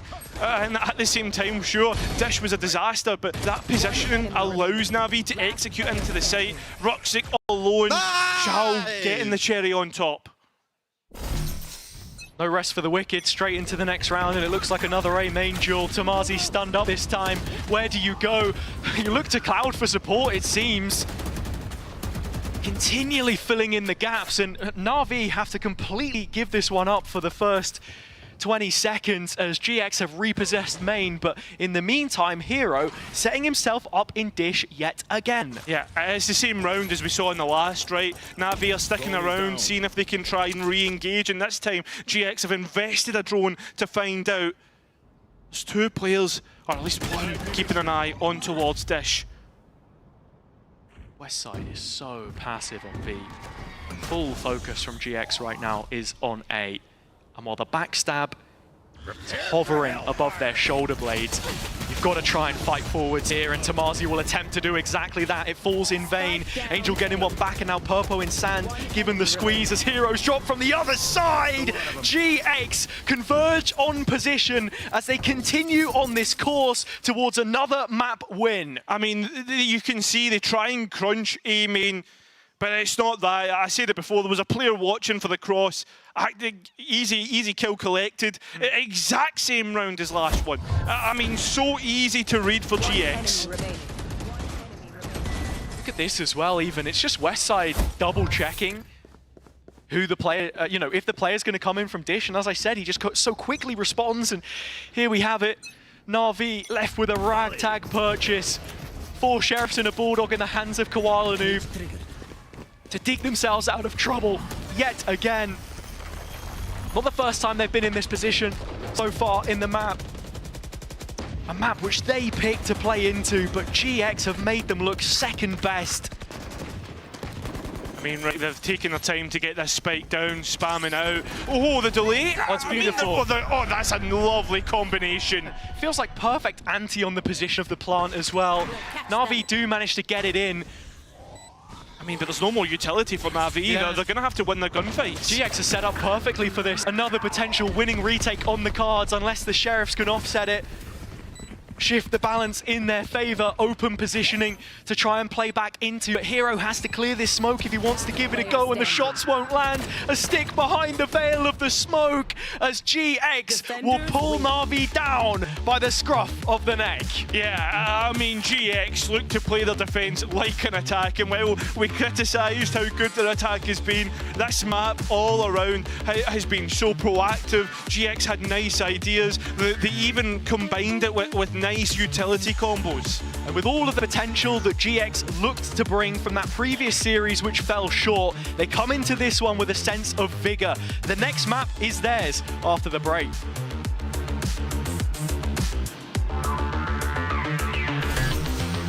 Emil! Emil! West! Arosh! Angel! Come! Ah! Ah, Barosh! Bruiro, what are you doing? It's not Rust!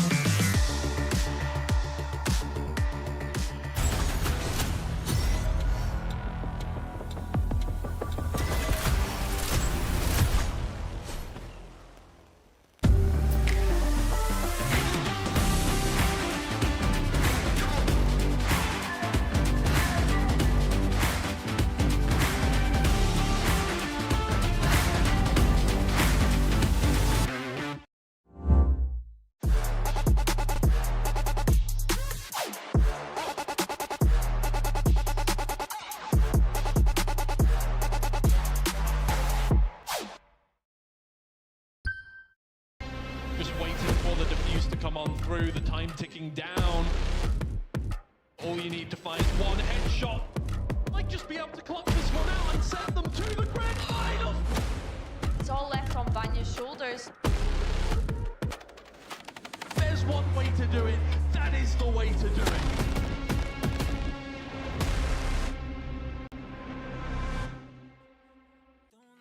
Ruin your vibe, no time for rumination.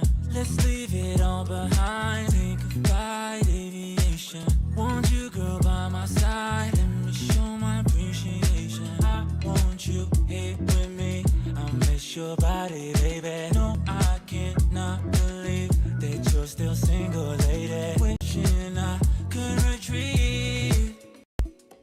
I want you here with me. Be my lover, be my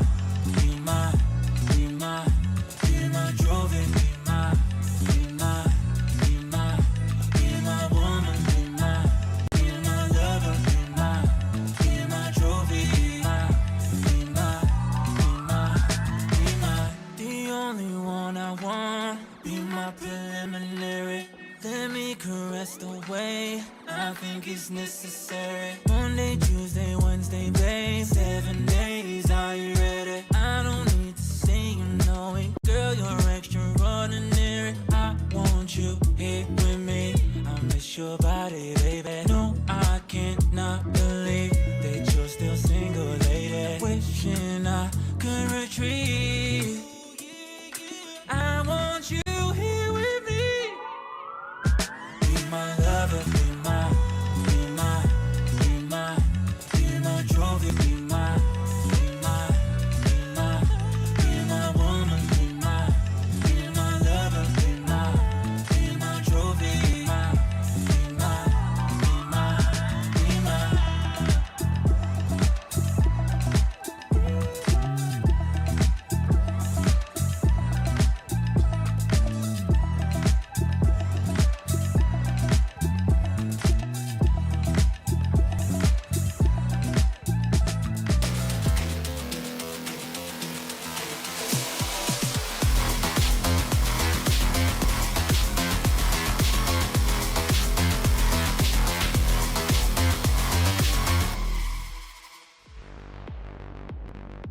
Welcome back, everyone. Giant X are currently up 1-0 against Na'Vi. This was not the mud fight that we promised. We were wrong, and that's okay. This was a very exciting series so far, so let's talk about what transpired on the server, Bea. Well, the first thing that I want to pilot, as you're saying, Giant X takes the win. Do you know how long it was since Giant X has won a first map? You clearly keep track of it, so please tell me. Tell us. I do, because even though they've had some wins, it's the first map that they've had a lot of struggles with. Actually, 286 days. But who's counting? 286, like Captain Cow. So, you know, shout out to him. But yeah, I think that when we look at the numbers here, when we look at the success, especially when we're speaking about those post plans and the plan that Giant X had for that first half, I am so happy to see the level that we knew eventually they would reach. Yeah, and there was just so much going on, especially in the second half. There was so many pivot points, you know, round 19, round 18 as well. Looked like Na'Vi was going to make that comeback happen, but then after that tactical round 19, you saw GX just pull out a crazy strat, 4-man push, just try and take as much control over towards Arcade side. Got that, managed to get a nice little retake off the back of it, and after that, the econ was just cooked for Na'Vi, and it was a downhill battle from there for GX. And do not be mistaken, this started with Na'Vi being very strong, with Giant X struggling on this executes. But it's specifically in rounds like this one that we're seeing right now, where you see how prepared they are to deal with everything. This one of the rounds that reminds you that Valorant is all about shooting and nothing else. To me, there were clear highlights in players for this map. One of them has to be Runner. I think that this responsibility of planting the spike, of dealing with all that utility, being in a very convoluted position to play with, and still finding the value time and time again. Also, the shots were incredible, and it's not only here on the attack, also on the defense. For me, he was stellar. Being able to close this round, being able to have this post plans, having Purpo with that molly, and look at where Cloud is playing. This is 100% safe round for Giant X. Yeah, and you talked about that, Mac, as we were watching that game. Yeah. You see Runner and Tomasi, you know, holding hands, going through it all together with the body-body system. Yeah, and look, Tomasi, I think he had the most first deaths, but that's not necessarily a bad thing because the trade game was great. Everything Giant X were doing, it was all thought out, and yeah, the buddy system was amazing, and they were both at the bottom of the scoreboard. Everyone else on Giant X also had their moments, had their clutches, had their really great post plans, which is what we were talking about. We thought there'd be a bit more rat gameplay going on, but it wasn't actually necessary. They were playing some solid Valorant and getting those rounds on the board, especially in the first half too. Speaking about solid Valorant, let's take a look at some highlights. Cloud was definitely a standout player in this first map. Yeah, absolutely. We were hearing about Tomasi and everything that Cloud brings to the team. For the past years in Valorant, he has been stellar.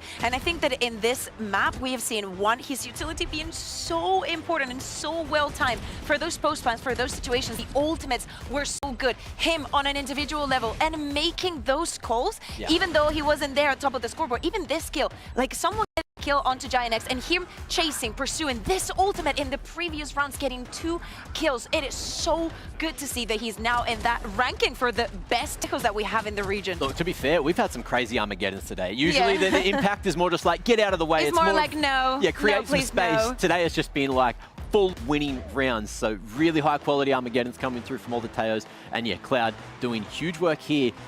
But the thing was, we were talking about on the desk, we said it might get a little muddy, might be a bit messy, a bit of a slaughter fest, but we're not really getting that, you know? It has been really clean. Don't worry about it. That's good. That's good. Also, Fracture is like the kind of map that demands you to be able to play the map. And when you're Giant X, you know that this is probably somewhere that Na'Vi wants to go because they've picked it in the past. And if you're Na'Vi, you have the reps and it's exactly where you want to go. For me as well, on Fracture there, you know, it's similar Haven, right? You've got the map control you want to take. You've got the 3 different sort of routes you can go for. Here on Fracture, you've got 4 different routes. You go drop, you go B main, you go A main, you go bloody towards Arcade side. And they were doing that. They were playing for map control early. They were using the double initiator super well, getting the salvos out, managing to clear space, getting the flashes out, letting Tomasi run in, sometimes get some picks, sometimes just die and get traded. But look, that's what you want to do, and we were talking about that identity of GX. They're finding it. Yeah, well, here's the thing, though. You didn't get the muddy. I said there is still time. We're heading to Pearl. Yeah. It's time to throw some dirt, okay? Because both these teams lost Pearl. Giant X decides to pick it, even though their loss was, it was not pretty. It was not pretty, but I wanted to bring up this composition because this is what they ran last time that we saw them play, and as you're saying, it wasn't good. It was a bit ugly, but it doesn't matter. The point is, on week 1, they picked out a map and they didn't change the composition. We expect that to change now because we're seeing a different face of Giant X that we're seeing with them experimenting. In this composition, we see Purpo on that Jet, Tomasi on that Astra, and we see everybody just falling onto roles that they have had in the past that just seem very comfortable. But with them having this pick, with the changes that we've been seeing from last week, I wonder where the agent select is going to put them, especially with them choosing to go to Pearl. Because again, I do not think that Navi, when they were doing like their veto in their hits, they expected them to be picking the Pearl. For me, you're talking about ISO here. You were talking about it in like the map statistics and the outlets getting hit. We got it. We got it again. So far, yeah, GX are the only ones that have been picking it, and we're going to be able to... Oh, we're not getting it. What do you mean we're not getting it? We're not getting what? We're not getting... Did you one? I wanted KO. I wanted KO again, but we're not getting KO, so that's not there. But we are getting double initiator in a different way, and it's going to be, what, Sova and Teo. So Runner and Cloud going to be running it back in a sort of different way. Flasher is going to be there for Tomasi and Westside, and then you got Purpo going to the controller again. Yeah, going to the controller. Love also the Teco head-to-head. Xiao, super brilliant on those initiators. Them playing for the double info. First time that we're also going to see Xiao going on to that Teco. I want to see with them again starting on the attack, the effect that this is going to have, and how brilliant Westside has been this past 2 weeks, and he's going to continue being so on Vice. I am so excited to see what both of the teams have in store for us in what could be the last match of the day, or rather Giant X up 1-0 in the series. Let's hand it over to our casters, Cairo and Hazo. Giant X will certainly be hoping this is the last map that they have to play in the series, because a Na'Vi deciding map comeback wouldn't be the first time that we've heard of something like that. Pearl, where we're heading for now, though, and I have to say, look, as a map that we haven't seen since the first series of Kickoff against BBL, when they were playing with a meta comp, you know, up against something a lot more developed, it feels like they've done some soul searching, come back with a completely revitalized look. I like this. It has a different map that we haven't seen before, although for GX can't quite get rid of the drone, as there's plenty of information found from it. Cloud just keeping tabs on the B play, not letting it develop too far, as the fake out will get shot out. The spike is here, and so a slight sign of intent as Na'Vi are starting to commit some utility towards the A side of the map, burning the wick at both ends. As Cloud is continuing to relay back to the rest of his team that could be here, there, or anywhere as Koala goes diving in. Yeah, I mean, nice trade out from Na'Vi all in, but fight was not pretty whatsoever. A little bit of peace, but I mean, at the same time, Cloud's been able to survive at the back of sight, and there's players coming in to hit support. Hero just funneling bullets back into the magazine as he drops off just a little bit more. Solo here with the spike could be in a difficult situation, but he does brilliantly. An admirable effort makes it a 2-on-2 yet again, and with Tomasi arriving late, so are Na'Vi. There's only 25 seconds left. Yeah, I mean, there's been a real stall out. And with that being said, Tomasi still has a blind side to play in Westside. Oh. One enemy it's a brilliant setup. Westside only able to get one. Roxic does get chipped down, but now Tomasi in the one-on-one. Reposition Roxic into the corner next to the map. Tomasi has to be so diligent to clear this, and he's not looking on the right line. Roxic to confirm Na'Vi win another opening pistol round. They're second in this series. Big stuff indeed. Yeah, you can't complain with that. Get the map started off right. But this full round for me is just such a weird one. It comes down to individuals, but Na'Vi kind of like shows some presence towards the A side. But I mean, they're so like delayed and so slow with how they get out on towards B. I mean, something else that we've not noted is the fact that like the Killjoy's in play as well for Hero. One that we see from him all too often, as Runner is able to get an orb at the very least, and while he's stunned on the way back out, Na'Vi have made concessions in A main to kick things off and sort of reopen that agent discussion as well. This is also a map where Tomasi is on the Yoru. As much as I said, you know, he was great on the Neon. For those who remember his breakout year on the fully Portuguese Saw side, which made top 3 at Ascension, that was Neon, that was Phoenix. They were fringe picks. Now Yoru's come into the meta. Is that something that he feels comfortable playing into? Spike going down, it's 4 from GX to come back in on. Again, remember, Na'Vi has they've been anti-ecoed a few times, but with Angel getting the first pick, you'd think Na'Vi are in the prime spot. Looking like it. Angel racking up bodies as the flag bearer for the team has found 4 kills and an in-zone flawless. Na'Vi with a comfortable second round. You can see that they've obviously thought about that Apex game and made improvements since then, not allowing for individual fights, etc. to be going on. As you can see, the rest of the team in the replay supporting Angel in his endeavours. And we saw how important it was, GX picking up the bonus in the second half of the previous game, and even Na'Vi doing it at the beginning of Fracture as well. It's so key for them to build up some momentum, because you saw how quickly it was lost. Don't want to get too far ahead of yourselves just yet. GX taking A main for themselves and depositing their duelist of Tomazi. So to hold on towards that space while Na'Vi explore through mid. Oh, but Koala is the one on the prowl. 2 kills to open up the site, and while Tomazi still hangs back in A main, it's a GX side which trails, and as he TPs out, almost all advantage is lost.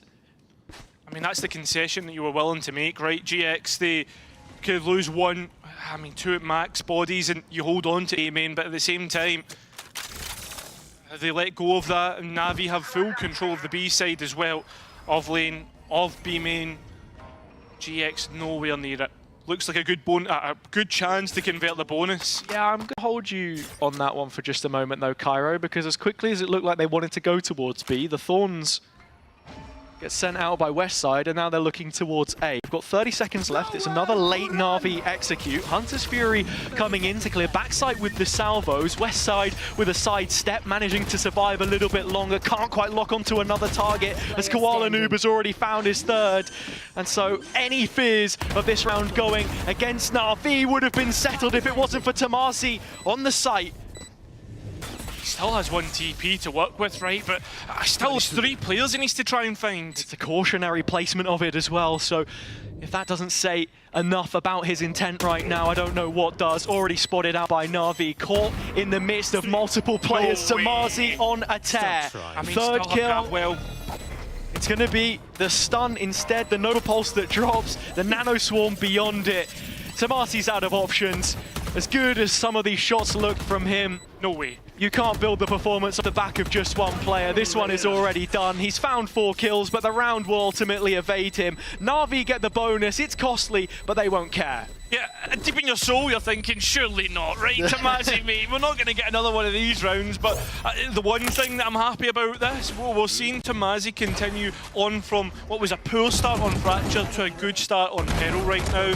I mean, right, as well as that, Na'Vi have looked well in their entries in this map, something which GX notoriously have been bad at. If I didn't get wallbang there, I killed him.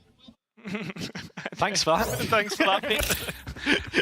If I wasn't dead, it would have been me doing the killing. And if my gran had wheels, she'd be a bike. You know what I mean? So. Definitely. But the good thing for that last round, Tomazi worked up towards his ultimate, right? That's something which GX can work with. And in this round, they're being proactive and going and taking the fight on the front foot and mid. Early clear with 4 players up the guts, and Tomazi does TP back. Again, it's a very regressive wall that we're seeing here from GX, the standard one placed by Westside. With the current patch in play already, you saw in the previous series, we did see BBL getting more value out of the straight line of the wall. It's like 1 versus 1. Angel trying to hold on, but the crosshair was well above Tomazi's head. Nice readjustment. Purple, though, has been noted with the alarm bot as he tried to get aggressive. And Na'Vi have this full right side of the map to work into. And time to set up a post plant yet again, because as much as we said that GX had struggled in retakes previously, they have made improvements from week to week. You saw them win more against Heretics than they had done in the previous couple of series. But here you are short-handed for weaponry. Couple of pistols, quick flood coming in, 2 kills, clapped back by Na'Vi, and a third from Angel to make damn certain that they can convert on this advantage and continue to move forwards without GX having mark on the record. I mean, as well as that, though, you've got to be thinking of the first bloods that Na'Vi are continuing continuously getting in these past couple of rounds. I mean, this one is a 1 versus 1 with Tamazi against Angel right here. And from there, it's just being able to snowball that into a round win. Nice. Absolutely. Nice. I think when you look at the statistics as well for this, in terms of how GX have been giving away a lot of first bloods, Na'Vi also finding themselves in a similar position, but when they get to 5v4s, that conversion is, you know, aided a whole lot more by the fundamental play that they have. And into the next rifle round, it's back to A main they go. Jules taken and traded as Runner on the fadeaway gets nothing but damage.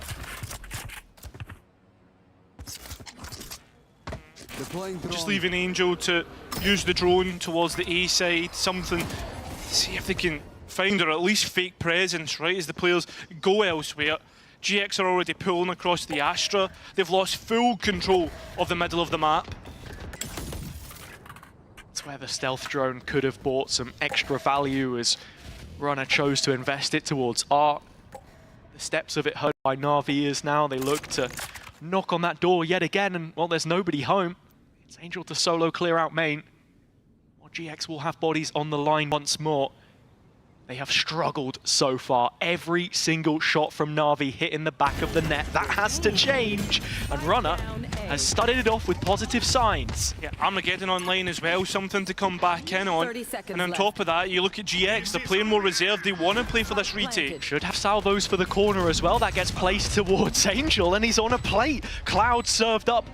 Further success by his initiator pairing as Runner goes up. It's wide of the mark. Cloud with the trade, and now Hero in yet another clutch. First kill isolated. How many more can he be given? The Nano will delay for a little bit longer, at least pull a player off of the spike for now. As the belt goes empty, he needs results. The spam through the corner of the newsstand isn't bearing him any good news whatsoever. It is laboured, but Hero, mid-reload, manages to snatch back yet another. And while the spike is halved, it's not going to get defused. Not today. Cloud is shut down by a clutch from Hero once again. A Red Bull clutch as well has a... but... GX, it's so frustrating to watch because you're like, they're doing good stuff. The Armageddon, the way they go in, the salvos to clear like the corner towards the other position. But how do you lose a 3 versus 1 to Hero? For a team that like looks like who are doing the right thing, it's the fine details and closing out these rounds that seem to consistently be a problem. Plagued by issues within the team, GX. And just when it looked like they'd gotten over the worst of the illness, Na'Vi come right back, and of all maps to do it, their opponent's pick. Have to consider it was 4 or 5 round lead, which they blundered on Fracture to end with a 6-6 half, so still keeping an eye on things. As it stands, it's just a default which continues to bear fruit for Na'Vi as they've brought themselves up to 3 impactful ultimates now to deal with this threat. Worried about, I mean, the positioning through mid because GX are happy to play for these extremities more. The biggest issue for me right now is that Na'Vi don't have too much deep control. I mean, you look at the spike in terms of its position, currently in the middle of the map. It's got to go somewhere, and that looks to be A right now. TP comes over from Koala, does have the dimensional drift to gut the site if need be, because you're down to 20 seconds yet again, and GX have shown they're willing to stack bodies. It won't be the case this time. It's only Tamazi. He will fall, and so Na'Vi have some comfort now in terms of this spike plant, and it's only going to get better once Hero finds that one onto Runner. I mean, I don't know about investing this Hunter's Fury towards an equal round, especially when you've lost the first 2 picks. It's a potential counter to the lockdown gone. Not going to see it in this round, that's for certain. Cloud does have an answer, as does Roxic. Just one revealed in the open, and Na'Vi starting to show signs of GX on the previous. It's all a little isolated, and that's where Westside thrives. first tap coming in from Cloud. Signature util, it's the salvos and the recon to just try and remove players from position. Shao considering investment of the ult to try and win this one for his team. He is going to have it secured in the end, but so costly for Na'Vi. Yeah, I mean, that's the thing. Right now, it's a Red Bull clutch in the end because it comes down to a 1 versus 1. But at the same time, the fact that you let it get to that position is just so undisciplined, right? And I think that's the big word here, because that's a big ultimate that should be used for the next one, right? Not too sure what that one was from Tomasi, but I think he was just saying it was it was good that they were able to do as much damage and get the Armageddon out. I agree, and something else as well is in terms of the macro reads, it's not been terrible. It's just once those players get in position, we're not seeing the kind of value you'd expect. I mean, there it's only Tomasi solo. Could be a similar story for Cloud. You see the TP's already prepared, and that's just going to give Koala the jump start for his ult. It comes around the back of sight. He's looking towards elbow, spots the first player. Here's the combo. That's the value of the Hunter's Fury. Dropped at his feet further util. This is so messy on the site. Neither team can find an advantage. We're still 5v5. And the best part about it is, Na'Vi haven't taken the city. GX have come back in for the retake and found no one. Na'Vi are on long. Well, we're back to square one. Let's just take stock of the utility really quickly. Purpo doesn't have a single star. Tomasi does have a kill and now his ult. Ron has an empty belt. West side util over on A.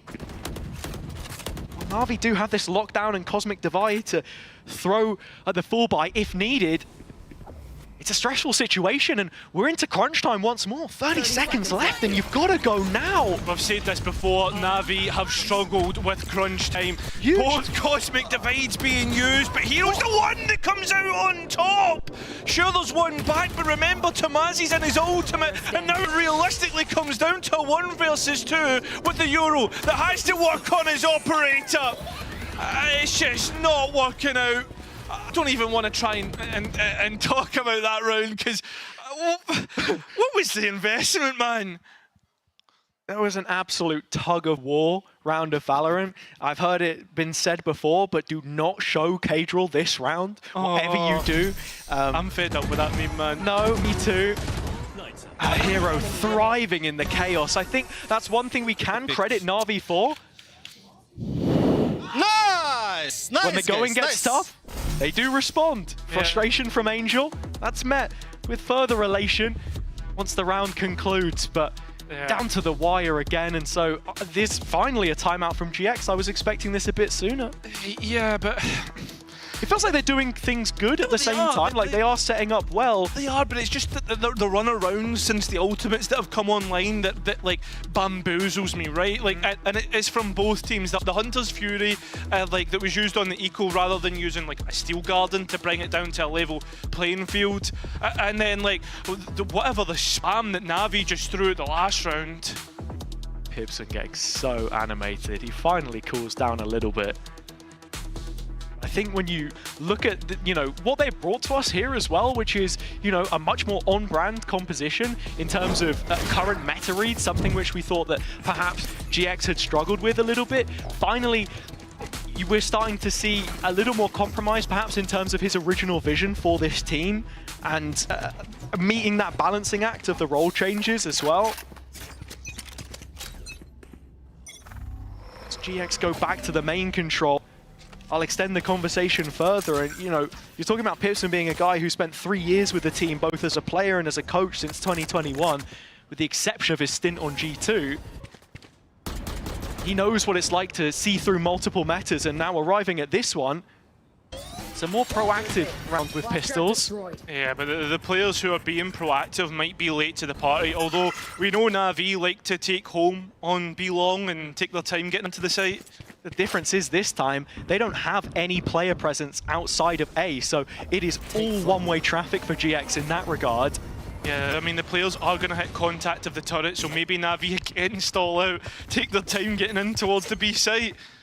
And actually, to go back and say, why did GX not call the timeout? Because they found themselves in multiple situations like this. 9 out of the 10 players in the server currently set up on B. The first of which to jump the gap would be Koala, but he's going to fall. GX starting to go through the gears. Westside collecting another kill with his Sheriff as it lands the shot, but it's a 2-on-2, and it's job not done yet. Na'Vi nailing in yet another. Hero, the one who holds the hammer. It hits the anvil yet again, as expected. Purpo's chance to shift things in their favor. Hero within striking distance, as you say. But Purpo not yet given the chance, and now you have to deny the ult. Have to go and try and fight it. Has the turret for contact, and Hero knows this. A 1v1! Which Purple will be able to win out? Finally, GX get the first round, and it's actually after a timeout. Yeah. We saw the exact same thing on the previous map of Fracture, except the scoreline was 5-1 at that time. Now it's 7-1 in favor of Na'Vi. And as soon as the Paysay Kart Thrifty round comes in for GX, you're expecting further results from them, because this one didn't feel, you know, all too repeatable, I want to say, in terms of the individuals perhaps. But once again, the macro does look pretty solid. Just to note, Tomazi has brought out the operator once again, looking to play through this. Didn't see a lot of value from it last time, so we're really hoping that he can get onto these long angles, get Tomazi posted up, so that GX can almost use him as a source of information to act upon. Koala Noob without his operator, as I said before, actually getting diffed most of the time when the opposition has it in their hands, but you look at the position from Tomazi, all of this is just set up for that over-rotation for GX to play what is behind the Vice setup this time as well, so there is further layers to this, and Koala Noob has to TP in actually, it's not out, he's now stuck in the corner and spammed within an inch of his life, so no entry Na'Vi, no duelist, and they're forced to call the play. Yeah, I've seen that before, the adaptation spot on. Still a little bit of stall. Na'Vi not comfortable with the position they have on site. Shao up close, looking for the duel, can't find it. Runner responding as GX are in tow. A second round now prepared as they've managed to do exactly what was required of them. From the timeout, the read is spot on. Na'Vi getting away with murder on many of these rounds. 30 seconds left. But finally the madness put to an end. And so Roxic left to stew in what is left of this poorly executed A-site hit. But the thing is, though, you poorly executed A-site hit, but it's also nice adaptations from GX overall. I don't know if it was Pipson who called that, but like we had seen before that Na'Vi like to go through mid and towards Art, and we saw Koala do that TP before who got a player off guard. This time there was utility to depend upon.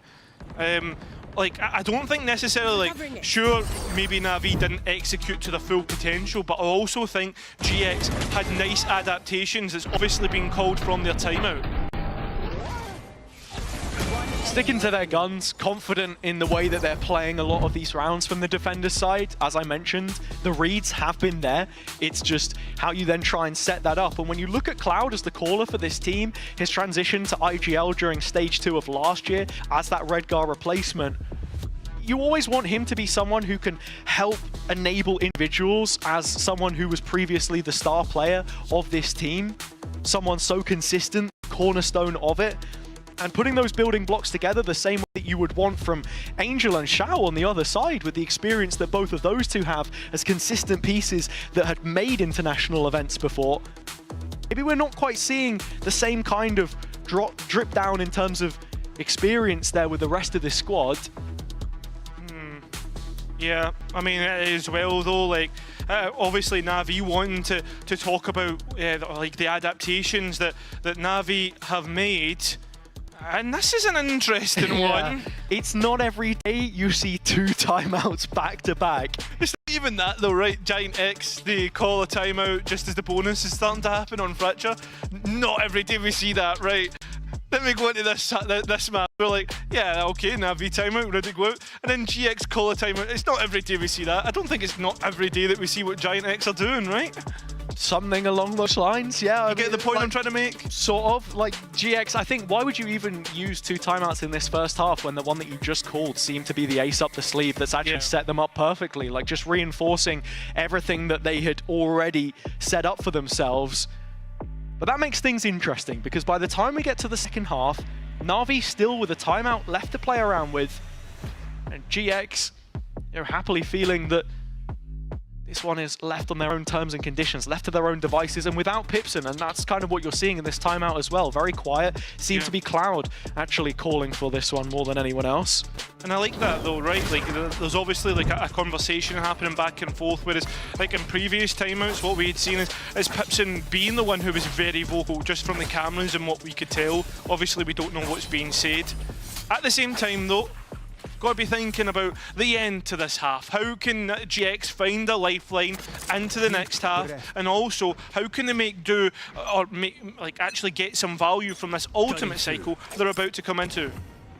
The previous one only adding fuel to the Na'Vi fire. Ice bucket dropped from GX from the timeout, prepared from the sidelines by the coach, but with Purpo dropping here, Na'Vi have the man advantage, and this is a conversation we consistently come back to. GX failing to convert from 4v5s, one of the worst in VCT EMEA when it comes to that statistic. They've been offered more support from Tomasi's position, deep B right now, but yet to make a big call, a large rotation. Angel is aware of this. Making sure to identify the players that we're in main. Actually, this could be a red herring, just catches at the last second run up. Na'Vi, no. This side of the map isn't good. Yet another round where Na'Vi find themselves right in the belly of the beast, and you have absolutely no idea where it looks like they're going to go. Angel already using the drone means that he is relying solely upon 30 seconds left. His recon arrow here to clear out Tomasi, or even just a jump spot, as the operator has finally been revealed. Fighting a war on both fronts. The players have already made it out from elbow. They have that engagement on long is what GX were hoping for. Now Cloud is the only one to hold on towards backside. The Armageddon used to keep him protected, and he is. But now he has to clutch up. It has to be an ace clutch, which does not work out in his favour. Na'Vi are pushing this boat out further and further. That recon as well for Cloud was working overtime. Kuala TP'd into that, second pulse. And ended up finding himself revealed by it. And this read here, just from seeing the star placed on top of the box, feels like a big tell. Na'Vi, off the back of the 120-second timeout, are the ones which come out the better, and now be looking to build up this game plan in the last couple of rounds with the ults that they hold on to. Yeah, it's crazy. I mean, the fact that GX have used both timeouts in the first half, and one of them was after the one that Na'Vi had used. Well, with that being said, straight into the B site. Guns out, rifles in hand for the GX players, needing to win this one if they want to see any more of that. As the final round of the half comes up, it's trades inside the site beyond the wall. Westside still in the corner, but in terms of utility to flush him out, well, Shao's without salvos, so there's really little to bank upon here. Tomasi with yet another kill that just pushes that boat out further as Roxic tries to reintroduce himself. It's a flash Shao in the corner that will fall flat on his feet as GX close the gap again. I mean, Na'Vi have been doing so well towards A that they've tried to abuse the B side a little bit more. Just a small thing that I wanted to note, and it's a criticism on GX's side, even though they won the round and they did well, yeah, that's great, but I saw Tomasi use both flashes one after the other, and there was no peaks off the back of it as well. Just as something else to note, right, for future rounds, whether that's going to continue. But hey, listen, all in all, good from GX. Yeah, 3-8. I also think Tomasi's utilities actually looked fairly supportive so far. We'll have to see if he can set up more here. You can see back of art, op in hand, Players peeking in, and with the recon broken, this would have been his chance, but Runner just disposed of. Means it's another 4 versus 5 for GX from Arc. This time, they want to fight into middle, and with Cloud's ult teed up, it's a Purpo double this time. Back from the dead, dishing out damage, 3 versus 2. What did Na'Vi do to try and recover this? Plenty of utility. Angel's only used his dart, right? So this can easily come back up. And with Westside dead here as well, you look at all of the Vice utility having no value. It's down, which means B is open. This feels like a pretty straightforward call to make if you're Na'Vi. I agree. How does the post plant look, right? With both players having utility that can stall out. Do you play on the site? Do you look for a pick before you plant it? I mean, GX are nowhere near that side of the map. With Angel's drone, you could take a step further, but I feel like Na'Vi right now 30 seconds just trying left. to get a bit more comfort about the situation. There's no player yet to go and hunt. Angel will be the one to do it. Risk adverse at times. Cloud is on his own. Up close. As the spray comes in, it's a brilliant bait. Angel with the first of those, and Xiao following it up. It's now a 2v2. This is winnable now for Na'Vi, considering the utility they have. Angel's managed to get out from the divide though, so already this reposition could be deadly. Dropping in is Tamasi and Xiao, picking up the pieces, supported by his captain. He signs off on further Na'Vi success. A 9-3 half, which has GX just about hanging in there, but almost dead and buried. Again, not to bring this statistic up once again, Hazza, but we have seen GX struggle on the attack. That's the side that they're going to be having to move to. We'll see if they can do good on that on the other side.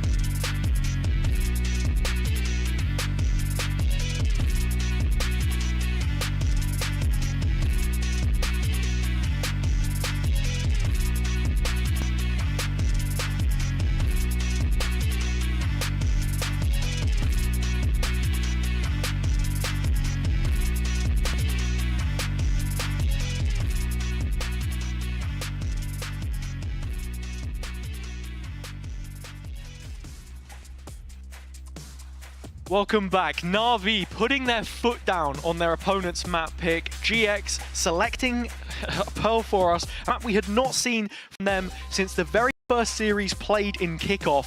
However, it doesn't feel as if they've built on that previous performance that we just saw on Fracture, and instead, it's, you know, for every step forwards you take, it's another one back. They need this pistol round if they're to hang in there, otherwise we go to a decider. Yeah, the last time that GX played Peril, they won no rounds on the attack. So there you go, they're in a similar position here, where they played like something like 5 rounds and didn't win anything. I mean, yeah, this is going to be a big half coming up for them. We know how dangerous of a team they can be. All of the players here for a reason, on merit more than anything else. And so with that in mind, I need to try and find a way to inspire us yet again, as they did in the previous series. It's not to say there hasn't been improvements, right? We've been seeing it consistently. I mean, this trap set up by Na'Vi for mid, and you're looking at Westside being that potential player to actually run into that. And on top of that, there's a little alarm bot for contact here to notify Na'Vi about the potential players coming through this main. It's good deep info, which has forced Na'Vi to readjust the setup ever so slightly, now account for main a little more heavily as the A site offensive is starting to come through. Hero with another opening pick. Na'Vi in a great position. Already got a couple of bodies backside, and while Purpo has managed to find one on the fadeaway, now Westside starts to get into position from Art. When he activates soon, and when he does come in, it's Na'Vi who get the pick. Side with one, Koalanu another. Still 3-on-3, and the team's feeling slightly inseparable. Na'Vi continuing to backfill the space as they have so much support. This network backside means the spike can't go down until more blood is spilled, and it's GX's own, which is going to hit the canvas. Bloodied and bruised once again. Westside doesn't have the time or the tools. A couple of players from the pit. He'll find the first of those, but Angel's on the scene. Double digits for Na'Vi as they get their third pistol in this series and the second of this map. Yeah, that round though, like, you see like the util dump happening as the execute comes in. That's cool, we expect that to be the case. But from there, it just becomes a deathmatch between both teams, and nobody wants to do anything different rather than take an engagement. Something as well mentioned on the Na'Vi podcast, if you can tolerate listening to some Marcus for 25 minutes. I'm joking. Love you, Marcus. Is these, you know, mid-rounds as well, and knowing when to engage, when to re-engage. It didn't feel like there was much utility there, and I know it's a pistol. Cutting through. Man, you're really on Marcus Hayward. You're finding that way too funny. Oh man, I don't want to talk about it. Listen, what we should talk about, ace take, right? Players from Na'Vi very happy to give up this site to GX. And at the same time, like, you can see that they've got Koalanu who's just checking extra angles up on B, but the GX have pushed forwards. Certainly have. Here fighting two with his ghost. Where are the guns in GX's hands? This force felt necessary, and it's finding the value. Dropping back to the support in main, it's a long road that Na'Vi have to walk to win this one. You have the outlaw, but with Hero being so low, and Angel managing to make the Stinger work at close, wrong range. Yeah. Float like a butterfly, sting time, or like a stinger. Angel able to get one more, but Hero now 1 versus 2. This is where the realization starts to set in. This gun is better saved more than anything else. Well, they'll get the one onto Westside as he tries to walk away. Purpo with the play that secures that 4th round for Giant X. I mean, but this is another round, right? An anti-eco where Na'Vi have lost again, right? Twice against Apex, once against Fnatic before. Like, this is an issue that could start to become chronic. The fact that they're not managing these rounds correctly. It has looked cagey since the pistol. It's more of the same, and it's what I was talking about before. You can see here, Giant X, only a 33% first blood success rate. Third of the time you're going to see them go a player in front after that first engagement. I think that was something that was happening a lot on the defense. They were giving away the first blood, and Na'Vi were doing well to steamroll that into a round win. This time round, being a lot more reserved. And look at the space that Na'Vi have been able to grab in mid after that close was used. Yeah, but look at Westside. He is effectively the turret here. They don't have a killjoy, but it's fine because the gun in his hands is unleashing lead to the players in the scuba shop. Reading the map wrong, getting the players wrong in position. Well, they're dead now. Yeah, that's true. At the same time, though, Shao has found himself hiding behind the box. But GX not going towards this side of the map, heading towards B. Vice wall at their backs. 3 players strong in terms of the man count. About to be able to leverage 4 over the head of Angel. He spots. Quick face check. Falling back onto a deeper line of cover. Nice shot from Angel. We all remember the Na'Vi Sheriffs. They've always been a strong suit. How many more of those do we end up with? It's only Angel holding on to one right now, but the stall has been fantastic, and now players in position. 15 seconds and things get worrying. Yeah, that is when things get worrying, because if you could deny the spike, you can deny the round. That's not the case at all. It's the Bulldog, a rucksack that was getting the value, instead denied. It will be 5 to 10, half of what the rounds that Na'Vi have. For me, though, moving forward, I mean, this is the biggest round, right? Stopping Na'Vi getting 11. 11 rounds felt like a curse before. That's how Shao said it. Nice! Bringing in the performance coach, Zuza, to help them out with that. And it's another familiar situation here on the defender side as well. It feels like it's so hard sometimes to set up that plan that can win the round for you.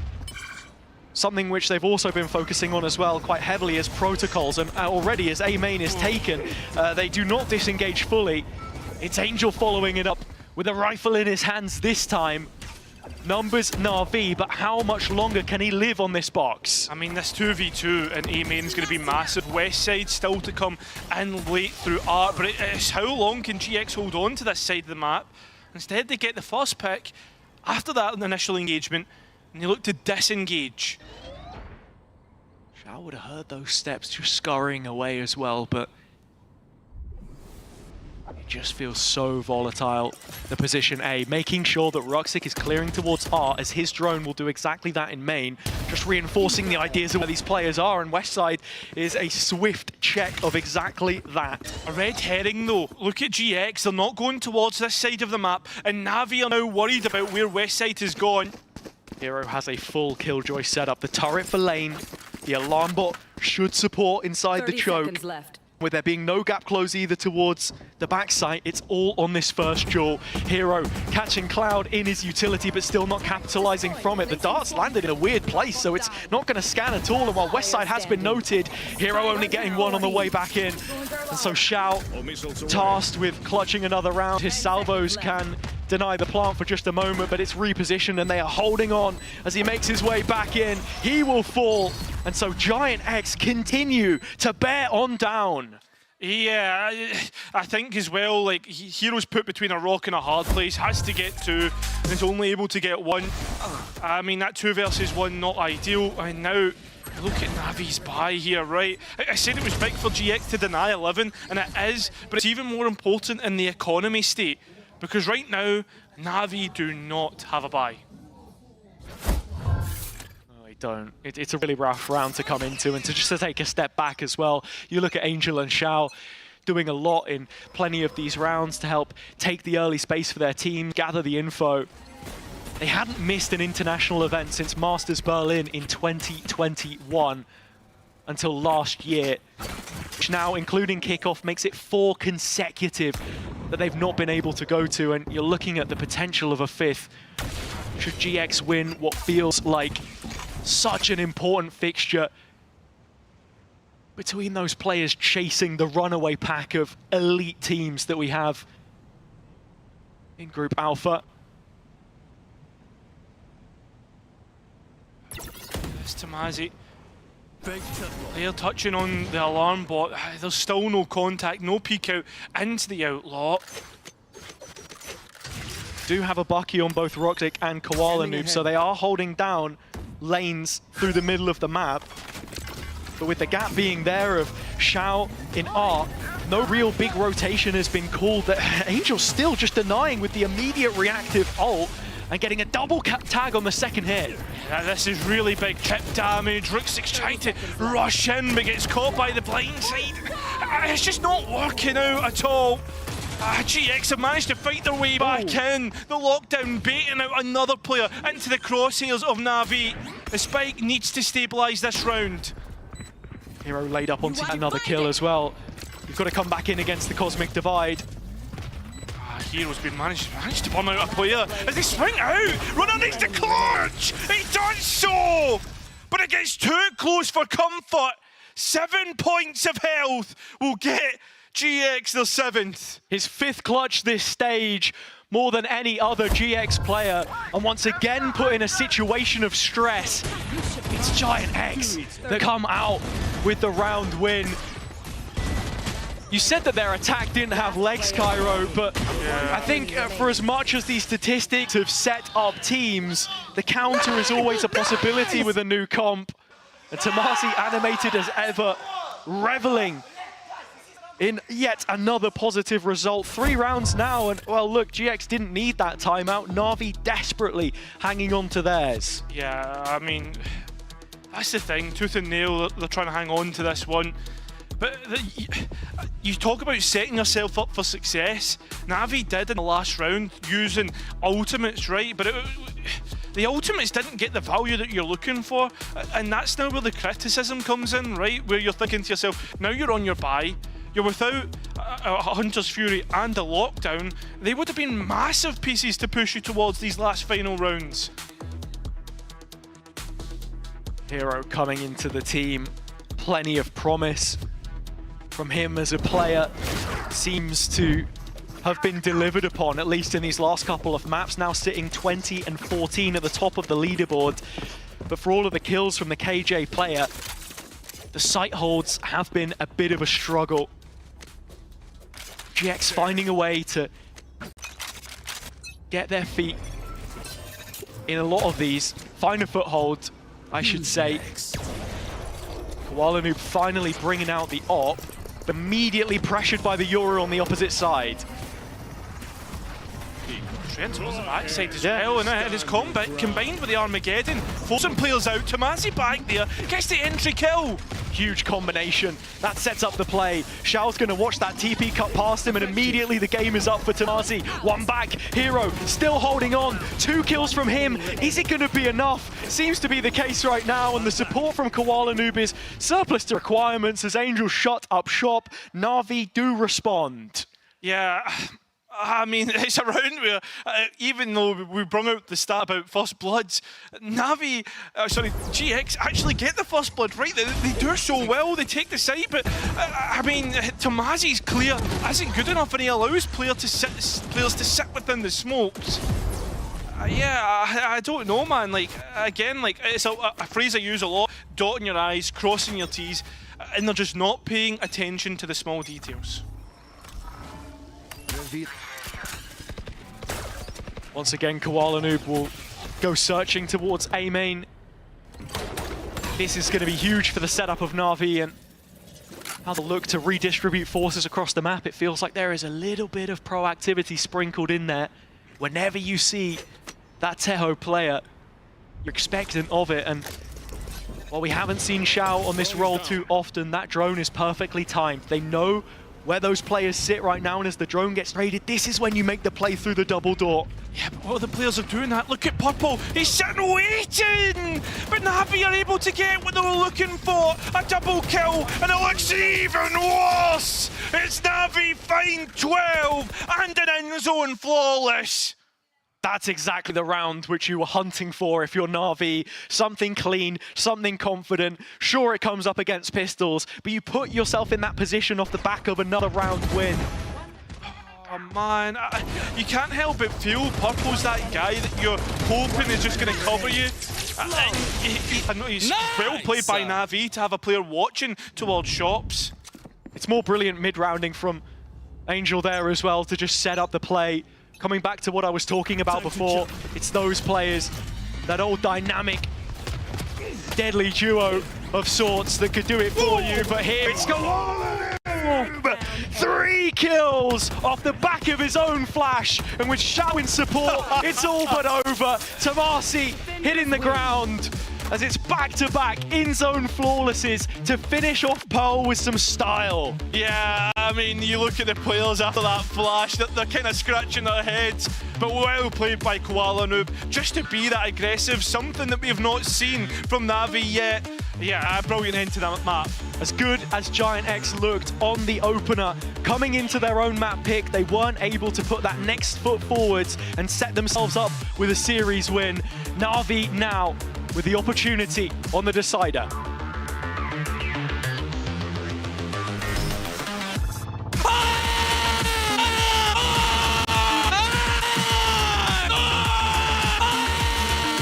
Let's go! Hero!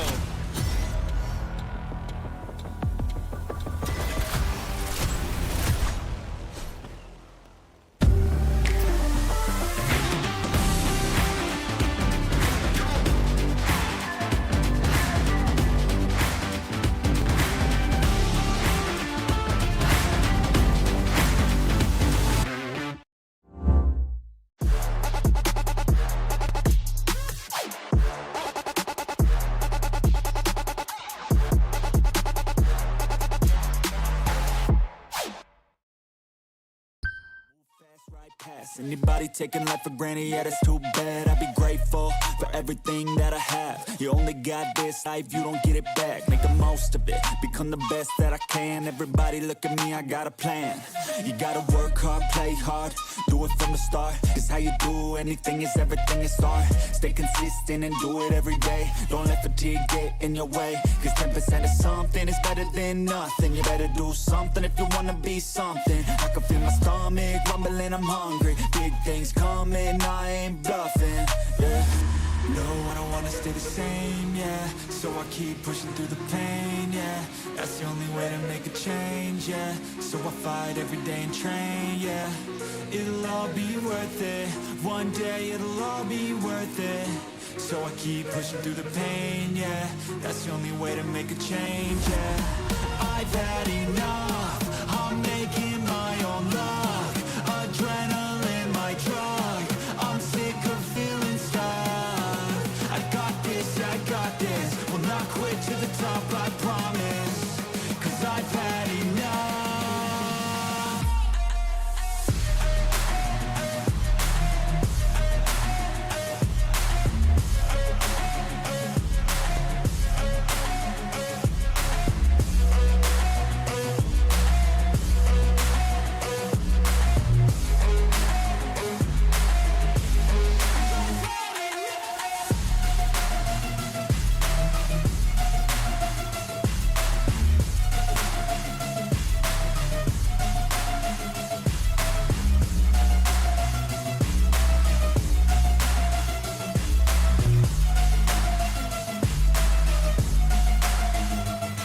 Better watch out, I'm on the climb to the crown. In my prime right now, hear me loud, I've been spitting for a while now.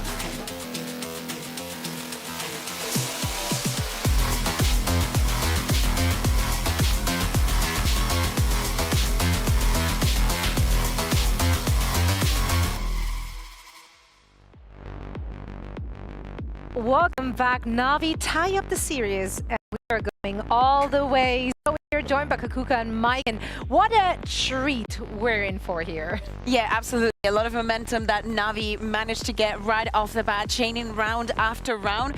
You might think that after the first map, after they're not being able to close their map choice, we would see a different phase. Love to see Navi still have it. Yeah, getting a little weird in areas. We're past the watershed, it's getting a little muddy, late night Valorant, but yeah, I mean, it's good. I think this is probably the best scenario. It's come to the decider, obviously going to split. Yeah, it's good to not be able to reset and actually look so composed here on map 2 as well. Yeah, speaking of composure, you know, last week and the week before we talked about, is Angel even getting angry? Like, is he capable of it? Emotive today. He looked mad.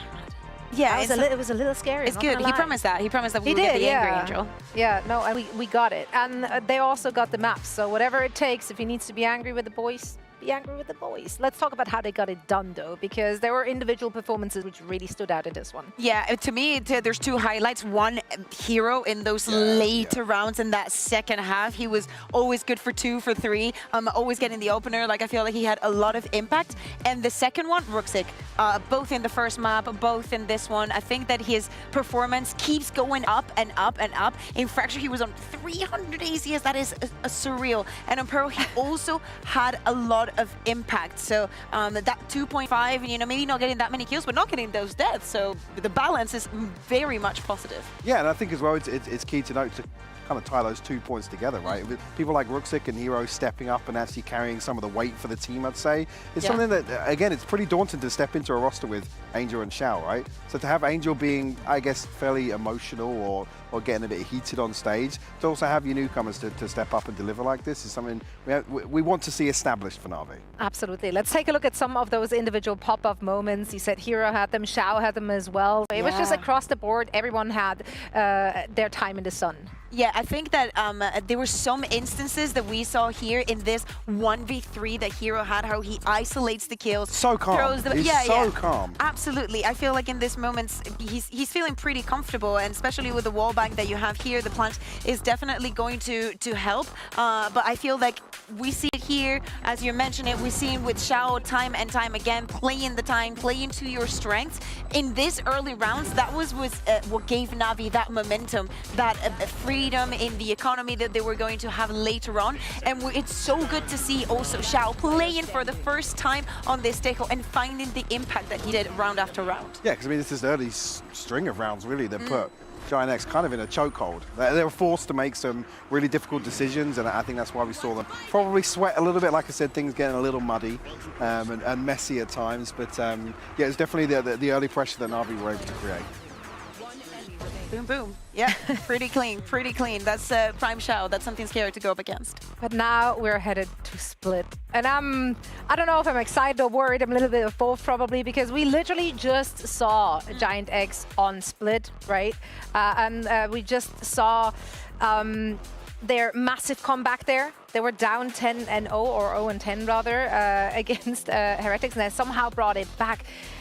But that also means that we have a lot of footage, obviously, on those teams. Yeah, and as you saw that there, Na'Vi is going to be started on the defense. You speak about them bringing it back, and it was actually on that defense that they were bringing it back. So if it is, there is a possibility that it will. Don't say that it repeats itself. There's no way. There's no way. There's no way. It would be like lightning striking twice in the same spot. I mean, it's not like Na'Vi. It's not like Na'Vi looked particularly game. good on it either, right? So they both won one on Split right now in stage 1. They both have not changed up their comms on that map. That said, though, Giant X did swap roles for the second go around with playing the same comms. Yeah, I mean, you could also ask the question coming out of that whether or not there was some glaring issues in terms of the attack in half. That's something they do want to maybe toy with some changes. Yeah. I'd be really interested to see what it is and why, but.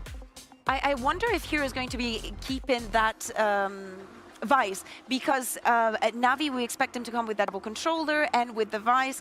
We know and we have seen in this map how sometimes teams struggle dealing with the Yoru, dealing with the Faker and whatnot, and what effect it can have on you. And knowing the Hero has so much experience also playing with all the Sentinels, maybe a different, maybe a Cypher, some small adaptation I could see coming from the side of Na'Vi. Because on the flip side, with the breach and the Tejo, right? So, yeah, it'd be interesting to see if there is a change on the Sentinel side for sure. Doesn't look like no changes at all, actually. Yeah, so we're pretty much as expected in terms of compositions. Obviously, coming out of the result versus Heretics, maybe feeling like it maybe wasn't a comp issue on the attack, and maybe we do see a complete, change to the macro, the approach. I still think Angel did say put in Xiao, like having Fade and Astra in this composition and not putting Xiao on the Fade, to me is a mistake. But of course, Na'Vi, it's their decision to do whatever they want. But coming into this third map with a Giant X, this still has to be finding a win in this split. After the first map that we saw, after them performing that comeback, I really wonder how their mental is. I mean, the mental's got to be good. It has to be. All things considered, a win is a win, right? And especially if you're a team like Giant X, you take them where you can. Yeah, and I mean, they did take that. Ultimately, they went on to lose the series, but we're not talking about that. They won it all starts with a map win, Zoe. It all starts with a map win. And listen, this is an opportunity for both of these teams. One of them is going to take the dub. Let's find out who is going to close it out. So once again, let's send it back over to Hazza and Cairo. The Cider map coming up. Split. Both teams off the back of a win. Giant X, there's a lot more dramatic than Na'Vi's against Apex, but when you consider those three teams towards the bottom of the group right now, this one is so important to give yourself a chance for playoffs, especially for GX, brought back down to earth against a team at a similar level, yet still the possibility they walk out of this day 0-3. Last week, both teams got to a decider map. It's the first time in Split 1. But the other thing you've got to consider, Hazza, Na'Vi was able to win theirs. Giant X haven't been able to win against Heretics. Weren't able to close it out. It went back to how things usually were. Is it going to be the same thing right now for GX as they start on the attack? Already presence put towards A. Stun ready. Runner the one holding on to it, up into ramp. GX searching for their first pistol since Fracture. Na'Vi in a brilliant position to execute on order yet again, and that's exactly what they're gonna do. Koala in the heavens, supported by Angel coming in late, and so twice as many players already out of that first engagement, and the spike dropped, yet to be collected. How do you even get back into it? I mean, looking through, yeah, but look at that's the Avengers assemble. straight from the top rope. And Purple now into the back lines. He's done decent chip damage. And he has time on his side.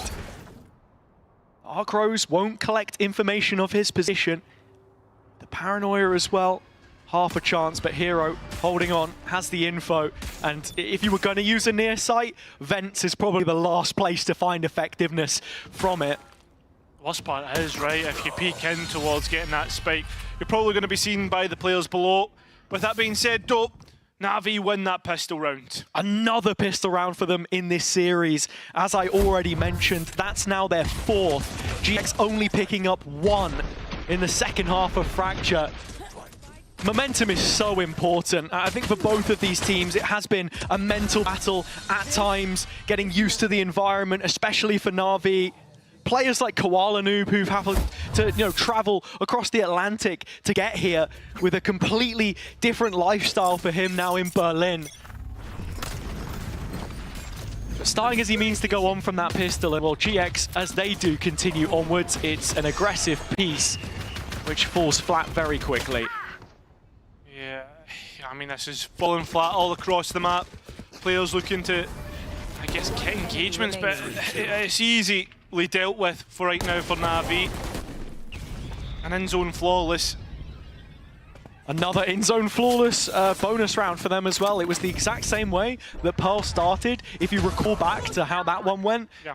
Pistol in the first half. One enemy remains. Yeah, well, listen, we can just sweep that under the rug for a minute. Well, hopefully we can sweep it under the rug and not have to think about it, because right now the momentum looks good for Na'Vi. An anti-eco flawless puts the bonus round into a really hot contention when you look at this buy. GX need to be careful how they move around this map. Focus on mid again, and Ruxic already spotting Tomasi jumping from market. Respect given by GX in this situation. Yeah, I mean, the thing that worries me right now with this bonus round, right, is Heretics were able to convert it last time GX started on the attack, and also to compound that point, I mean, GX were only able to win 2 rounds overall on their attack last time. The last 2 rounds of the half. Exactly.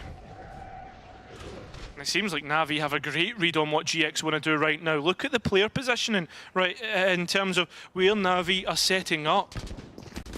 Basically what Hypok was talking about on the desk as well. You may not have changed up the comp, but in terms of the macro, I mean, little time really to stress the details to remedy this attack side, and so they go into a loaded A site. Plenty of Na'Vi bodies here, black and yellow shirts to help support. Koala off the back of Ruxic with his utility in tandem. The Paranoia could have just set up for yet another kill instead. It is the Vice Wall, which has caught Westside. The Tether has noted his position. The spam, fortunately enough, though, has not landed. 20 seconds. Yeah, look at Na'Vi, though. They're setting up a crossfire, a lovely activation on the Arcros. They're happy to give up Heaven. They know GX have to try and come through a choke point. 10 seconds left. And it's another bonus converted against Giant X. And while I feel like Giant X have brought some nice ideas to the table in terms of how they want to open up rounds, prime example would have been in round number 2 when they were up against the anti-eco. Like putting down a smoke, you've got a player that can TP in, maybe throwing a breach flash on it as well. Purpo also has the shadow step as well as Tomasi. But then you come into a round like this, the full gun round, and it just doesn't feel like there's all too much thought behind it. It's very direct, it's very straightforward, and Na'Vi are reading that all too easily after the initial engagement in mid when you don't actually take that space away. Towards this round, GX are going to put their focus in mid. So are Na'Vi. 6 players in total. And Na'Vi are being very aggressive in how they're peeking into this one. An initial drone not really getting the value either. Aim shot out in the open. Confident as ever. Can't blame the guy because GX have just not been punishing it. They are always dropping in these early engagements. Same time though, Na'Vi, they must have heard that TP from the Omen, so they're going to re-clear his space. And, well, Purple gives away another pick towards Na'Vi. They did have control of main, but instead repositioning on the site, looking to brawl. Angel, the first of those bodies that drops. Can there get any better than this? No! GX, a volley of kills. 3 back from them to stop Na'Vi going any more than just their 3rd round. This be a little bit out of character. GX looking for a foothold. Ruxic does take 1 back, so it's a 2-on-2. And as isolated as Hero feels with the stun, the players reposition without the open plant. GX a grouped up pillar. And Hero's just going to dispatch them both. GX are in the prime position to go and deal with the round. Again, they let go of another advantageous spot with a spike down and time to play with. I understand they're forced to play on the site, but it's not even as if they put Na'Vi in a position where they're forced to fight, where they swing out. They peek Hero. They do peek Hero, and Hero just holds the line. I can feel the frustration coming across from you. They're getting away with bloody murder. Yeah, they are getting away with murder, but the point is, though, it's mistakes that aren't being forced out by Na'Vi. Gotta go hunting for kills in those situations sometimes, but GX, we come back to it once again. The narrative of just not being able to build upon those individuals, the system they set up, the change in identity, this time, of course, to Marcy on the Yoru where it was Cloud before.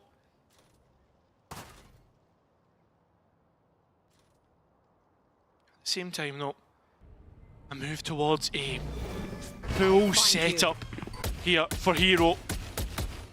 Spamming out, can't quite find what he's wanting, and while Na'Vi have went and been proactive and cleared things out, now they get a read towards A. Having a bit of a poke through the cage, left unanswered. There's a paranoia for the site execution, but tower's where the duel goes down. It's Koala Noob's showstopper, which is put to rest early. The fuse cut short. Westside with a double. Still, GX in control by 1 player. But they haven't yet hit the site. Look at the control, which Na'Vi currently hold on to. 2 players still playing from elbow. One of them, Shao, trying to walk his way out from screens to support Hero. Doesn't need it! Hero with a double. And Westside left by himself, scratching his head, wondering, how have I found myself in a solo position yet again?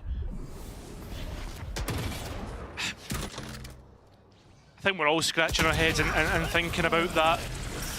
Na'Vi closing it out, yet to have an answer from GX. Same on the last map at the start. Same on the last 2 maps, because Fracture began, Na'Vi 5-1. Second map, Na'Vi 7-0. Split, Na'Vi 5-0. Again, it takes a little while for GX to get into these maps, and it goes back to the discussion I had right at the beginning of this series as well, in terms of the sides that they've been starting on. When you look back at what the history is, before the Heretics game, they had chosen to start on defense 5 out of 5 times. And now coming into this veto, they didn't get the choice of attack here, but this is where they've been beginning a lot, trying to maybe get the worst of it out the way early. And I think for me as well, the other thing to consider is this is now GX's most played map, right? And it keeps coming up in the veto time and time again. So like, my question is more like, what else are we worried about playing, right? Like, what does a map pool look like? Because Split keeps coming up. You've only been able to win it once. Like, I understand that we're not, like, GX aren't Heretics. GX aren't, like, Vitality or Fnatic, who are in hot form right now. But, like, as a general, you've got to hold them to a certain standard. And GX, for me, are just not showing enough for a top-tier team. Na'Vi, on the other hand, showing the value of their individuals. Combined with all of the rest, Hero and Ruxic, the 2 anchors yet to register a death so far in this map. It was Ruxic who stepped up massively against Apex on the closing one there. As into this half-eye of sorts from GX, they're looking to put him under further pressure. He's managed to disengage for now, and the paranoia only helping to do so further, and there is support for Na'Vi now. Yeah, Siege is brilliantly placed. Xiao getting one, but there is a trade on to Angels. Now Na'Vi comes straight back in, Spike completely lost, completely cold. And how did GX get back up towards Heaven to collect that? Well, Papo has the ult, so that's one way to do it, and he's going to quickly snatch it back. Last time we saw this 2-on-2, it was a similar setup from GX. Got to be aware of the walkout spawn, and the cam has checked it this time. Players now walking to swing out towards CT rather than getting the spike down. And it's the same thing as last time. Hero gets a double kill after GX peeked towards CT. And he's still yet to die. He has not died so far yet in this map. Whether it's his site that they hit or a retake situation, the spike didn't even go down here, Cairo. As Hero gets another couple of kills, now has the Steel Garden as well as this Cosmic Divide. Tools for a potential retake, as GX have a couple of their own, which could be huge in gaining access early, and that looks like what we're going to get now that the rifles are back out. I mean, it was around about the 7th round last time on Peril that we saw. There's a 7th round before we saw GX answer back, and it was the ultimates to help do so. I don't know how Angels managed to survive shooting out that cam there. I know that Jack Igo was giving away bundles for every time that he was Angel was having an opening death. But I think so far this series, you know, his wallet is safe for now. I'd agree with that. He's been doing a pretty damn good job at just collecting info, and maybe that's GX not punishing it, but right now they do have a couple of these ults queued up to hit the A site. The first is the Yoru, and well, it's only just spotted a player making that cross towards elbow, and Koala gets away with a kill. Yeah, and this is something that's been really good from Na'Vi. The protocols, being able to play off-site. GX have got onto it, but Spike's still in Heaven. They've completely left it. The Breach was left trying to use the Rolling Thunder, and calamity right now for Giant X as Na'Vi look to deal with them. Cloud bringing it back to a 2v1. But where have we seen this before, Cairo? Hero to close another round from a similar position, 7-0 as it was on Pearl. That ended a 9-3 half, but coming on to what will be another eco round, even with the max loss bonus for Giant X, you need to give yourself a platform, because very quickly the ground is falling from beneath their feet on what I can say is probably the second or third map so far this stage I've seen a similar thing happen. I would third or fourth. Yeah, 100%. I mean, you look at like that first split, the kickoff, and how that happened. Like Giant X looked so much better. They were winning consistently up towards 8 or 9 rounds, and since we've got into this next split, into split 1, they have looked as if they've had a massive performance drop-off, whether that's because of the group that they're in and there's more scrutiny on them, but they're playing against Na'Vi right now, and it's the same thing again. Koala Noob's operator coming into this series, he was 30-10 for op kills versus op deaths. Almost all of those deaths being dedicated ops. You know, like, you have to try and find a way to clear this guy, or he will make a huge problem of it. GX into the late round once again, and you're hitting another stacked site. Na'Vi are so prepared for this. The utility is there. They'll be ready for the flood out elbow when it comes, but that's if you don't already stop them tower. I mean, Angels just walked out in towards main and got a pick as all players were looking towards Heaven. And again, Na'Vi are happy to give this up. They're playing towards CT. And GX look as if they're scratching their head for a way to get onto the site. Enemy remaining. Hero again. Always this guy at the end of the round. But so many fates already settled, as that will be his first death on split. Still a 3 versus 1 for Cloud to try and digest, and he's got no time or options. Forced to run into the gunfire again as Angel adds number 8, Na'Vi, claiming the gun round. But there's the same issues that we've seen from Giant X time and time again, right? Like, they're doing the same execute. And there's no changes, right? Like, going through Heaven, trying to bust out onto the site, and the protocols every single time from Na'Vi are good. And it comes back to that point you were making earlier about the Na'Vi podcast. Shout out to the Na'Vi podcast, man. You know, but it's a valid point you raised. These things take time. Yeah. It has been a process for this roster. If you expect instant results with player changes, then you're gravely mistaken. That is not the story we've seen of the stage so far. Given a little bit more to work, GX coming out the back of matches against top contenders now. Na'Vi seeming to fit the mold of that themselves. Hero with 2 more kills on a site hold. A story which is constantly repeated as we flick through the pages. It's the same wall of text as the wall of 5 players stand between Westside and a miracle, which just isn't happening today, tomorrow, or anytime soon. Yeah, exactly right. And now, like, where do you start to find a way to come back into this game? Because right there, we saw the Armageddon used. We saw different pieces trying to be forced forward. And again, it feels as if you're banging a fist against the door, trying to wait for an answer. And right now, GX's fist is bloodied. There's just no engagement in the ebb and flow for me. Yeah. It just feels so one-dimensional, round after round. Okay, we have a little look mid at the start, and that's exactly the same look we're going to get from GX here. There's always a counter, and this time it comes in the form of Koala. First picked up, even Angel winning against the Stinger close range. Nothing going GX's way. So the forces try and regroup with the ragtag weapons that they've got. A couple rifles, if anything. They do eventually gain some ground, but it's in spite of the fights in middle, rather than as a consequence of them. Yeah.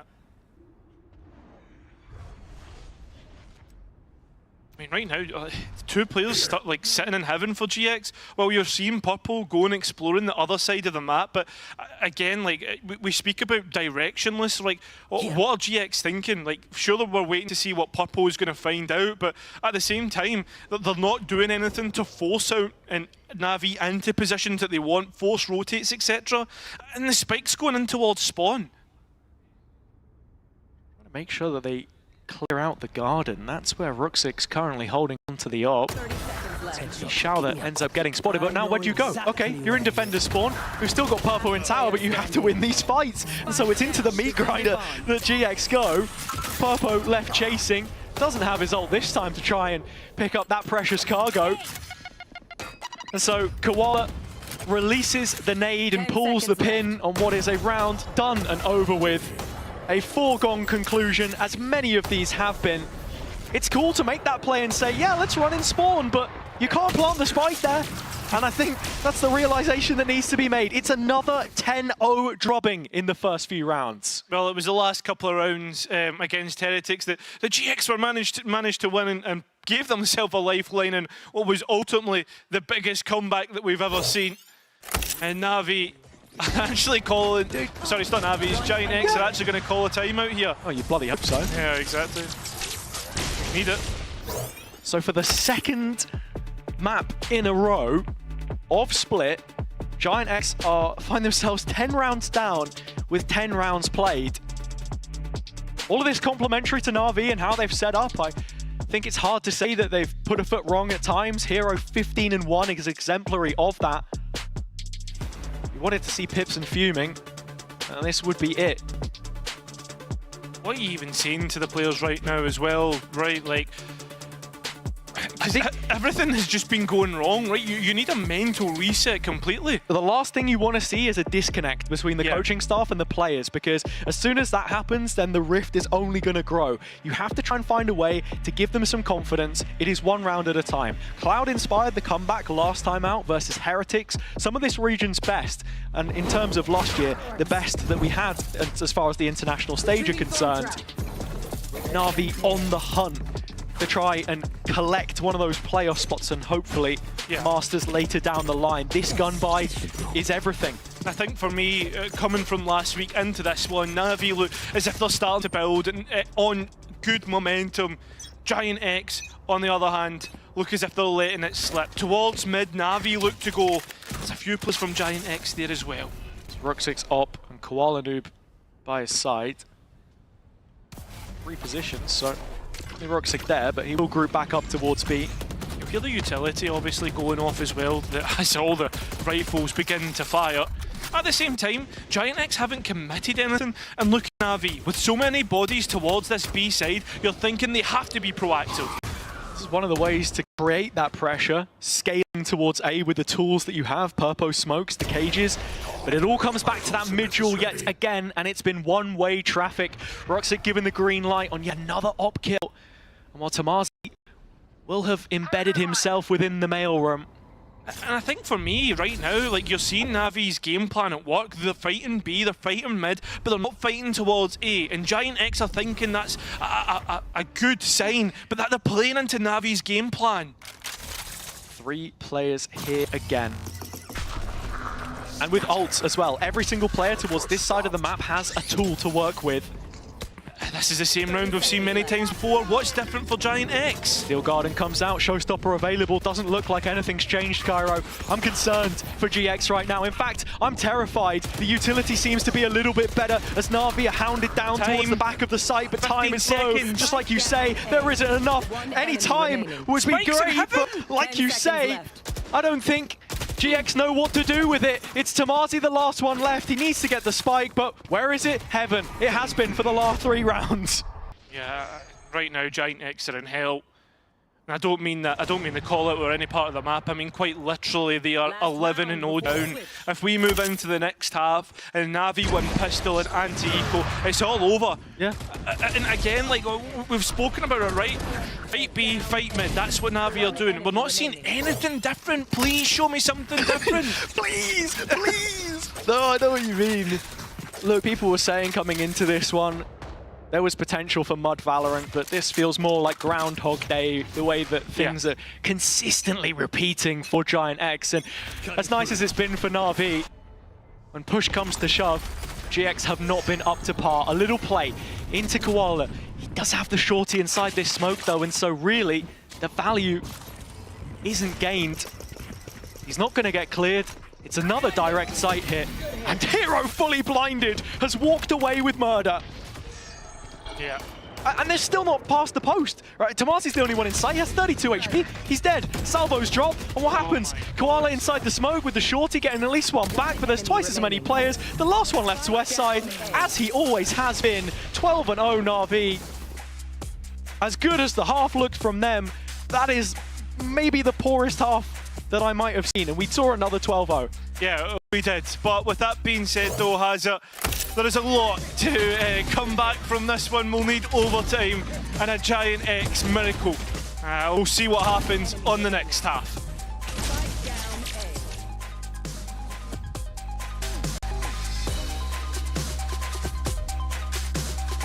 For the defuse to come on through, the time ticking down. All you need to find is one headshot. Might just be able to clock this one out and send them to the grand final.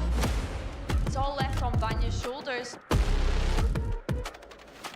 There's one way to do it. That is the way to do it.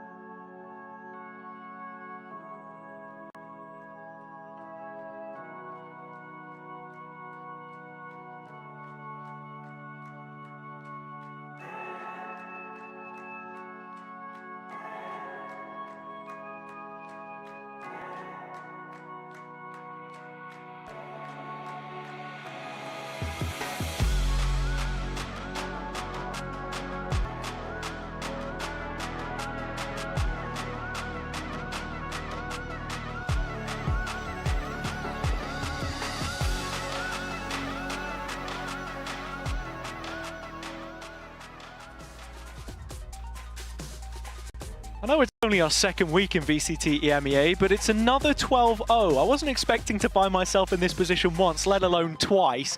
From that BBL Liquid game to this one, yeah. And from that last GX performance to this one, it's the same stat again, and it's actually bad that I knew what that stat was because it's not the first time it's been raised. The last 13-0 in EMEA was back in 2022. For the new viewer, they're probably thinking, what's an Oglu? Isn't that what Eskimos live in?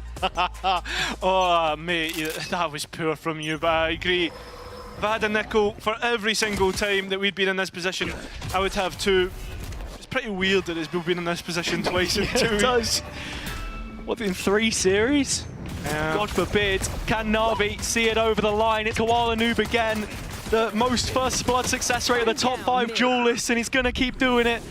Hero with 2 more kills, as it's been said multiple times. Popo was the last player left on B. It's happening before our very eyes. A Westside 1vX, but this time it's to stop pure embarrassment. It's been a similar storyline, time and time again, week to week. GX are looking down the barrel of a 13-0, and Na'Vi are the ones to deliver it. Na'Vi with the first 13-0 in VCT EMEA since 2022. And as good as GX had looked in spells throughout not just the last series, but this one as well, especially how things started out on Fracture, they have been absolutely humiliated. And calling back to all those years ago, it finally feels like Na'Vi are starting to build towards the kind of form which lands them at further events. And I think as well, like we were talking about strengths of schedule, etc., coming into this map, and you were thinking, right, well, this is the match where GX can build from it and move into further weeks, like the Apex game, that they then build on that. But like after the first map, I had hope, but second and third, it was quickly stolen away. Na'Vi looked like they could be the real deal, and players are turning up when they're needed at the right time. Na'Vi given a desolate record, but now starting to recover. 8 losses and only 2 wins since the start of Stage 2 last year. They add a 3rd to it now, and feeling much better as things start to move in the right direction. Yeah, well, with that being said, we've got to be wondering what's next for these 2 teams. Na'Vi basically get a free run towards the end of the group. That they do. We're going to be heading over to Postplant though, with Zoe and Hypoc. We have Xiao and Hero joining them very soon. I'm sure we all want to know what they think about this historic win. Yeah, that's it, right? And for now, like, where does... Yeah, welcome to Postplant. That's, yeah, I know. Oh, no, actually, well, Mixwell's obviously, he always has the tweet primed for a 13-0. If you know, Mixwell... I did not know. He's got that one ready in the bookmarks, yeah. I'll have to double check this, but I think G2 were the first team to, when Mixwell was on G2, were the first team to get 13-0 get 13-0'd, sorry, in a VCT game. I can't remember what event it was at now. I just remember it was on Icebox, I think. Does that... Wait, is that... But basically, every time now it happens, Mixwell has a tweet primed for welcome to the 13-0 You think he was the first one? club. I'm pretty sure G2 were the first. Yeah, someone check the timestamps on somebody his will have to tweets there. We gotta get on it. We gotta get on it. Yeah, I mean, obviously this is a heartbreaker. And quite frankly, like even when they were down 10-0. Is it though? But hang on, is it? Yes, it is. I mean, for every fan of GX, it must be, and the players. I mean, it's like. It's rough, man. Yeah, it's rough. The worst thing is it's almost like it's. I mean, I mentioned it on the cast as well. Just banging their head against a brick wall at times. Like it was definitely rough viewing. But the reason I say it is like to kind of flip the way they did previously was great. But that's like one of those 1 in a million games. Like I still had one faith. In a million. When they were down in halftime, I was like, I'm not worried yet. You're not worried yet. Usually a 10-0 would actually kind of worry me, but in that case, because they just did it a week ago, I wasn't so worried. But I should have been worried because these guys were on the server and they were stepping it up a notch. Hero joining us together with Xiao. Yeah, I mean, that's got to feel pretty good. 13-0, I guess you made history for the year. Are you shocked at that result at all, or? Not really. Not really, okay. Not shocked. We just decided not to do Heretics mistake. Okay. Well, I was going to say, no, we were just saying, were you worried when you got to like 10-0 and you were like, oh, God. We've done it before. Like, we're 10-0 up. Like, no, it's round by round, guys. Round by round. So it doesn't matter 10-0, 0-10. It doesn't matter for us. We just play every round as new one, like from the clean paper. What were your general expectations heading into this match against GX? Like, how did you feel you're going to stack up? So a little bit of expectation versus reality. Did that meet? Kinda, yes. Like, I would say we were expecting us to win the series, and we did it. So it's good. We reached this task, which we said like before the match. And yeah, I'm happy to be here. So 2-1 in our in group. We have maybe confirmed playoff. Not sure, but it's nice. Yeah, I think actually, yeah, we'll have to double check, but it definitely puts you in a pretty solid position now. Yeah, for sure. Yeah, I mean, your upcoming matches are going to be Vitality and Team Heretics, but you are 2-1 now. How do you feel you stack up against those two teams? Like the same as any other team. Just good. Stay confident. Yeah. Well, that's all you can do. The recent patch changes, do you feel like that's going to affect either of the teams? I feel like, yeah, like Vice nerf was like, you can like sense it like on, from Prax even. That instead of 20 seconds of 2 roses in total, you have only 14, and it's like very big difference. Do you think it's big enough to maybe see some teams lean away from it now, or maybe go back towards, I guess, well, I wouldn't say a different meta altogether, but maybe start relying on different agents? Because it's felt kind of consistent in terms of the pick rates. I don't know, but I mean, it's still playable Legend. It's not like fully dead, let's say it. And yeah, we will see, but maybe a bit less now. Okay. Maybe some teams will prefer Cypher or Killjoy. For example, us, we had Killjoy on Pearl. I didn't see a lot of teams having a Killjoy. Yeah. Yeah, we talked to Angel last week, and he talked about, you know, you guys need to have fun again and like playing the game. In the comms today, you clearly had a lot of fun. Let's actually take a listen in and see just how much fun you guys had. I'm fighting for B side, man. Yo. Shall do the snake, the cobra. Yo. It's local, man. The camera was on you. Is this something you guys go to regularly in comms, or? We just had fun at this moment. Okay. I also said like this, and it's our local meme with Cobra, so yeah, it's like hard to understand. No, thank you. I did it. Okay. I did it. It's not funny. I got caught. Okay. I'm in the same boat with you. No idea what they're talking about, but that's It's an inside joke, obviously. Exactly, it's an inside joke. We brought everyone in on it, so you two cannot understand it together with us. But you're in on it. You guys were seemingly having fun. You feeling comfortable with like the role swaps that were happening recently as well? Here we got to see you back on Duelist, Xiao. We saw you back on Sova, which is super exciting for everyone who's been following your career. Are you happy to switch it back and forth? Would you like to play more of Sova or Duelist? We don't really like. I feel like we don't really mind what we play. Like if we play Duelist or Center, like at the start of the season, we also like talked about like being able to play anything. Like anything our coach or IGL wants us on, so... You kind of have to when you're working with those two guys. Yeah. I guess the interesting overlap as well is like between you, Ruxic, and Angel, like, particularly when you look at the Fracture comp, to see him on the fade and stuff. Is that something that potentially we'll see you go back to, or is that just more, you've established that now and that feels more comfortable? Just, you know, Vincent, our coach, happy, likes me on the bridge.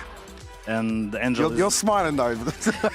And Angel like not friend with Breach, let's say. Okay. This. So I took this role and I'm fine with it completely. And he's insane. Yeah. Utility sometimes good, sometimes not there, but sometimes maybe always good. There. Always there. Like depends how it goes. Like it's random. But I think as well, it's in terms of like future-proofing though, it's almost like it's good to have that overlap, especially when we're potentially coming into, like you said, maybe seeing some changes around buys and going towards different Sentinels and whatnot. Do you see that as a positive in terms of the roster right now and it being fairly versatile? I don't know, to be honest.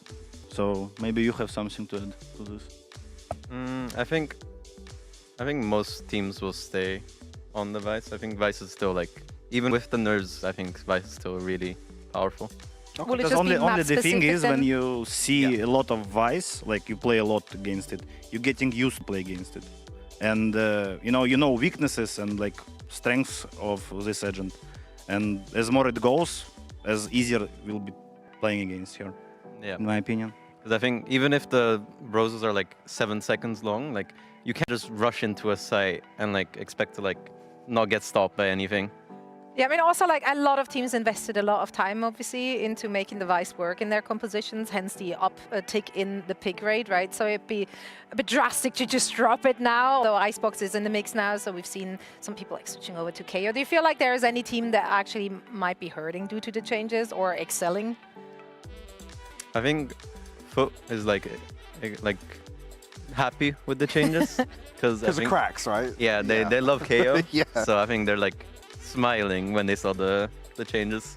Right on, right on. Well, looking ahead now, let's take a look at the schedule to see what we have coming up tomorrow. I want you guys' predictions here as well. So you're going to tell me as soon as we see the graphic who you think is going to come out on top. Generally, do you feel like the region is very competitive right now? Do you feel like it's more difficult to predict than in previous years?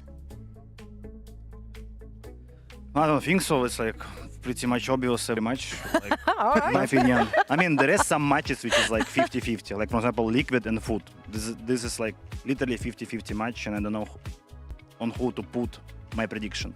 But I will say Food because they're consistent and they're not first year, you know. Last year they were consistent, this year they're showing good performance, so I will put on Food 2-1 in first match. I would take the second. Wait a second, can I You do the second one, sure. Okay. Teamwork makes the dream work. Vitality versus Heretics. I like both teams, but I kind of want Heretics, I think, to win a little more, I would say. So I would put But you want them to win, or you think they're going to win? one and think. Both. Okay, the head and the heart have spoken. You agree with that assessment? I want Heretics to lose. So why though? Why? What's the if you look at our like group, okay, you can see they have 0 losses yet. Yep. And it would be nice for them to have 1, and we're gonna face them and win them also, and we'll be like ahead of them in the end. You know, I see where you're going with this. Because I have When like you my speak revenge this from into last year. existence. Oh, okay, perfect. I guess because that's if it does go to 2-1, then obviously if another Fnatic loss comes through, because buying it, you get the buy from winning the group, so it's like it's a big buff going into playoffs. No, I think you will have only 1 game. Like you need to win 1 game. One game to go to Masters. To go yeah. to Masters. Yeah. So, yeah, which is huge. Absolutely. Very huge. I mean, the stage is so much shorter than you think. At the beginning, it's like, oh, we can drop a match. But then actually, depending on how the other teams are performing, like that can be having quite a big impact. Now, of course, we wish you and the entire crew the best of luck in your future matches. Thank you both so much for joining us here today. Thanks for putting on the show as well. Yeah, I mean, that was like that went down in history. So we got that one. Now we don't have to like go all the way back in the books to 2022. Mark your calendars, 2025, the last time we had a 13-0 here in EMEA. Maybe we see more of that tomorrow. We'll find out very soon as we're saying goodbye for now. Thank you all so much for joining us. And we're going to see you again, same place, same time tomorrow. Bye-bye.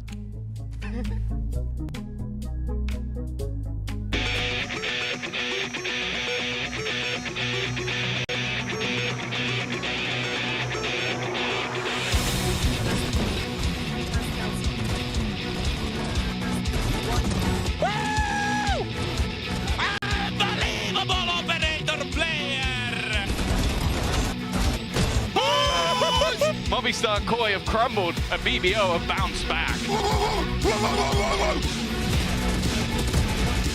Ace under his belt to lock in the 13-6. Put like this, okay. One enemy remaining. Nice! That's 2 just on spams. Like, he's just walking around like, bing, bing, bing, bing.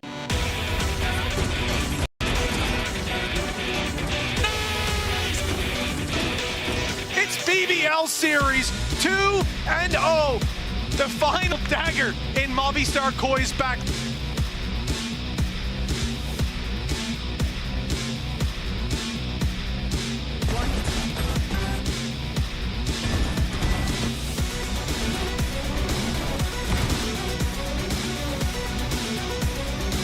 Now we go in towards the next half all even.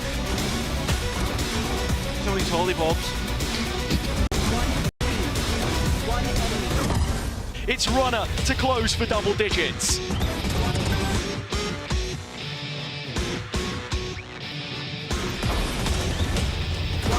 As GX will pull Na'Vi down by the scruff of the neck.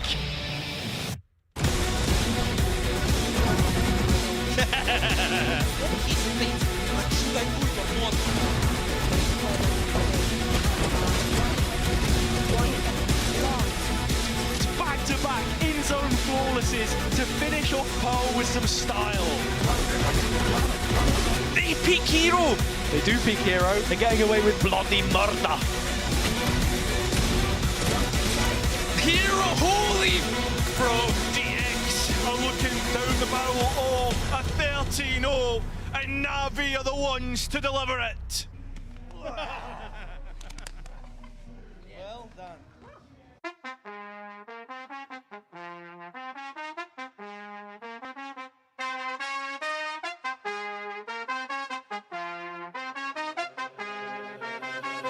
That's just the way it goes. That's just the way it goes. That's just the way it goes. The way it goes. That's just the way it goes. That's just the way it goes. That's just the way it goes. The way it goes. That's just the ballin', spotting, ballin'.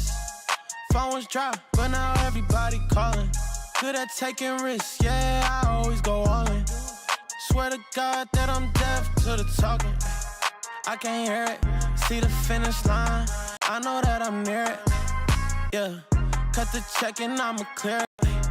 Ain't nobody out here that I'm fearing. Hey, easy to see things all on the way up. Used to think it's hard, now I feel just like a layup. I've been in the gym, yeah, I'm tryna get my weight up. That's just the way it goes. That's just the way it goes. That's just the way it goes. The way it goes. That's just the way it goes. That's just the way it goes. That's just the way it goes. The way it goes. That's just the way it goes. That's just the way it goes. That's just the way it goes. The way it goes. That's just the way it goes. That's just the way it goes. That's just the way it goes. The way it goes. That's just the. Hey, you ain't realist, like you got a few disguises. Walk in the room, I know I'ma be the flyest. She like me, yeah, it's hard for her to hide it. One-on-one, ain't nobody like this. Got this far by doing me, I'm everything I knew I'd be. I don't care what we used to be, no, yeah. They try to get close to me, you can't get what you want from me. I got this vision you can't see, no. Easy to see things all on the way up. Used to think it's hard, now I feel just like a layup. I've been in the gym, yeah, I'm tryna get my weight up. That's just the way it goes. That's just the way it goes.